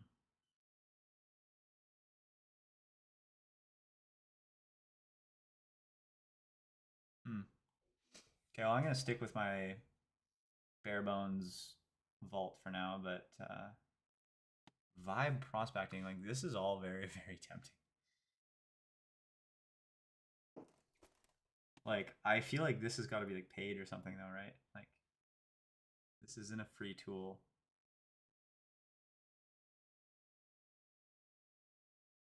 Or at least I doubt it.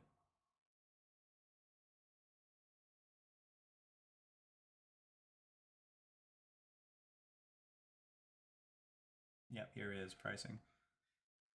Yeah, boom. Okay, so we're not gonna do that, but these are cool. These are cool to see.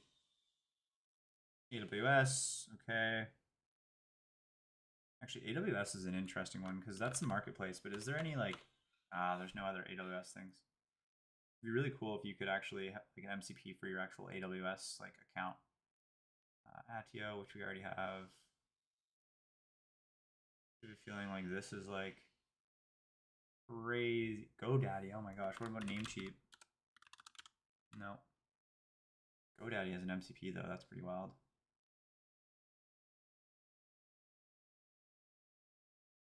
Wait, where was that long list? Oh, here it is. Zapier, Books, Zoho, Countrycraft, HostHog. Wow, that I'm gonna install that right now. That's absurd. I'm not gonna authenticate it right now, but that will be useful. Like, oh my gosh, that is wild. .claude.json.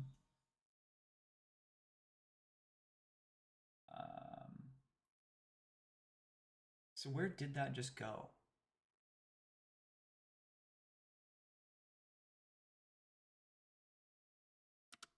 Open.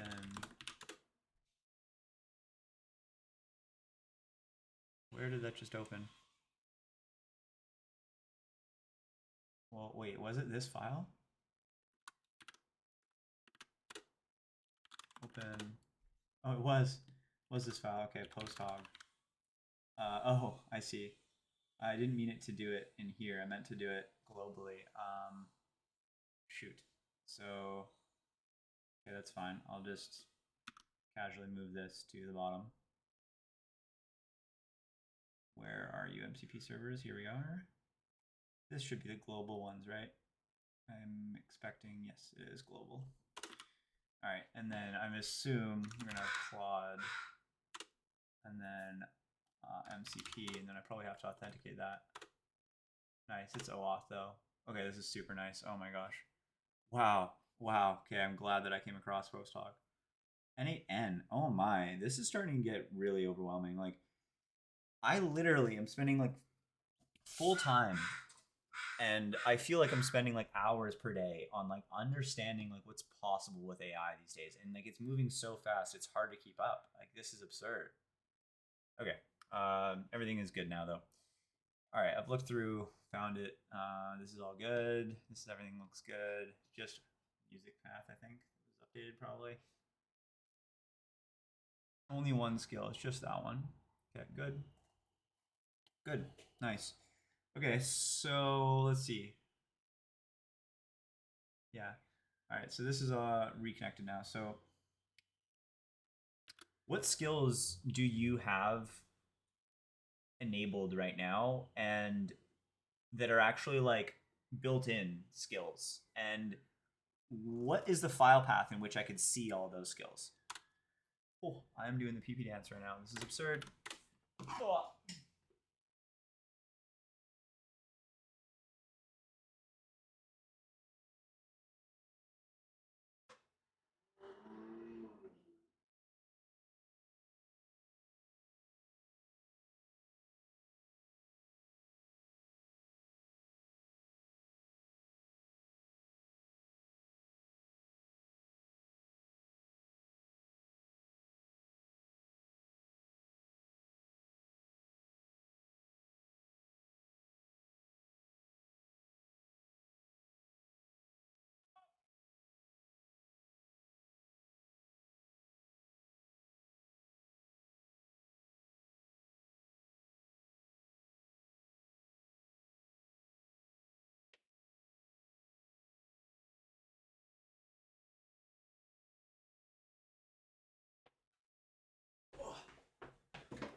Oh my gosh, I just realized, or I didn't just realize, but like I do have a customer meeting and okay, yeah, it's at 1. Okay, that's what I thought. Whew. For a split second, I was thinking like it might have been 12 and I misread it, but no, it is 1 p.m. We're good. We're safe. Actually, in saying that, I guess it's in 45 minutes. And at this point, I should probably stretch because I was supposed to stretch this morning. I still haven't stretched. I definitely need to stretch. There's no excuse there. Okay.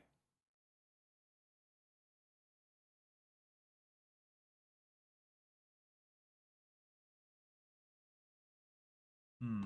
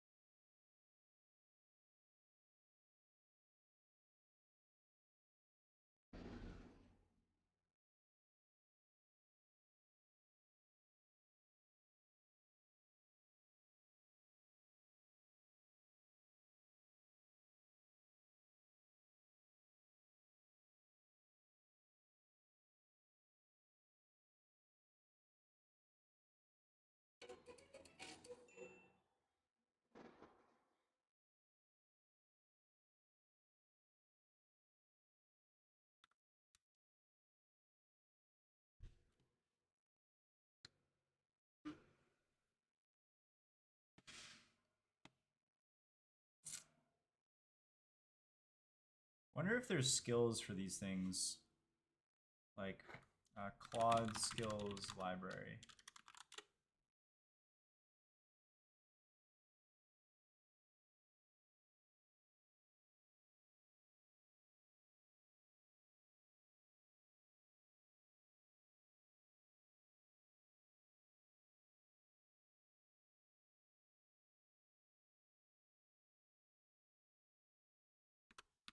Skills library.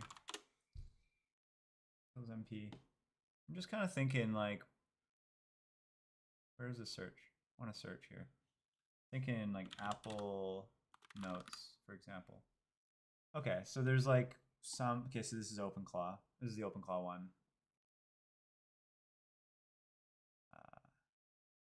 Yeah, okay, so this is literally the OpenClaw one. Okay, like there's an Apple Notes skill, which is good. I mean, I can add that to Claude, no problem. So I will probably do that. Let's go to like Hue, for example, Philips Hue. Probably Open Hue, I'd imagine. Yeah, Open Hue. Okay, so we have Open Hue. These are all OpenClaw skills. Okay, so basically, yeah, I kind of need to actually just adapt some of these, really, like Apple reminders. If I want to start, yeah, these are all just OpenClaw. So basically where we're at here is like,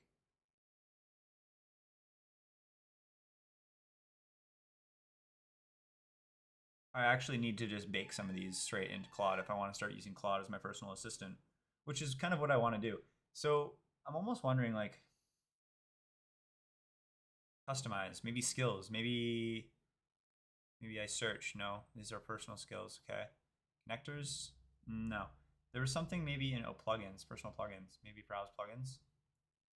Apple. No. Reminders. No. PDF viewer, design, operations, engineering, productivity. What's this?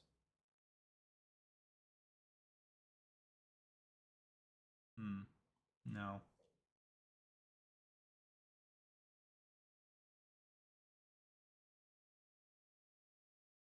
These are all plugins. I feel like this is kind of heavyweight. I wish there was like, oh, okay, hold on. Here we go. So like Apple.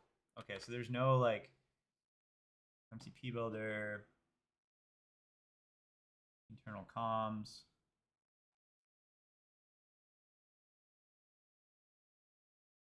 Hmm. Yeah, so basically what I was hoping for, which isn't kind of just doesn't exist, is sort of like an official like Claude approved skills for like Apple Notes and stuff, but there's not, so that's fine. It's not the end of the world. I think what I'm gonna do is I'm honestly just gonna get Claude to hey coin scanner, how you doing? Actually, was that now or was that late earlier? Yeah, okay. I think I actually am gonna get Claude to just why don't I use Codex? I do use Codex. In fact, I use Codex for most majority of my implementation. Codex, but Codex isn't good in my opinion for like um, personal assistant, just tasks in general, and it's a lot less human when you text it. So I'm basically moving from OpenClaw, which now bans using your Claude subscription. I'm moving away from OpenClaw, and I'm actually just using Claude in its entirety, end to end, for kind of everything. Honestly, I'm going to start texting Claude instead of OpenClaw, and um, I'm porting over a bunch of like jobs and skills and stuff like that. Uh, yeah, maybe I'll regret it. I mean, I'm gonna keep my OpenClaw configuration behind, and like it's still gonna be there. It's just not yeah, it's just not gonna be used as of right now. Anyways, OpenClaw gateway stop. I don't need it anymore. Okay, coming back into what I was doing here. So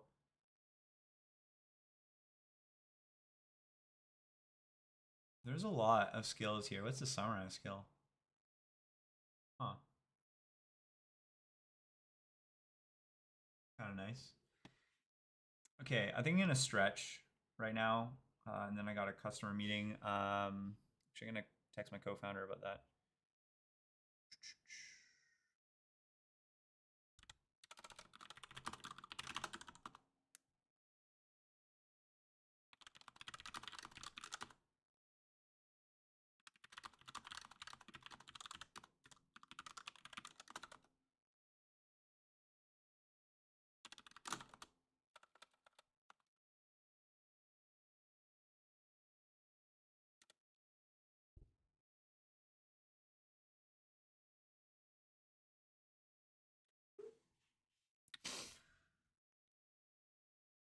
Tmux. What would Tmux be used for? Oh, I see. Cloud plus my no, not big limit. Yeah, yeah. I have the max subscription for both Claude and Codex. Um, but yeah, I agree that token limits is definitely more of a concern with Claude. There's no doubt about that. No doubt about that at all. And I mean, in saying that, like, I might regret it, right? Like, I might just go back to using OpenClaw. But I know that Claude is slowly but surely improving, and they're kind of coming out with their own version of OpenClaw. I think soon it's like called Kairos or something. I could be wrong. It was all just like leaks, and there's nothing official. But I have a feeling like they're going to get closer and closer to OpenClaw every day. They're moving very, very quickly, and if you have someone like me, which like I'm a developer and I'm using this stuff every day, and I'm tempted, and I'm in the process of kind of like reworking everything to be working with OpenClaw, or sorry, with Claude. Like it does mean that it's compelling enough um, that things are starting to improve, to say the very least. Anyways, okay, so what do I want to do here? I basically want to bring over video frames. Hmm.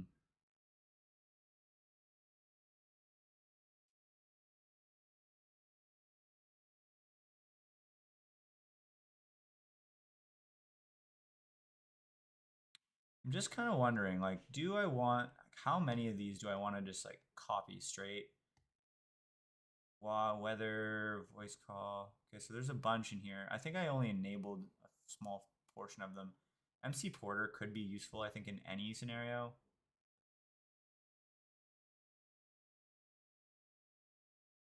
But no, I guess I don't really need this because I can just install MCP servers directly into Claude.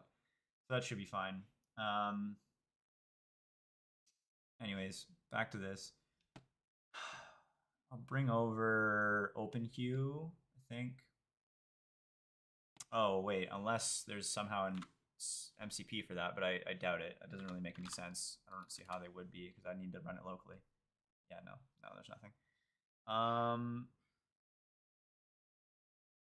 Actually, I'm almost wondering, like, should I just make my brain CLI an MCP server? It's an interesting thought. There's no need for it to be a server, though. But it's interesting. I mean, then Claude would be available, or Claude would know what all the tools that I'm, like the custom tools that I'm building, and what is available. Huh. No, that doesn't make any sense. I don't think it makes sense. What are you currently tool building? So, well, as of right, I don't know. I think you might need to clarify the question a bit, but because there's quite a lot going on. Oh, I'm also realizing, like, why is my light turned off? Anyways, there's a lot going on. I mean, I'm in the middle right now. I'm in the middle of like transitioning to using Claude as my primary personal assistant instead of OpenClaw. And like what that involves is like adjusting my lights, playing like jazz as soon as I wake up, sending me like a summary every morning of like certain tasks and reminders and kind of calendar, just a bunch of like personal assistant related stuff. It also processes my streams every day, which automatically generates a title for the stream, recommendations to improve the stream, clips, like recommended clips that we can pull out of the stream, generates the chapters for the stream, et cetera, et cetera. Blah, blah, blah, blah, blah. List goes on. Like I just have OpenClaw kind of used to do a bunch of things for me. I'm moving that over to Claude at this very moment. In addition to that, I'm building, or like, I mean, not today, but I am a co-founder of Emily AI, which is an AI receptionist company based out of Canada, and yeah, so like that's kind of a big part of what I got up to, or what I get up to on a day-to-day basis. So it's now 31 minutes until this customer meeting that I have. I feel like I should stretch before the customer meeting.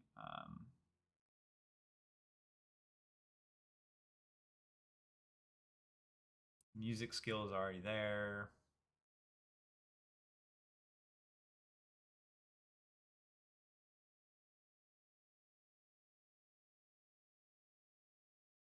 What's Clawflow? Definitely don't use Clawflow.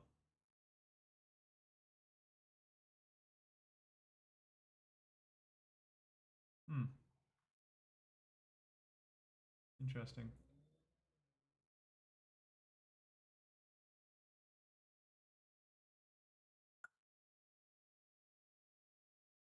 This is very interesting. What is Clawflow? Huh. Examples. Oh, dot lobster. Hmm. Every time I look at OpenClaw though, like it makes me think like, no, no, I can't. Codex just sucks. Like I wish that Codex was good enough to run OpenClaw, but it's just not good really at all compared to Claude.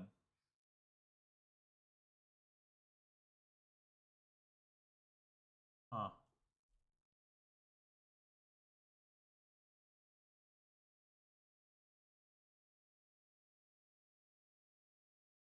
All right, I got 30 minutes until this customer meeting, so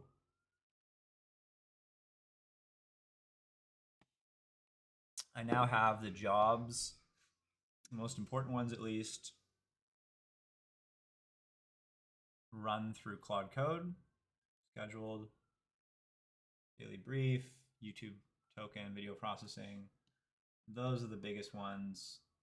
Agent violation, commitment scanner is not that big of a deal. Well, commitment scanner maybe I should bring over as well, actually.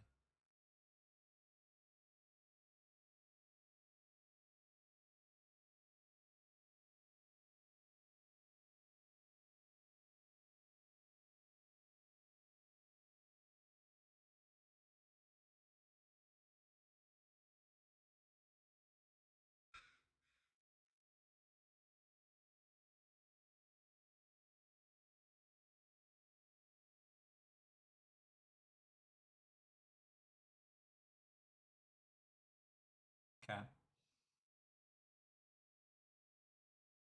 All right.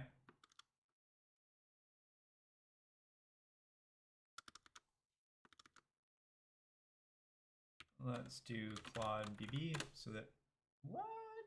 Source. Whoops. Okay, Claude BB. Yep. All right, so now it will listen for my messages, which is terrific. And we're all good. Okay. I'm going to go stretch and do this client meeting, and I will be back.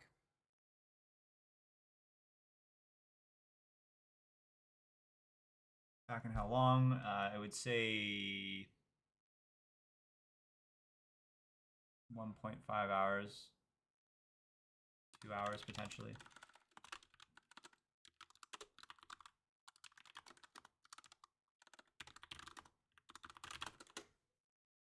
All right. Cool. Time to stretch.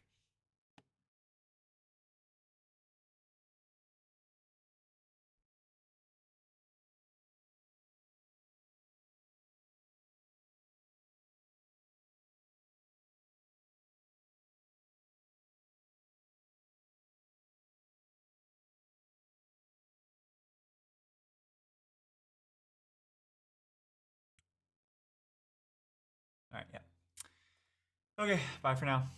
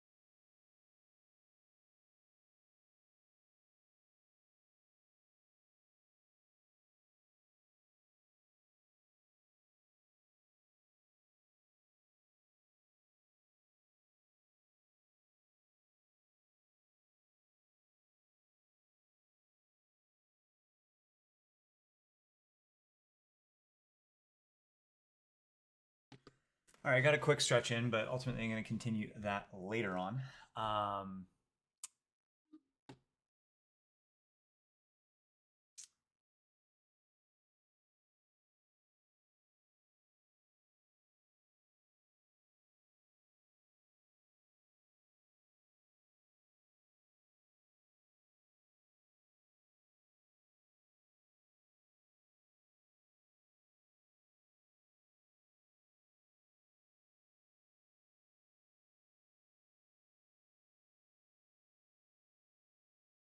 Hmm.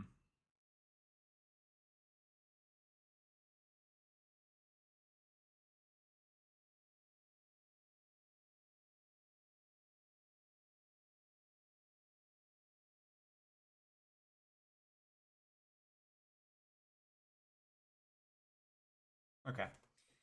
We got a few minutes before the client meeting here. Let's pick it up where we were left off. So we were considering bringing um, over some of these to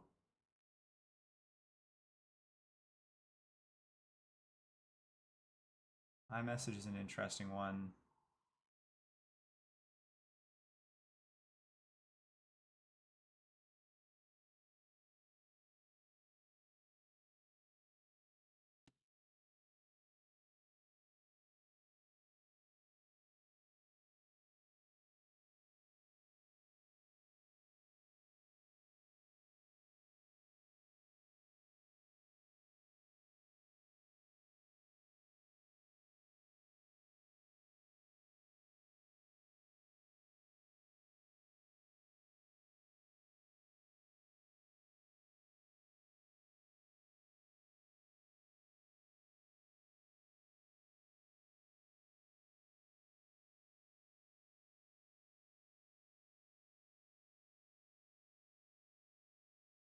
Hmm. Actually, I think what we're going to do here is we're actually going to rename this to Marvin Send. So, okay, let's go into Claude Code and Claude.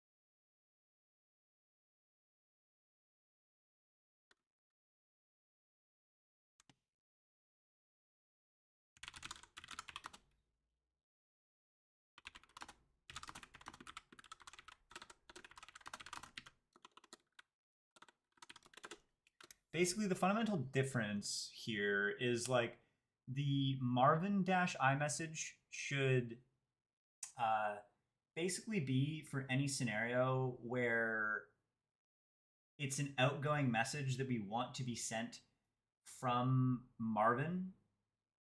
So, like from the bot itself, like you are Marvin in this scenario. And the Kyle dash iMessage is a skill that can be used to uh, read my messages and do a lot of stuff there. But more importantly, it's also used for sending messages from my phone number, like so from me to someone else. And then replace all of the current usages of /bb send to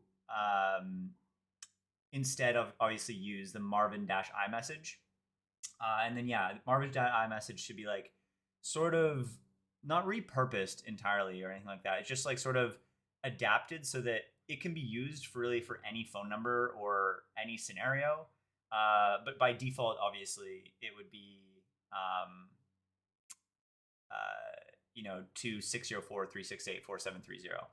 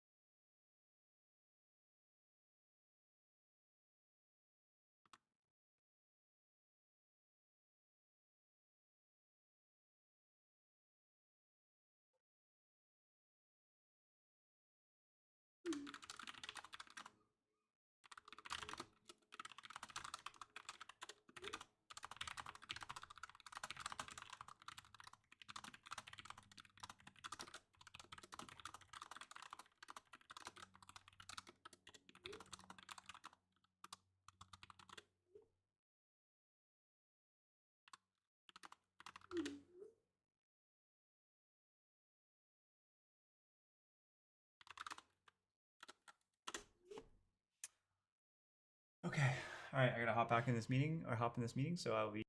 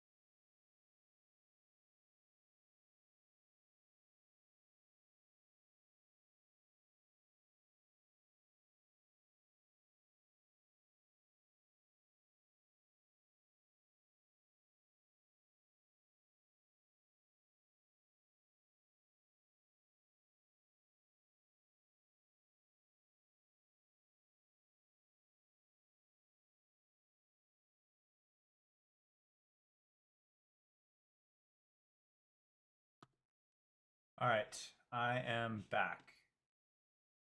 So let's go ahead and close a bunch of stuff. All right, so I'm gonna debug actually some Zoho sync related errors that may or may not be actual errors, but I want to make sure of it. So let's do this. So we'll do Claude, and then I'm gonna paste that account in beta. Actually, funny enough, I have the workspace ID, so I'll just provide them that. I want you to look into the Zoho syncing behavior that is set up for this account and understand why these errors happened, and if they're actual, like, real errors that we need to be concerned about, or it's just normal behavior because the contacts were not properly formatted or some other issue. And then in addition to that, I want you to investigate the behavior for syncing in general and make sure that when they first connect their CRM, it actually syncs like immediately. And then I also want you to make like debug and make sure that the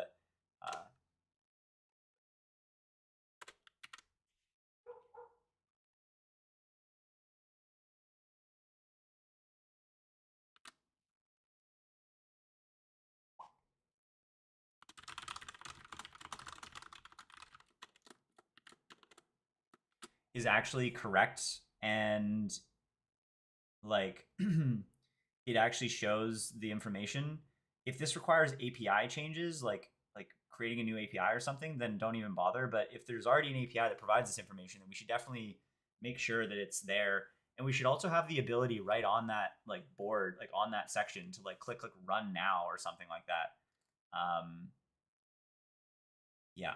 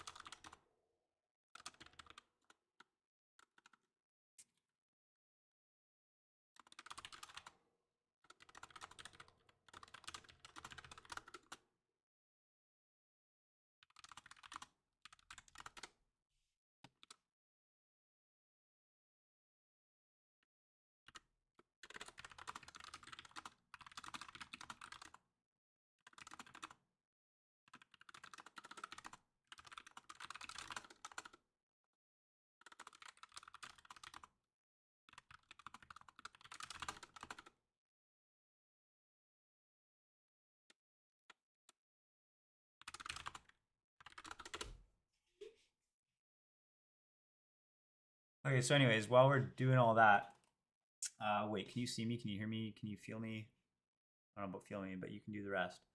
So I was in the middle of stretching. I still got to actually finish, well, not finish stretch per se, but all right, I'm going to get some grub real quick.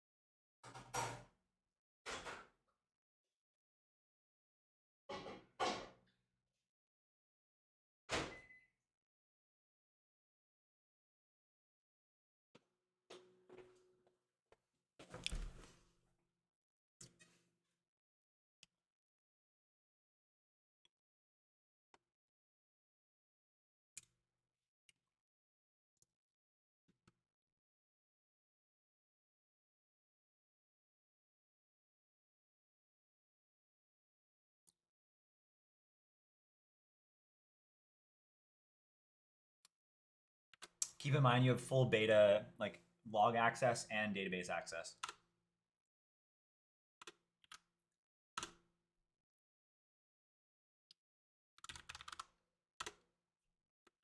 could you adjust every single location where the capabilities, like make sure that the capability is like sync calls instead of just create lead, just on the front end for any integrations that actually support full sync instead of just creating leads.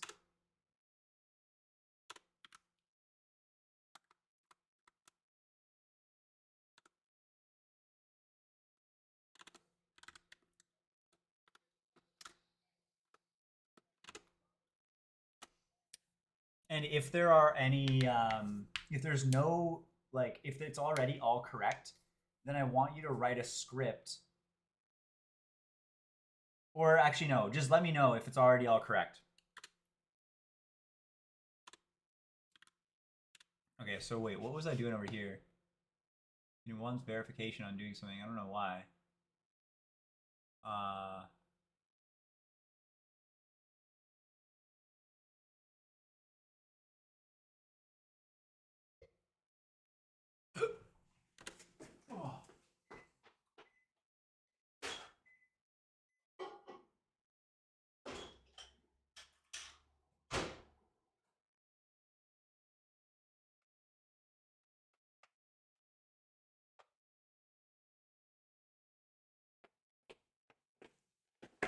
Butter chicken, baby. Let's go.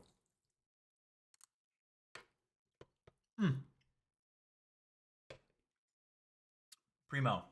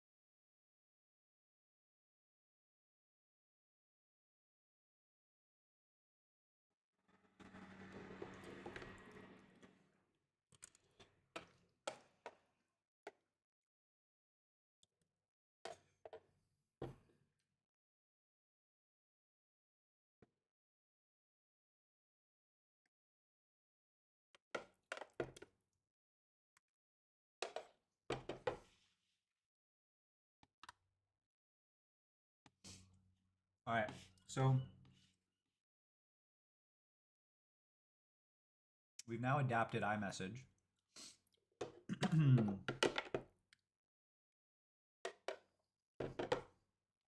Now I'm thinking,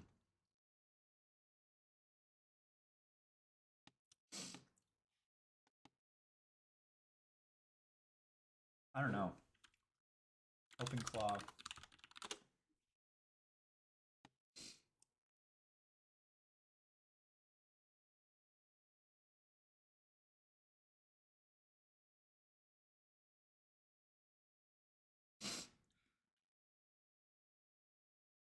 Actually, you know what? I think what I'm going to do here is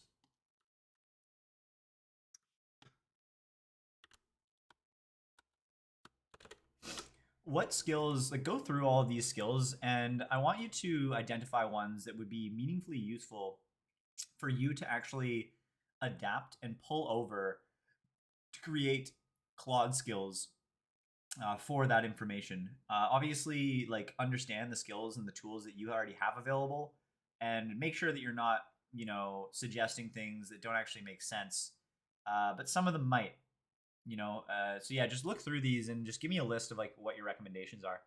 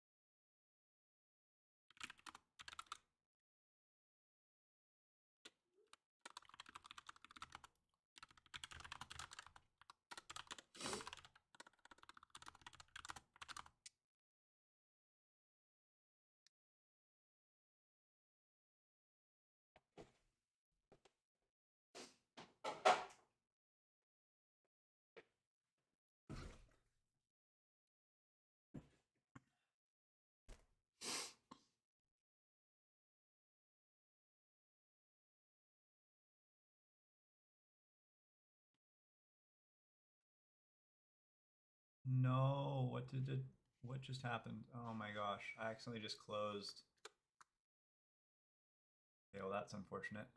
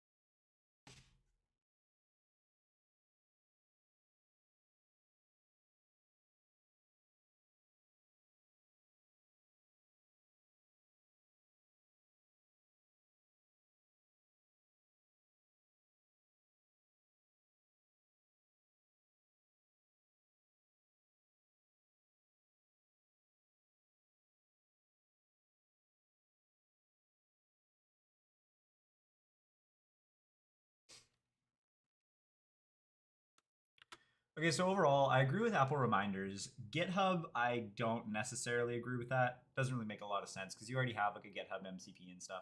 1Password, don't worry about it. Session logs, are you sure that that actually is relevant to you specifically? Like you being Claude, not OpenClaw? Same thing with Tmux. Like, are you sure that that is relevant to the way that you work as Claude? Because keep in mind, this is all for OpenClaw, right? Not for you. Okay, whether, well, actually, you know what? No, I don't really care about whether. Um, video frames. Okay, fair enough. I think video frames is fair. OpenHue. I think I like the idea of OpenHue. Apple Notes. Yeah, actually bring over Apple Notes for sure as well. Um,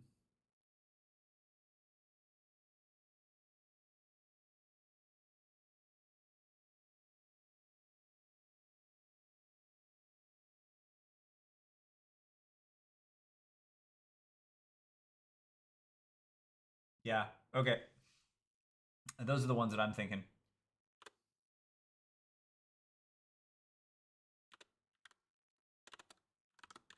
So basically, I just want you to like comment specifically on your whole session logs and tmux. But other than that, it looks like the only ones I really agree with are Apple reminders, Apple Notes, video frames.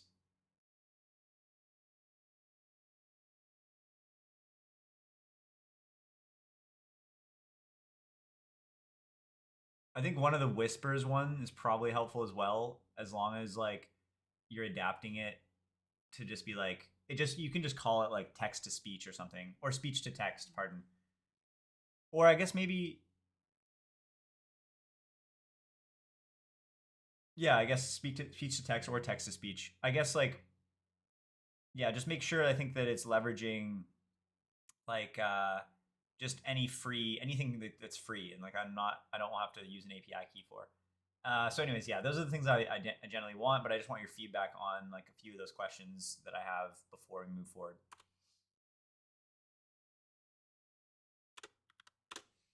Okay, let's see what we have going on here.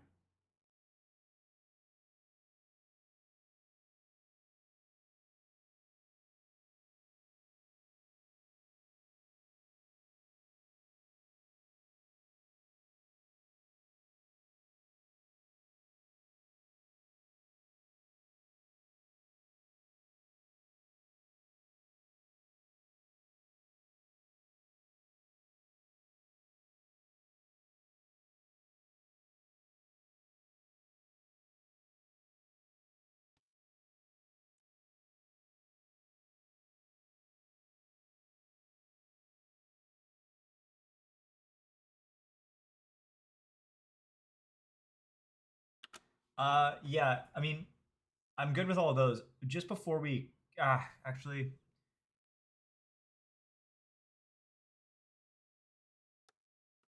yeah, you can go ahead and port all of those over. But just go ahead and like port them over by like first just copying the folders like directly, so that you have like the exact same content, and then just make targeted edits to bring it to like to actually be like a Claude skill and not an OpenClaw skill. So just basically removing or adjusting anything that doesn't make sense for Claude being you. Um, and you can make small adjustments or improvements, but generally it should like the skills are already good as they stand. So I think like I just prefer you to copy them and then just make small targeted edits to make it like to make it work for you. And then the second thing I'm curious about is basically I'm thinking maybe I split this horizontally. Let's do CD. Actually, no, let's force source. Oh gosh.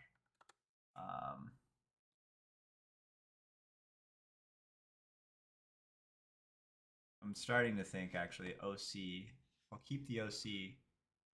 Maybe I don't keep the OC. Maybe I go iTerm2 settings. Maybe just maybe I do this. Maybe I have profiles and I add a brain one, brain. And actually, no, we're going to delete that brain one. Completely delete it. Okay, minus. Delete the brain. And I'm going to copy the, duplicate this one. Duplicate profile. Okay, this one's going to be brain, and it's going to be called, so the directory is definitely going to be in brain. And the window is going to be called brain.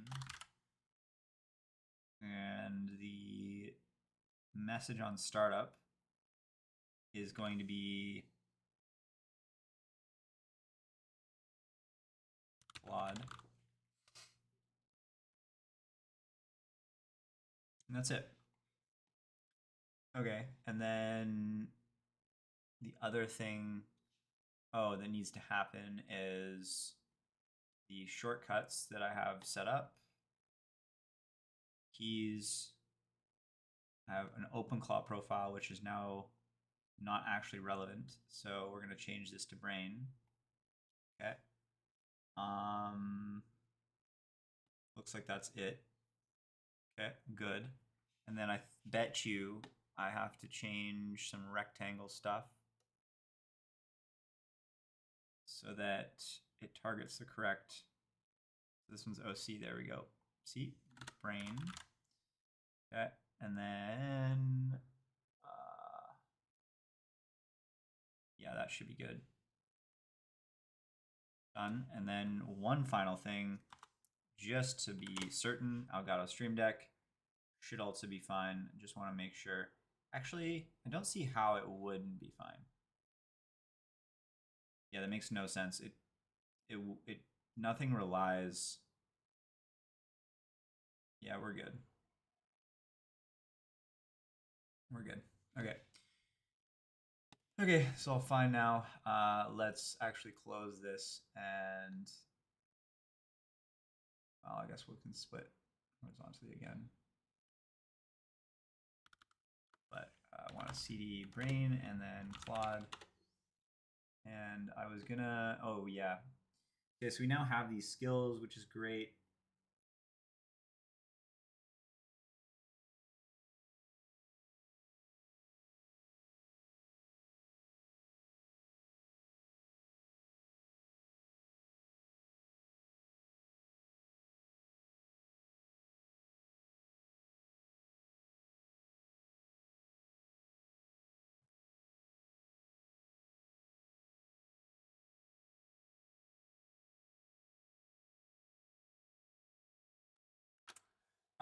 What about text to speech? Is that possible? Because do we have any local LLM models that can do text to speech?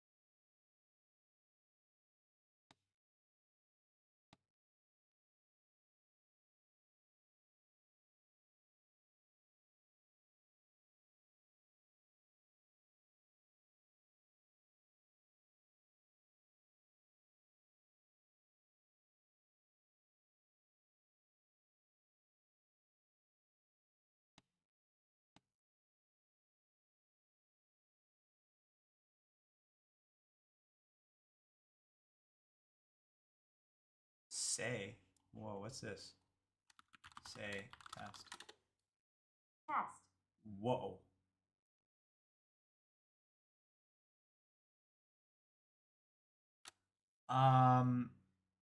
Does the say command actually like allow you to produce an audio file? Holy shit. That's wild. I didn't even know you can do that. Say. What a command. What a crazy command. Like, is this built into Mac? Like, what is say? Say command. No, not Minecraft. Say. No, not Minecraft. Utility. It's Mac OS. Wow, it is. It's Mac OS utility. Both say are built in macOS tools. No way. That's wild. Huh.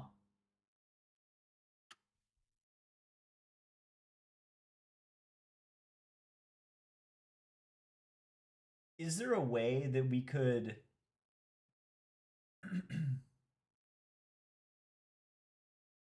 like add some sort of statefulness in the like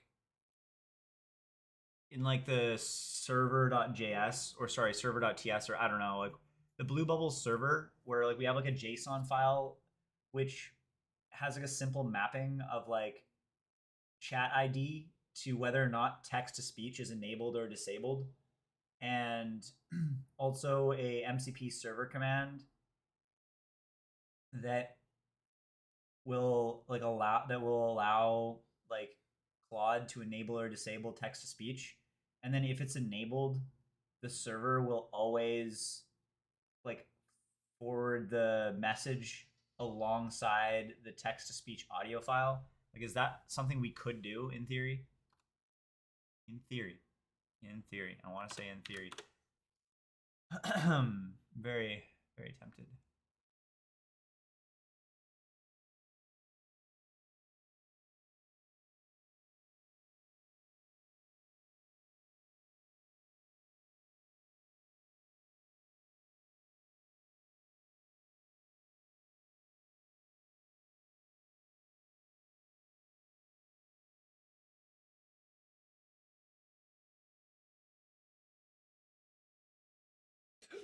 All right, let's go ahead and deploy this to beta. Test it out. Should be working.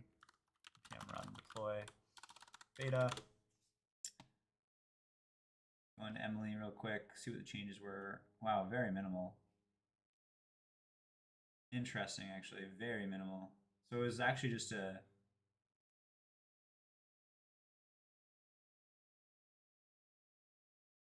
Huh. So what was the issue exactly from the sync cursors? Or like from like what was the issue that wasn't...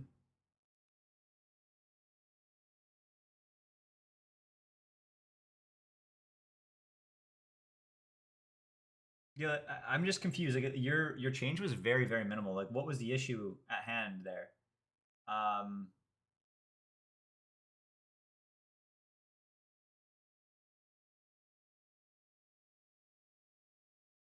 Yeah, like we're depending on the object type being contact. Like what are the other object types as well? I'm just a little bit confused. It seems like so minimal.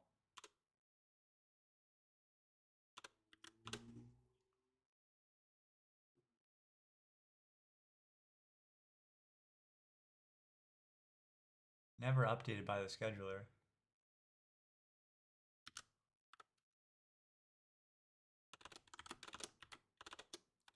Like what the...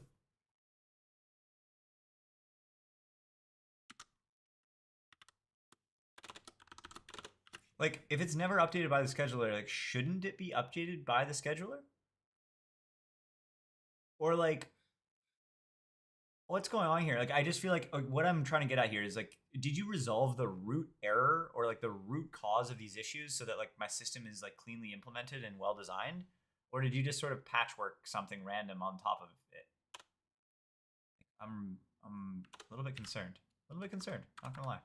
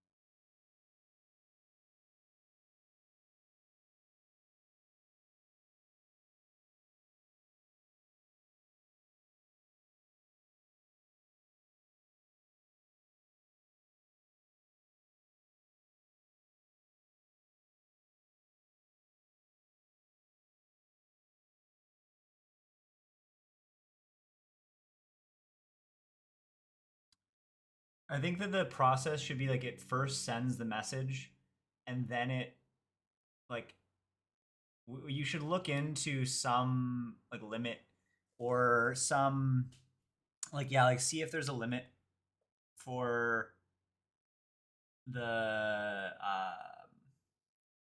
see if there's a limit for like the text to speech, and then like chunk and send multiple audio files potentially. Another thing is that the chat ID should be optional, because by default it should just use all of the allowed chat IDs.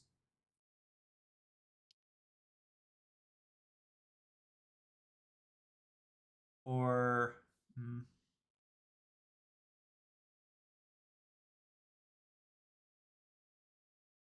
actually, no, that's fine. What? Blank audio? What just happened? What? What? What? Hello? What the heck?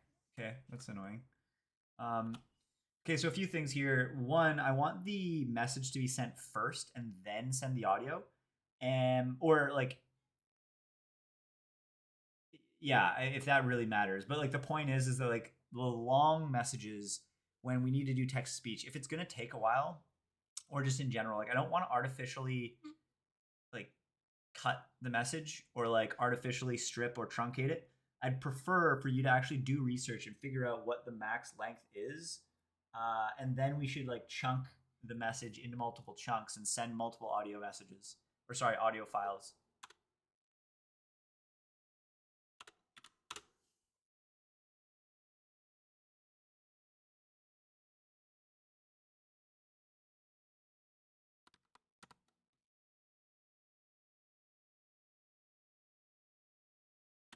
Yeah, definitely fix the root cause. Like what the? Definitely.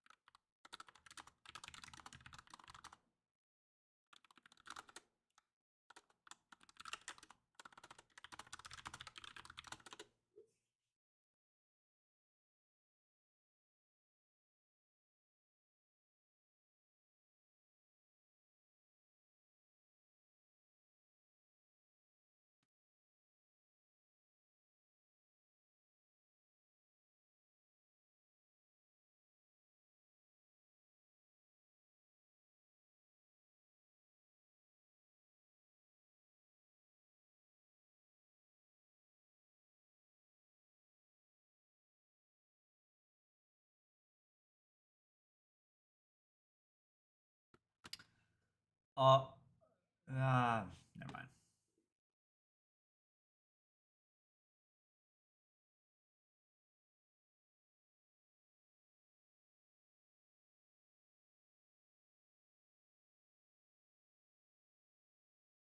It looks like Claude is using the brute force to find out what the limit is, which is so funny.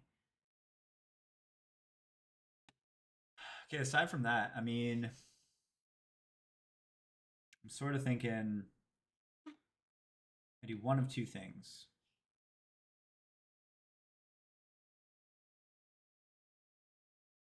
First of all,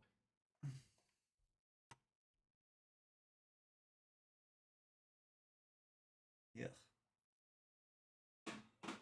the new mouse, the new MX Master, has such a small the horizontal scroll is so much slower than the old one.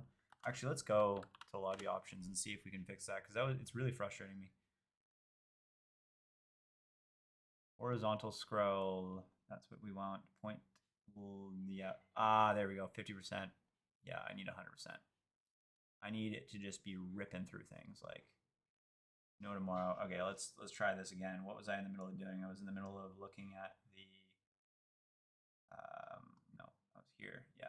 This is much better. There we go.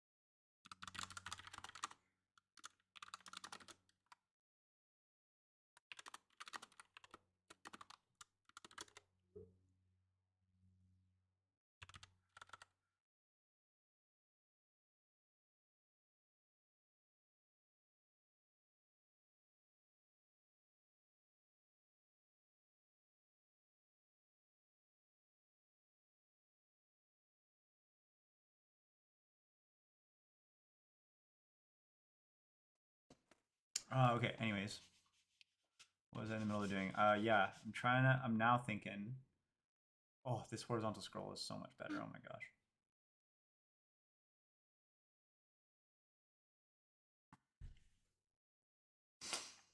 So,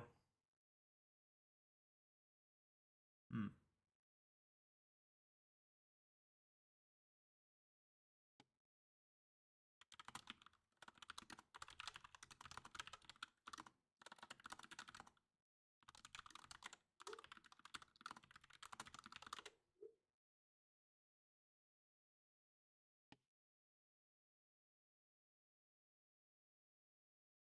So anyways, yeah, sorry. As I was saying, or as I was thinking, first things first, like the personality and stuff like that, I'm considering, do I like put that directly into Claude.md or agents.md, or do I inject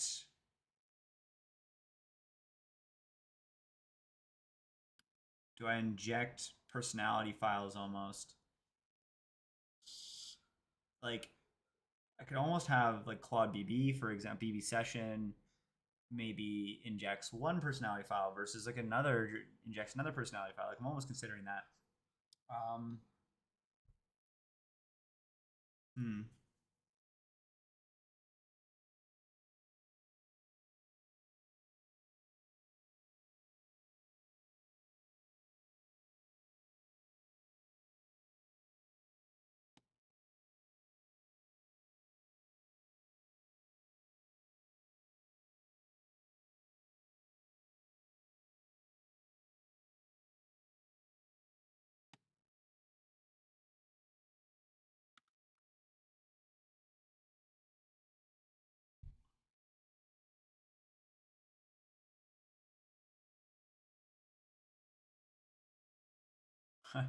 Looks like my system's kind of struggling over here.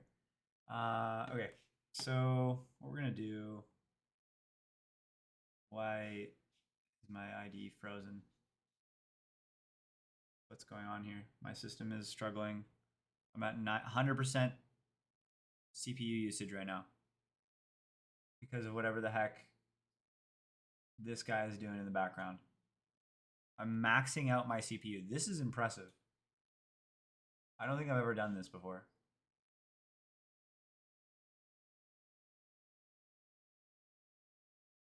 Is there a way that I can not use my CPU? Whatever. It's fine. 2 shells. So, yeah, clearly. I think they're running 2 insanely crazy tests right now. Whatever. Not the end of the world. Let's go into Claude and let's basically do. Oh, I can't use my computer while these shells are running. Like,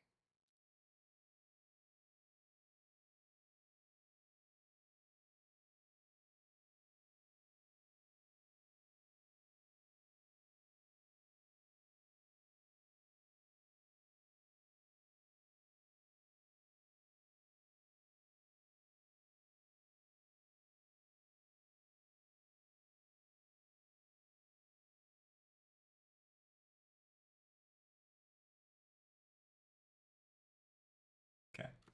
I want you to create me a skill that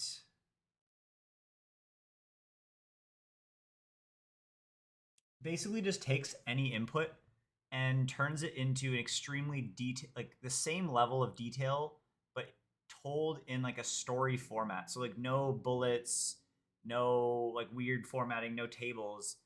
But we don't reduce the complexity or the level of depth. So like overall, like what I mean story format, I mean like transitioned into, for example, like imagining like a senior developer explaining to another senior developer like a certain problem, um or yeah, just basically like anything that allows for the same high degree of detail and specificity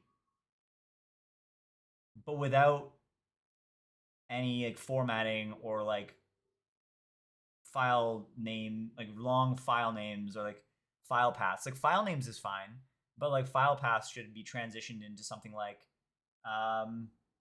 you know, x.text in the Y folder or something like that instead of like a long, file path reference. And then code blocks would maybe just be transitioned to like explaining what a code block would do. Or you get my point. Like I really want to maintain the same level of like detail and specificity, just not in like crazy formatting.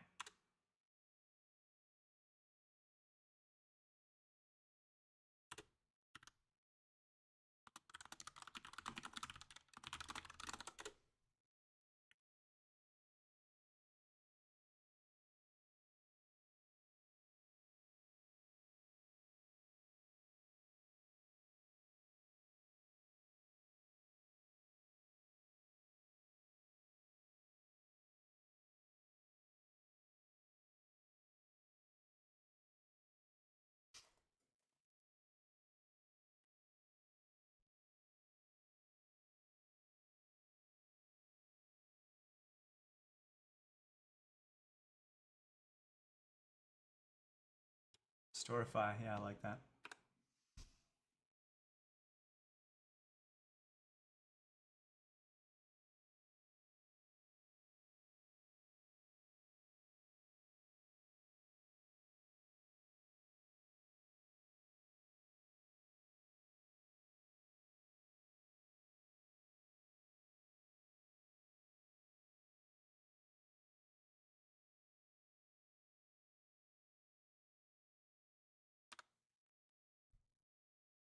My gosh, we still have 3 shells.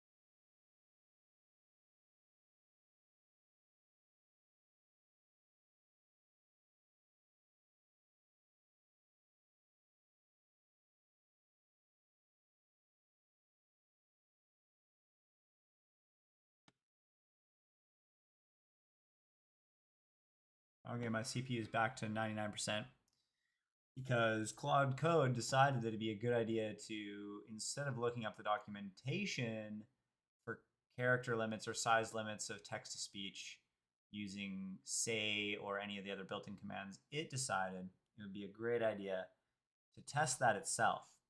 Fair enough in some ways, but in others, I cannot believe it did this.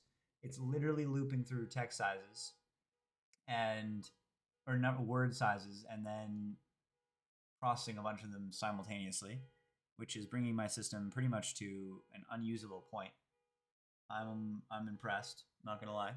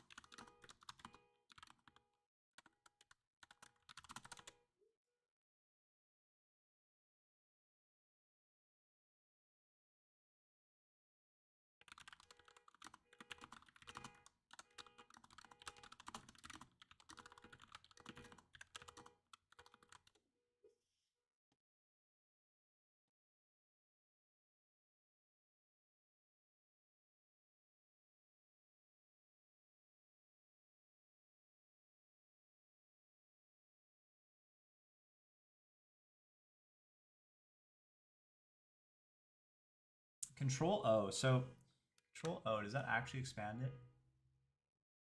Oh, it does.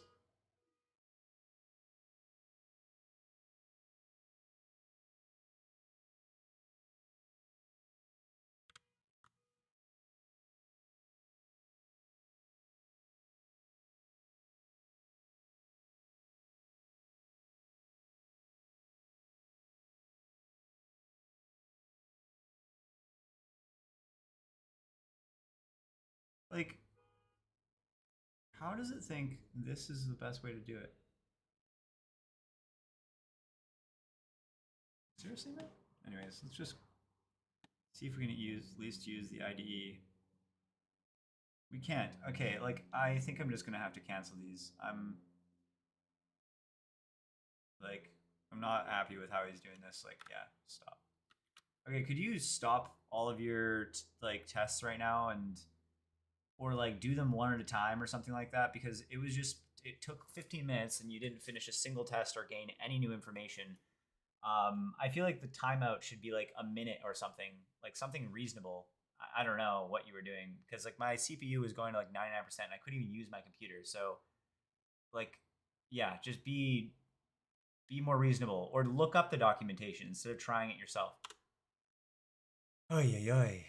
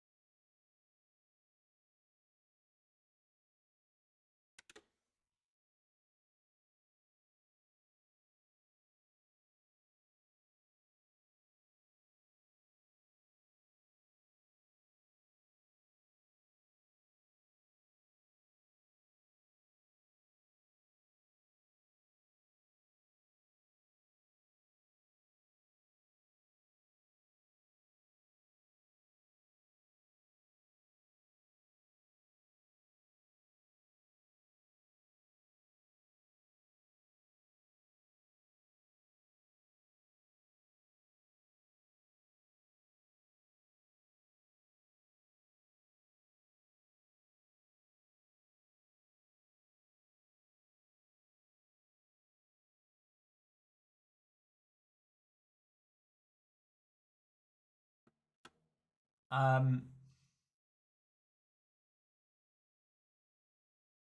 no, I think like 2 minutes of speech is probably more reasonable for the chunk. And then just have a timeout of like, I don't know, have like a timeout of like some reasonable amount of time. Actually, no, yeah, make the chunk like 2 minutes, 2 minute chunks. I think would be much more reasonable. Not 30, 34 or 5 seconds is way too small.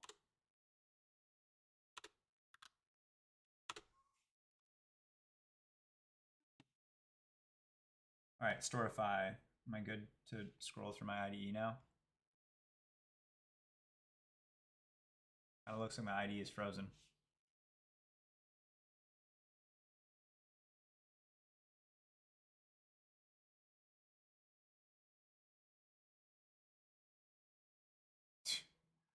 Okay.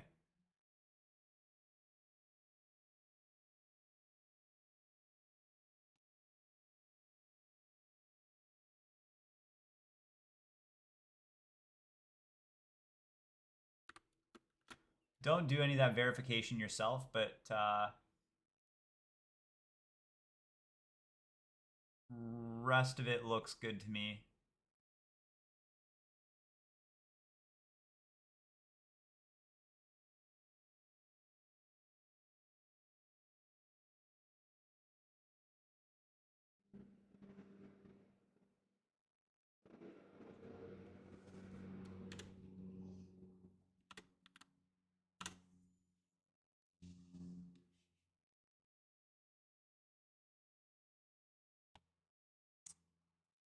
All right, I guess I gotta go into Activity Monitor and quit WebStorm because Claude broke WebStorm.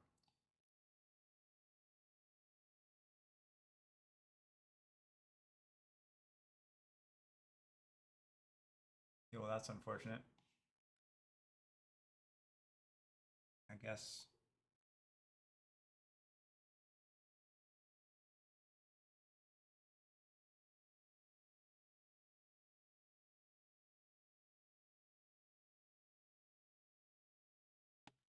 Like, oh my gosh. Okay, I guess I'll just ask Claude. Could you completely quit, like force quit WebStorm?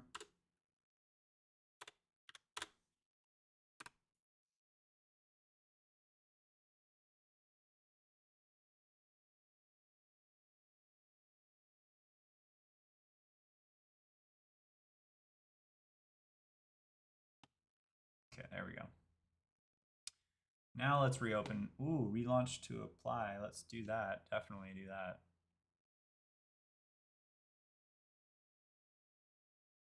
No.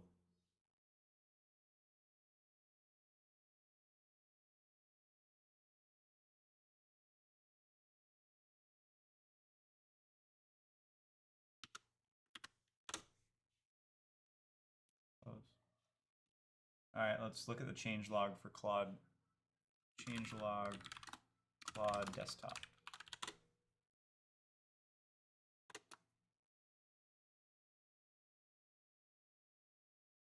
Oh, the last Claude desktop update was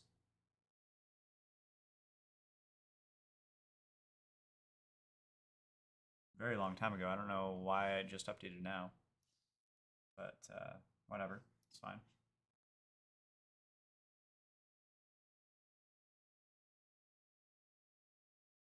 Oh, okay, there's clearly a few updates because we have customized dispatch, okay. I guess I'll set up dispatch. I mean, why not? But I'm going to be texting through iMessage because that's what I prefer. Just casual texting, you know?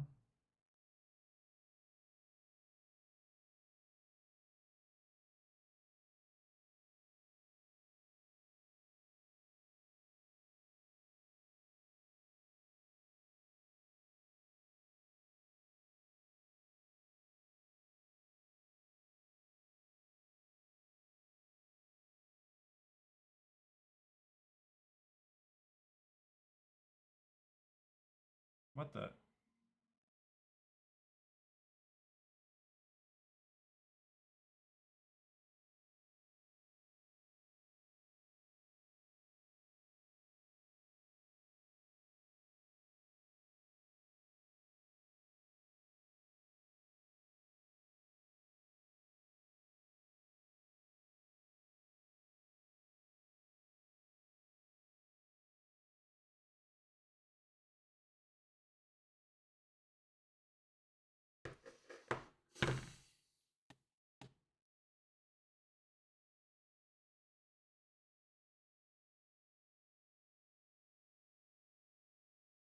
All right.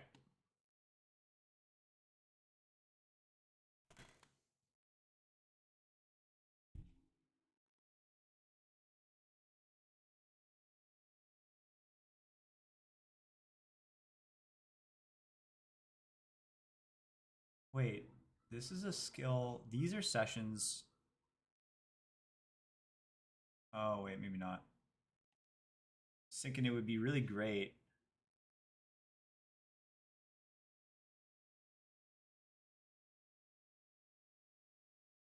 Yeah. I really want the behavior to be like Claude Code desktop is connected directly to the Claude Code CLI so that the sessions show up in both. I think that's what Codex does. But yeah, unfortunately, I don't believe Claude does that. Okay, beta is deployed, so I can quickly go into beta and see things are now what I'm hoping for. Yeah, nice.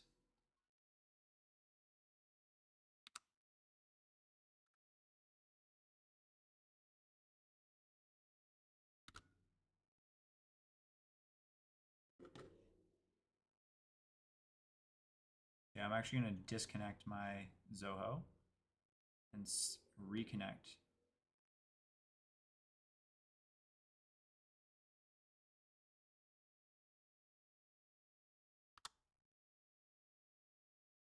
CRM already connected. Oh, that's a bug, clearly. Okay, damn. Yeah, that's really annoying. Okay.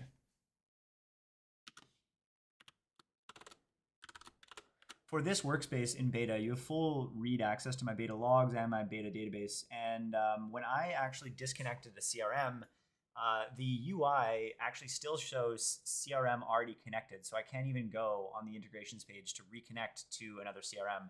Please debug and figure this out and fix it. Ay, ay, ay.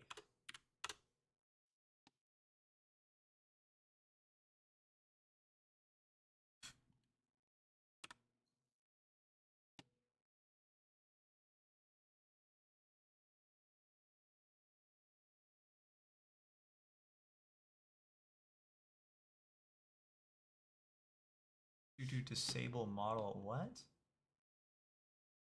Skill debug cannot be used with skill tool due to disable model invocation. That's weird.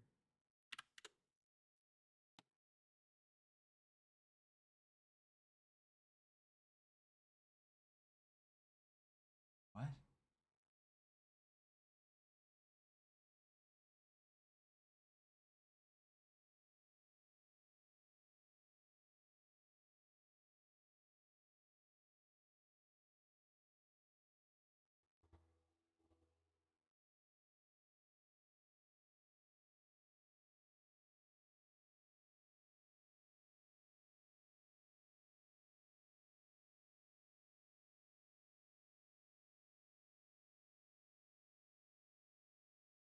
Where do I have this? I'm very, very, very confused.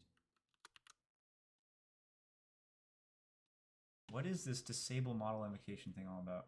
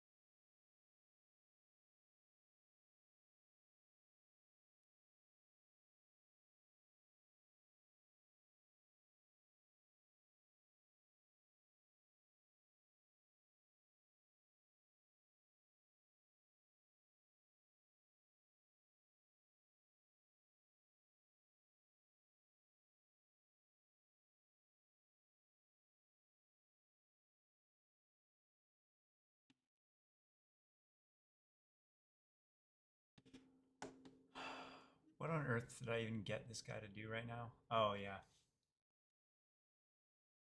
Okay, so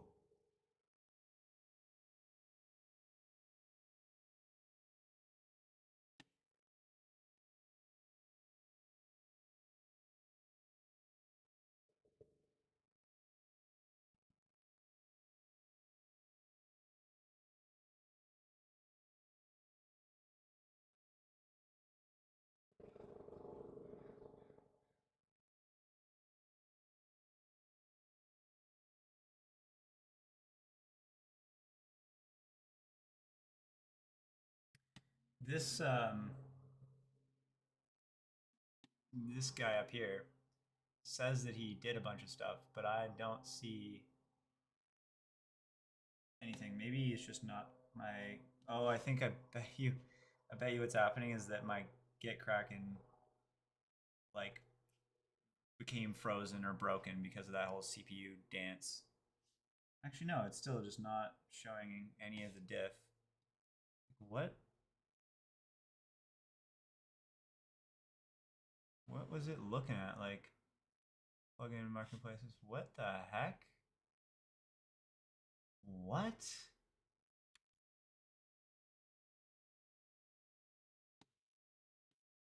Okay, well, it just completely screwed that up. That's hilarious. It. That's kind of unfortunate, honestly. I'm a little bit upset about that. Makes no sense at all.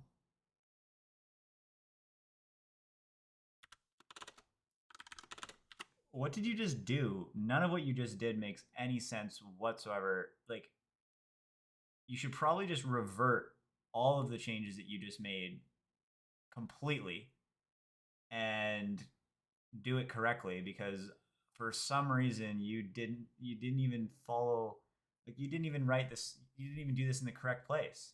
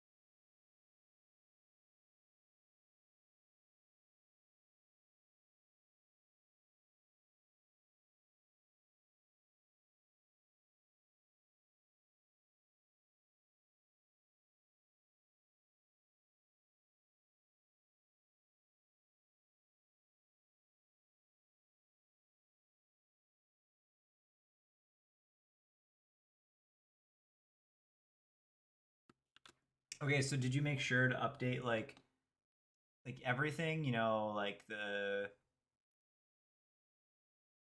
actually, you know what, never mind, it's fine. Let's just kill this one. Do Claude BB. Claude BB. And let's see if it works. So go to Marvin, say, hey, enable TTS.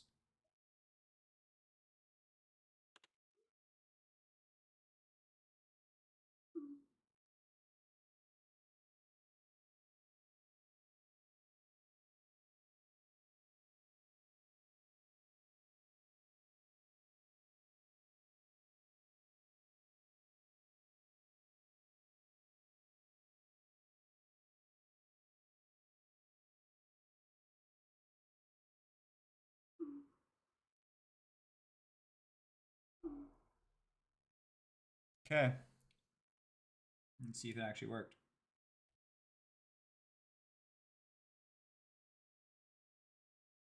TTS enabled replies will now include audio. All right. That works for me.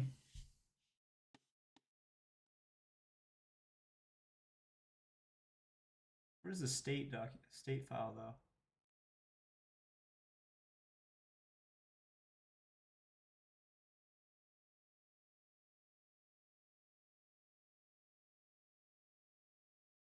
Oh, it's probably a new file, so it's probably in here.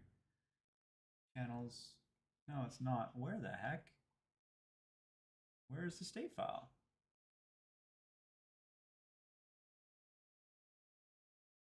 State dir. Huh.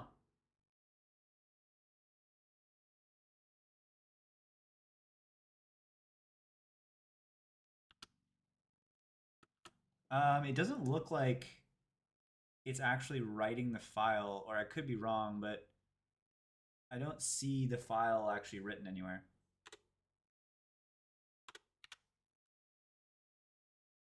Maybe I just need to refresh.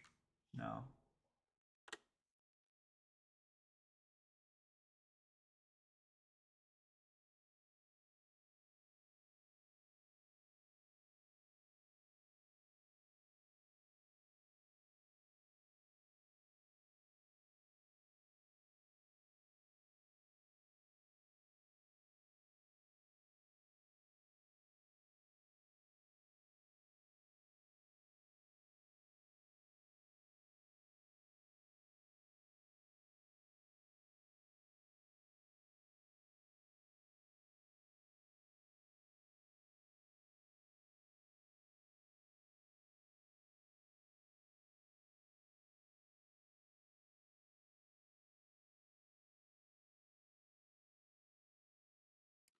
I already restarted the server and I called set TTS.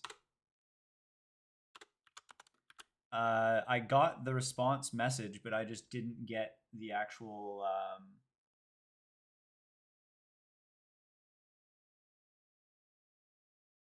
I just didn't put the file. Are you sure that the directory you chose is correct? Because it sure doesn't look correct at all.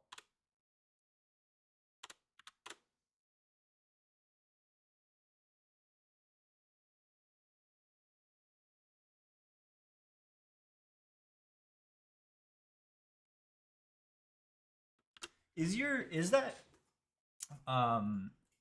directory that you chose a real like Claude native directory? If so, should we symlink it? Actually, I would like to symlink it, honestly.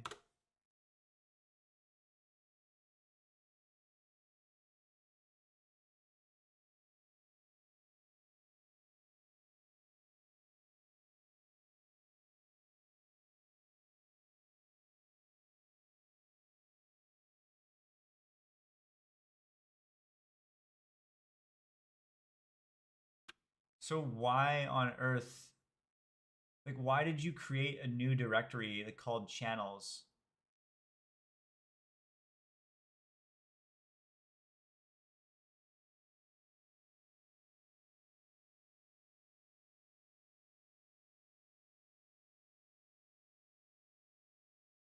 Like, the directory you chose isn't correct at all. Like, I'm so confused right now.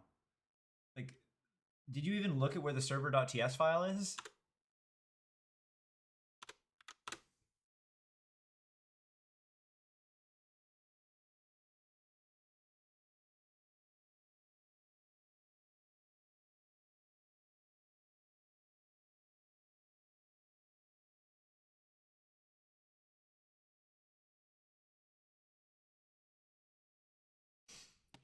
Yeah, there we go.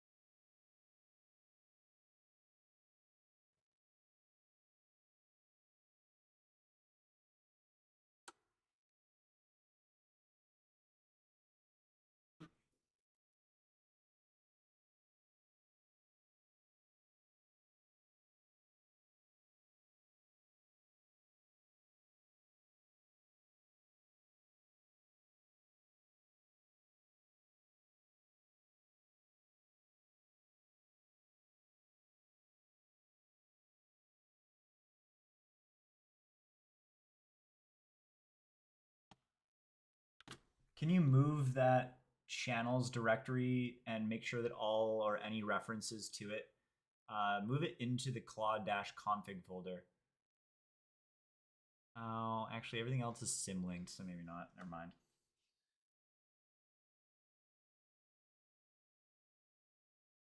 Is the hooks folder in my Claude-config folder like a native Claude thing?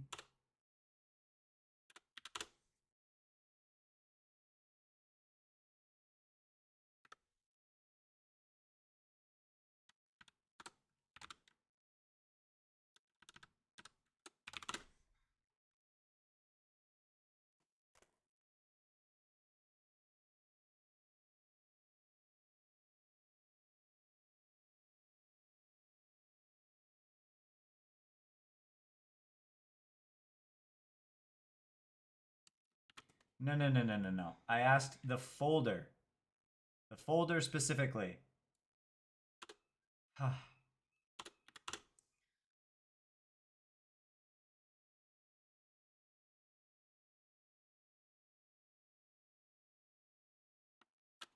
Okay, in that case, could you move the channels directory that is currently in AI-config, move it directly into the Claude-config folder?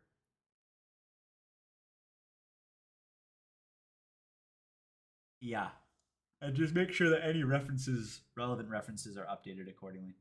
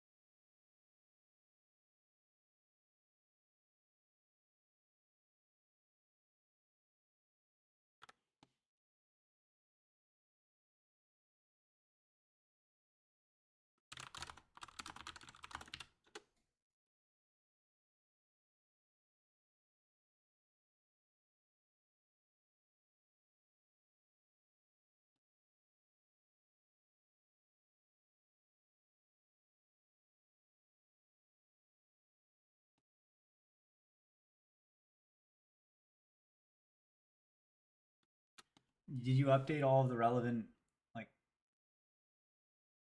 references, like file references? What? I didn't ask for a symlink? What?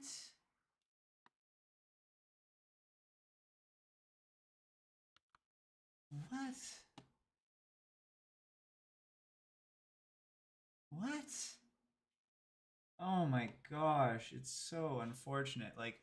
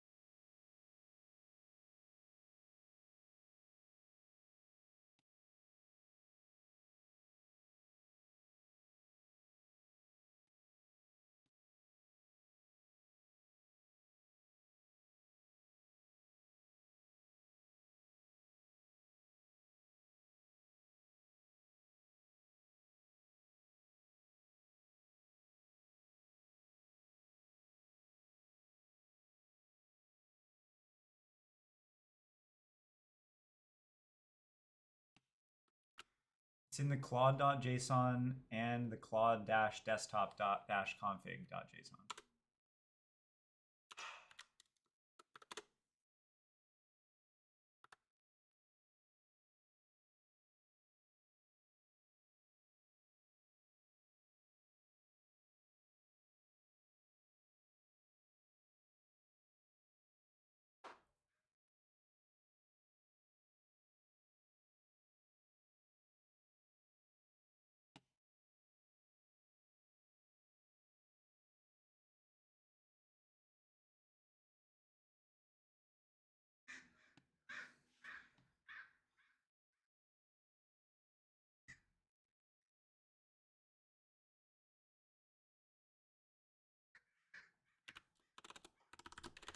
Wait, what is the file that you just updated if it wasn't this one below?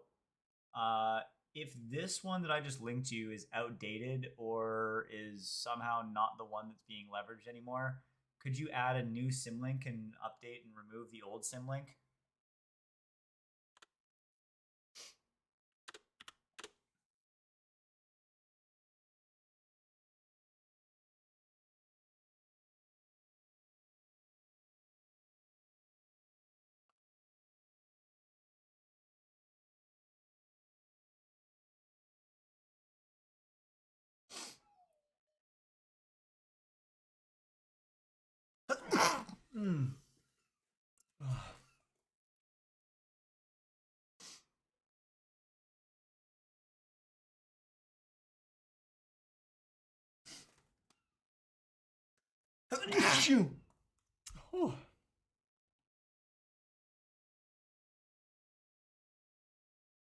What? Did you not update my brain? Like the symlinks in my brain? What are you doing?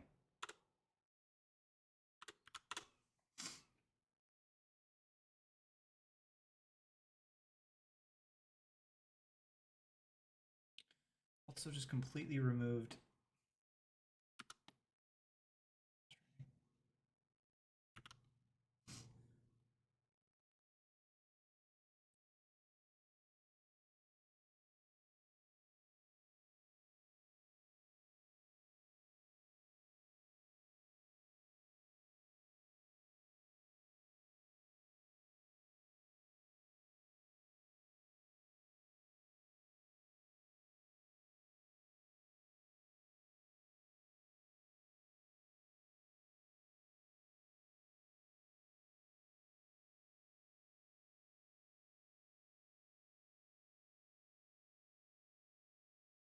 Memory. Projects. Interesting. There's memory. Huh. Okay, I'm definitely opening this. Actually, I'm gonna open up just projects in general. If I need to, if I can symlink this, I am tempted, very tempted to symlink this. Want visibility into these memories. What's stored in here? Okay, so we got a bunch of random things. Sessions index. Okay, we don't need that stuff. Memory. Huh. Okay, so now we have memory MD documents.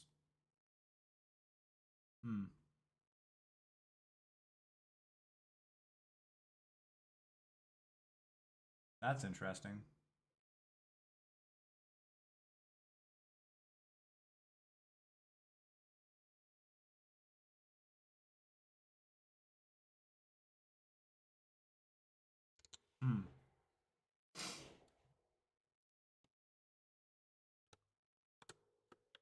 Could you actually go?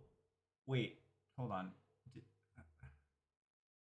You still didn't update the brain symlinks. If you go into the brain system, you should see symlinks, and you still didn't update it. What?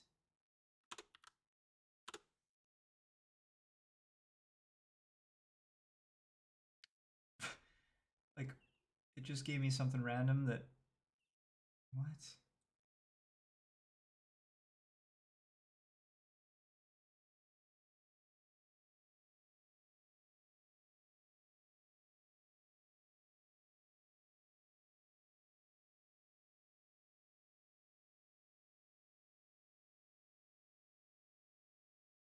What? Oh my god. I told you to remove the channel's symlink.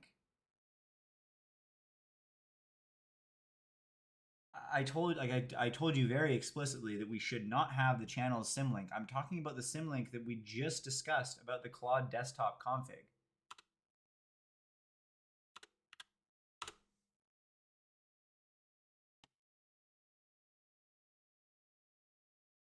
Man, it is insane.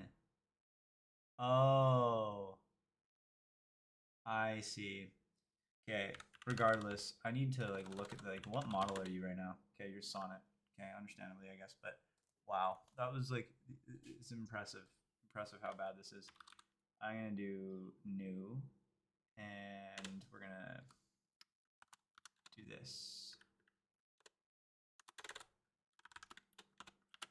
Could you add a sim link in my brain system sim links folder, as well as like actually really go ahead and create that sim link for this projects folder, and then add to my .getignore every single folder and file that is in the projects folder, except for any files that are underneath the memory folders that are subdirectories of each project. So basically, just any folders that come from that projects folder that is called memory, that is the one where we actually want to like git commit that, but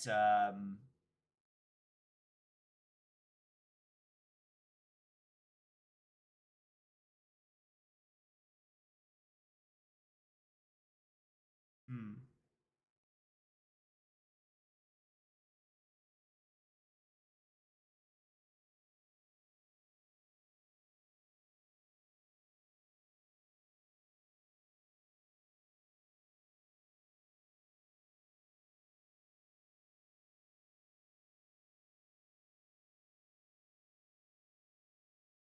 But yeah, everything else we don't.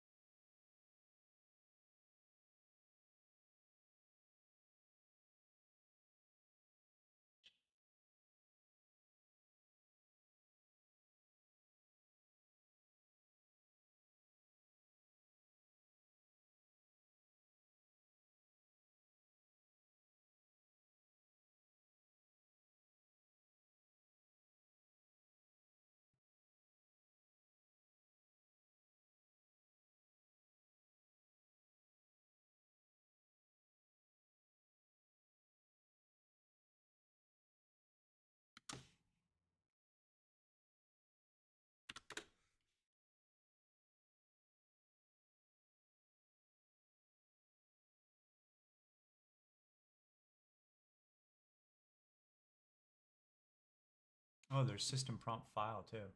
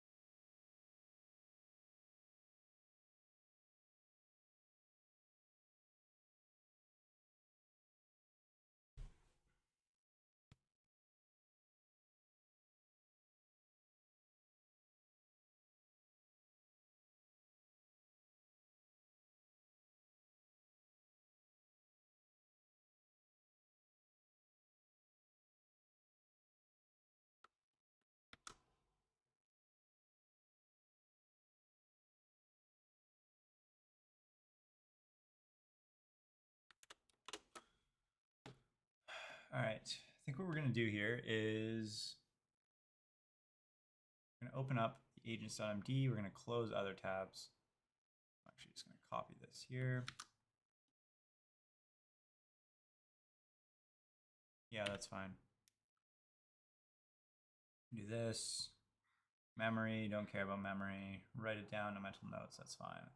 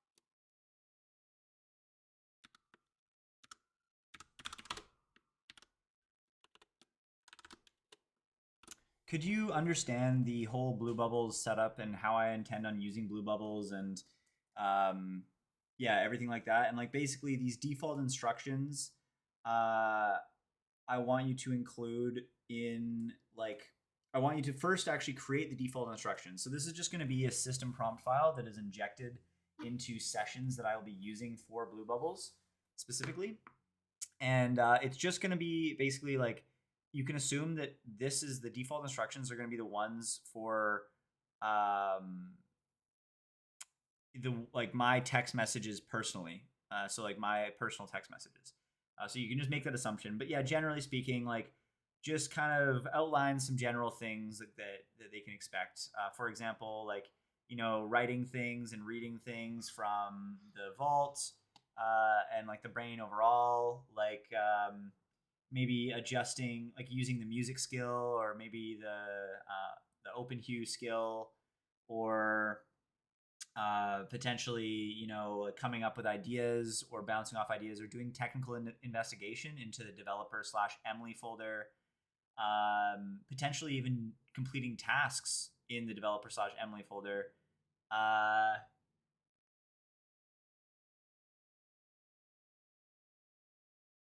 yeah, like it just really depends. It should just be flexible, just like, nothing like super long. The default instructions should just be short. One thing is that like I wanted to basically say like whenever text to speech is enabled for the server, the BlueBubble server, generally, you know, if you're sending like long messages and like Kyle is like, looking for like an explanation, or like you're having a deep discussion about something, then you should always use the storify skill that is included. But yeah, just kind of like a lightweight instructions that just kind of generally outlines like what the role is, what the situation is, and all that stuff.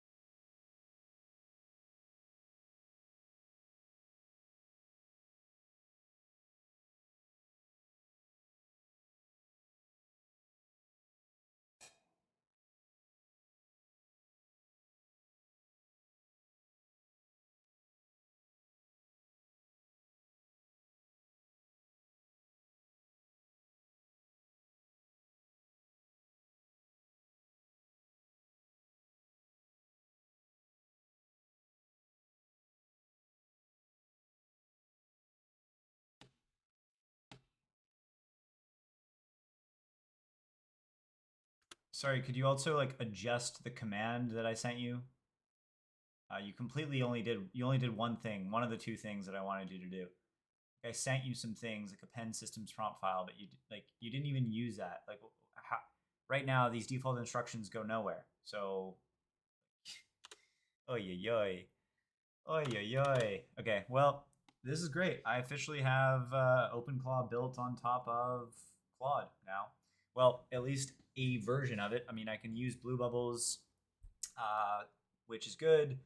My sort of allow listing approach is sort of interesting. What I'm thinking of doing is I have a default instructions, which is the one. Actually, I think I'm going to rename this to personal instructions, but I'm going to have this for like my personal instructions one, which I run by Claude BB. And then if I ever have people over and people want to like cue music and like I already have a group chat or something like that, I'll create another one. No, low priority, but I'll create another one called like Claude BB like all or something, and it just accepts all messages from every or anywhere. All messages from everywhere except for maybe all messages from everywhere. Yeah, that seems reasonable. And then I'll have like a different instructions that'll get injected for those. Sort of the same thing, sort of kind of. I don't know. I really like the iMessage though. Kind of the whole point. Okay. Could you rename that to Claude? Or sorry, the rename default instructions to be like personal instructions.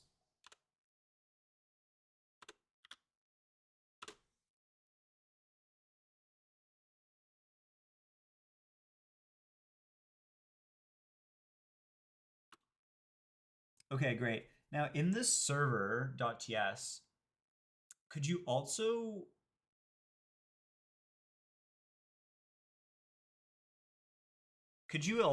support like a denied chat IDs where basically if it's empty then nothing is denied, but then if it has values then those values are denied. So for example, if I'd allowed chat ID 123 and I denied chat ID 123, then the server would actually do nothing because it would be both allowed and denied. But if I allowed chat ID 123 and then denied nothing, then chat ID 123 would be allowed. If I allowed chat ID 123 and denied chat ID 456, then the denied is pointless because like it doesn't really matter. Like I already have an allow list. If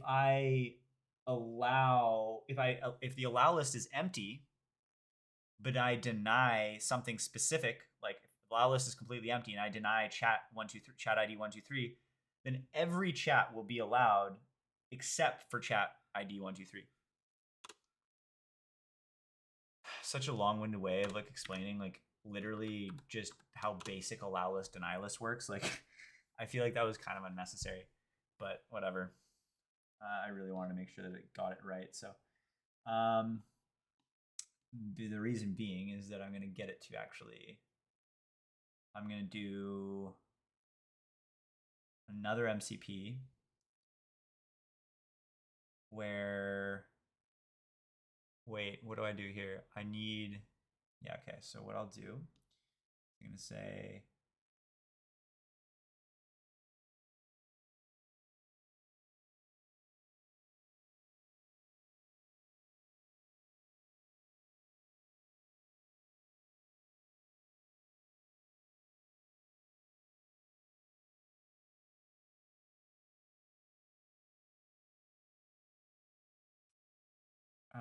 okay, so in my actual Claude desktop here, okay, so I have this BlueBubbles. Okay, so we have BlueBubbles.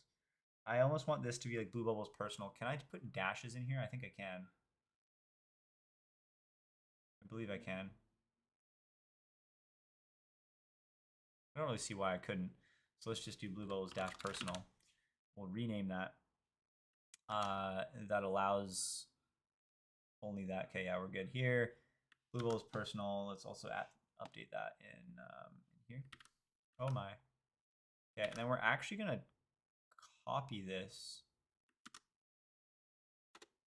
We're gonna do a BlueBubbles -all, and we're gonna run this, or it's gonna be the same thing, but oh wait, how does the? Actually, I think this is gonna work. I'm hoping, but basically, I'm thinking deny chats. So now this is gonna deny from me personally.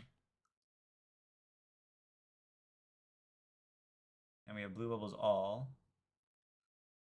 And copy that as well. Put it into the desktop, which I should have done at the outset. And then what we're going to do is we're going to adjust the command. So we have two commands now. Where is the command? I think the command is in ZSHRC, scripts, aliases. Yeah. Okay, now we're going to do Claude BB. We're going to do Claude BB all.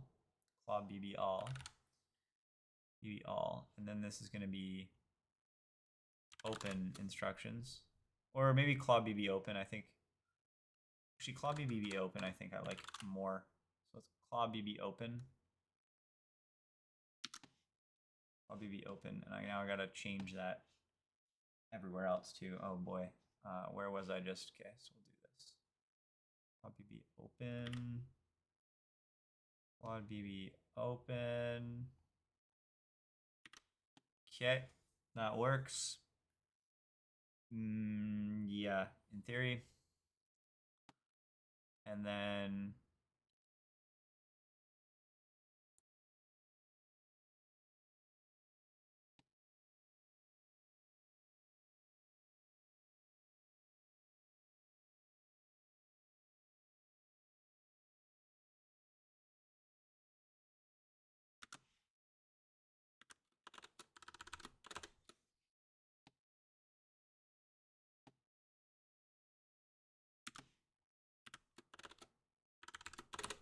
okay, so as you can just see, I created a new version called Claude BB Open, and the idea is that like I'm denying. It's like a separate. It's gonna be a separate server instance, and I'm gonna deny my phone number, but then allow everything else. So there's two things here. One, if I actually have two separate Claude instances with this MCP running, are they going to conflict with each other? Like, are there going to be race conditions or anything like that? Like, because they're pulling from the same, like, BlueBubbles. No, I think it's polling. Oh, I guess no, because they're polling, right? It's okay, probably not. I think race conditions is not a concern because they're polling every second, so I think it's fine. Okay, so, I mean, you can quickly check to see if that's the case, but I'm pretty sure it's okay. What I want you to do is I want you to create a new openinstructions.md and for this Claude BB open situation. And basically, like the open instructions.md is like, we still want that same Marvin personality, maybe a little bit heavier on the snarky side. This is basically like, for context, like this is going to be used effectively just whenever I have like people over and people want to like queue up music or just to have some fun really at the end of the day. Like it's going to be kind of just in random group chats. So yeah, take that how you will. I mean, they'll be controlling music, maybe adjusting the lighting, maybe doing some web searches. They'll probably do like something inappropriate. They'll probably like, try to like, I don't know. It'll probably like I'd imagine somebody's gonna try to screw with it, try to screw with my computer, try to do something whack. And at the end of the day, like I'm fine with like this open instructions, like kind of gaslighting them a little bit, basically making them think that like it's going ahead and doing those things, but it's not actually doing those things, or just reply with like some sort of creative like snarky response. I don't really care, but yeah, hopefully you get the overall point. Like it's like this open is not going to be for anything serious at the end of the day. It's just kind of like a playful thing that I can add to group chats sometimes, and that's kind of it.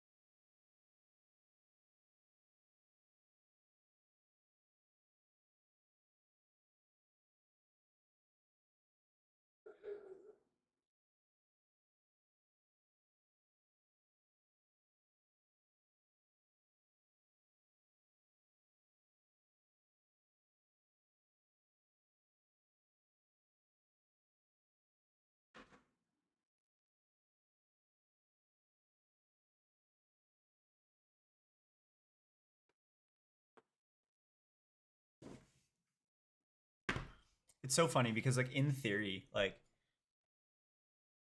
I could just build a relatively I could build personal agents for people.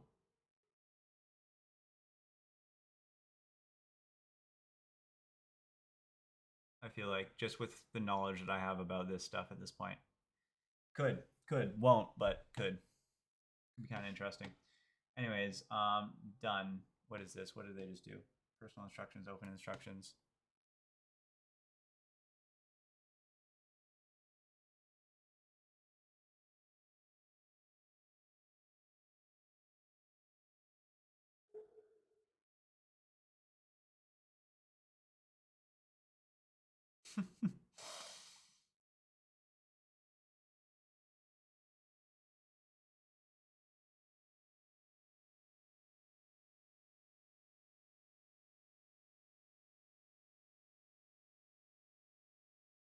I'm curious to see if this is actually going to work.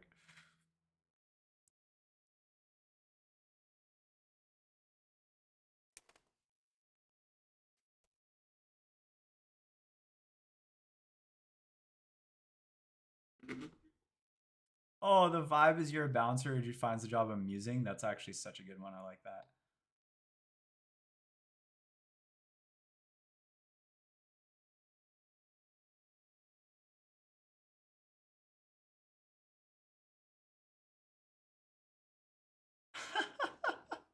I actually really like this instruction. I'm gonna try this. Claude, what is it? Claude BB open. BB open. Oh, I got a source, of course. Source, of course. Okay, Claude BB open. Let's see if this actually works. Server BlueBubbles. Oh. Oh, well, yeah, that's a problem. I need to update the aliases, I guess. Oh, yeah, of course. Oh, this one's going to be personal. This one's going to be open. All right, let's try that again. Oh, I don't know why I sourced again, but whatever. Oh, yeah, no, I did need to. Whoa, whoa, whoa.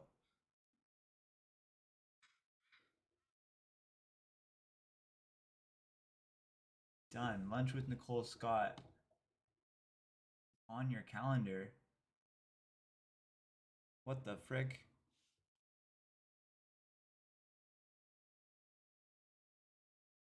What was that all about?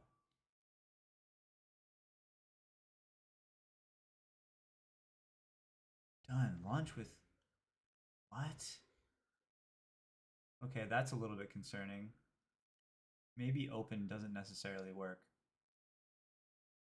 Done. Lunch with... I mean, maybe I'll try that again. Try that Claw VB open again and just be ready. Okay, so we have done. That's somehow...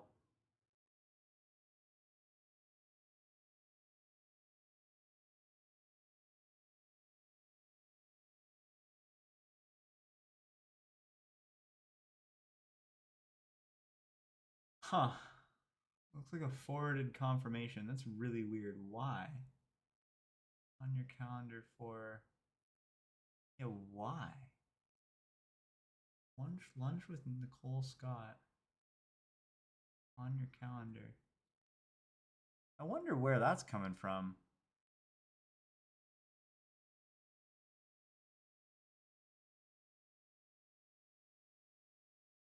And why that's being delivered.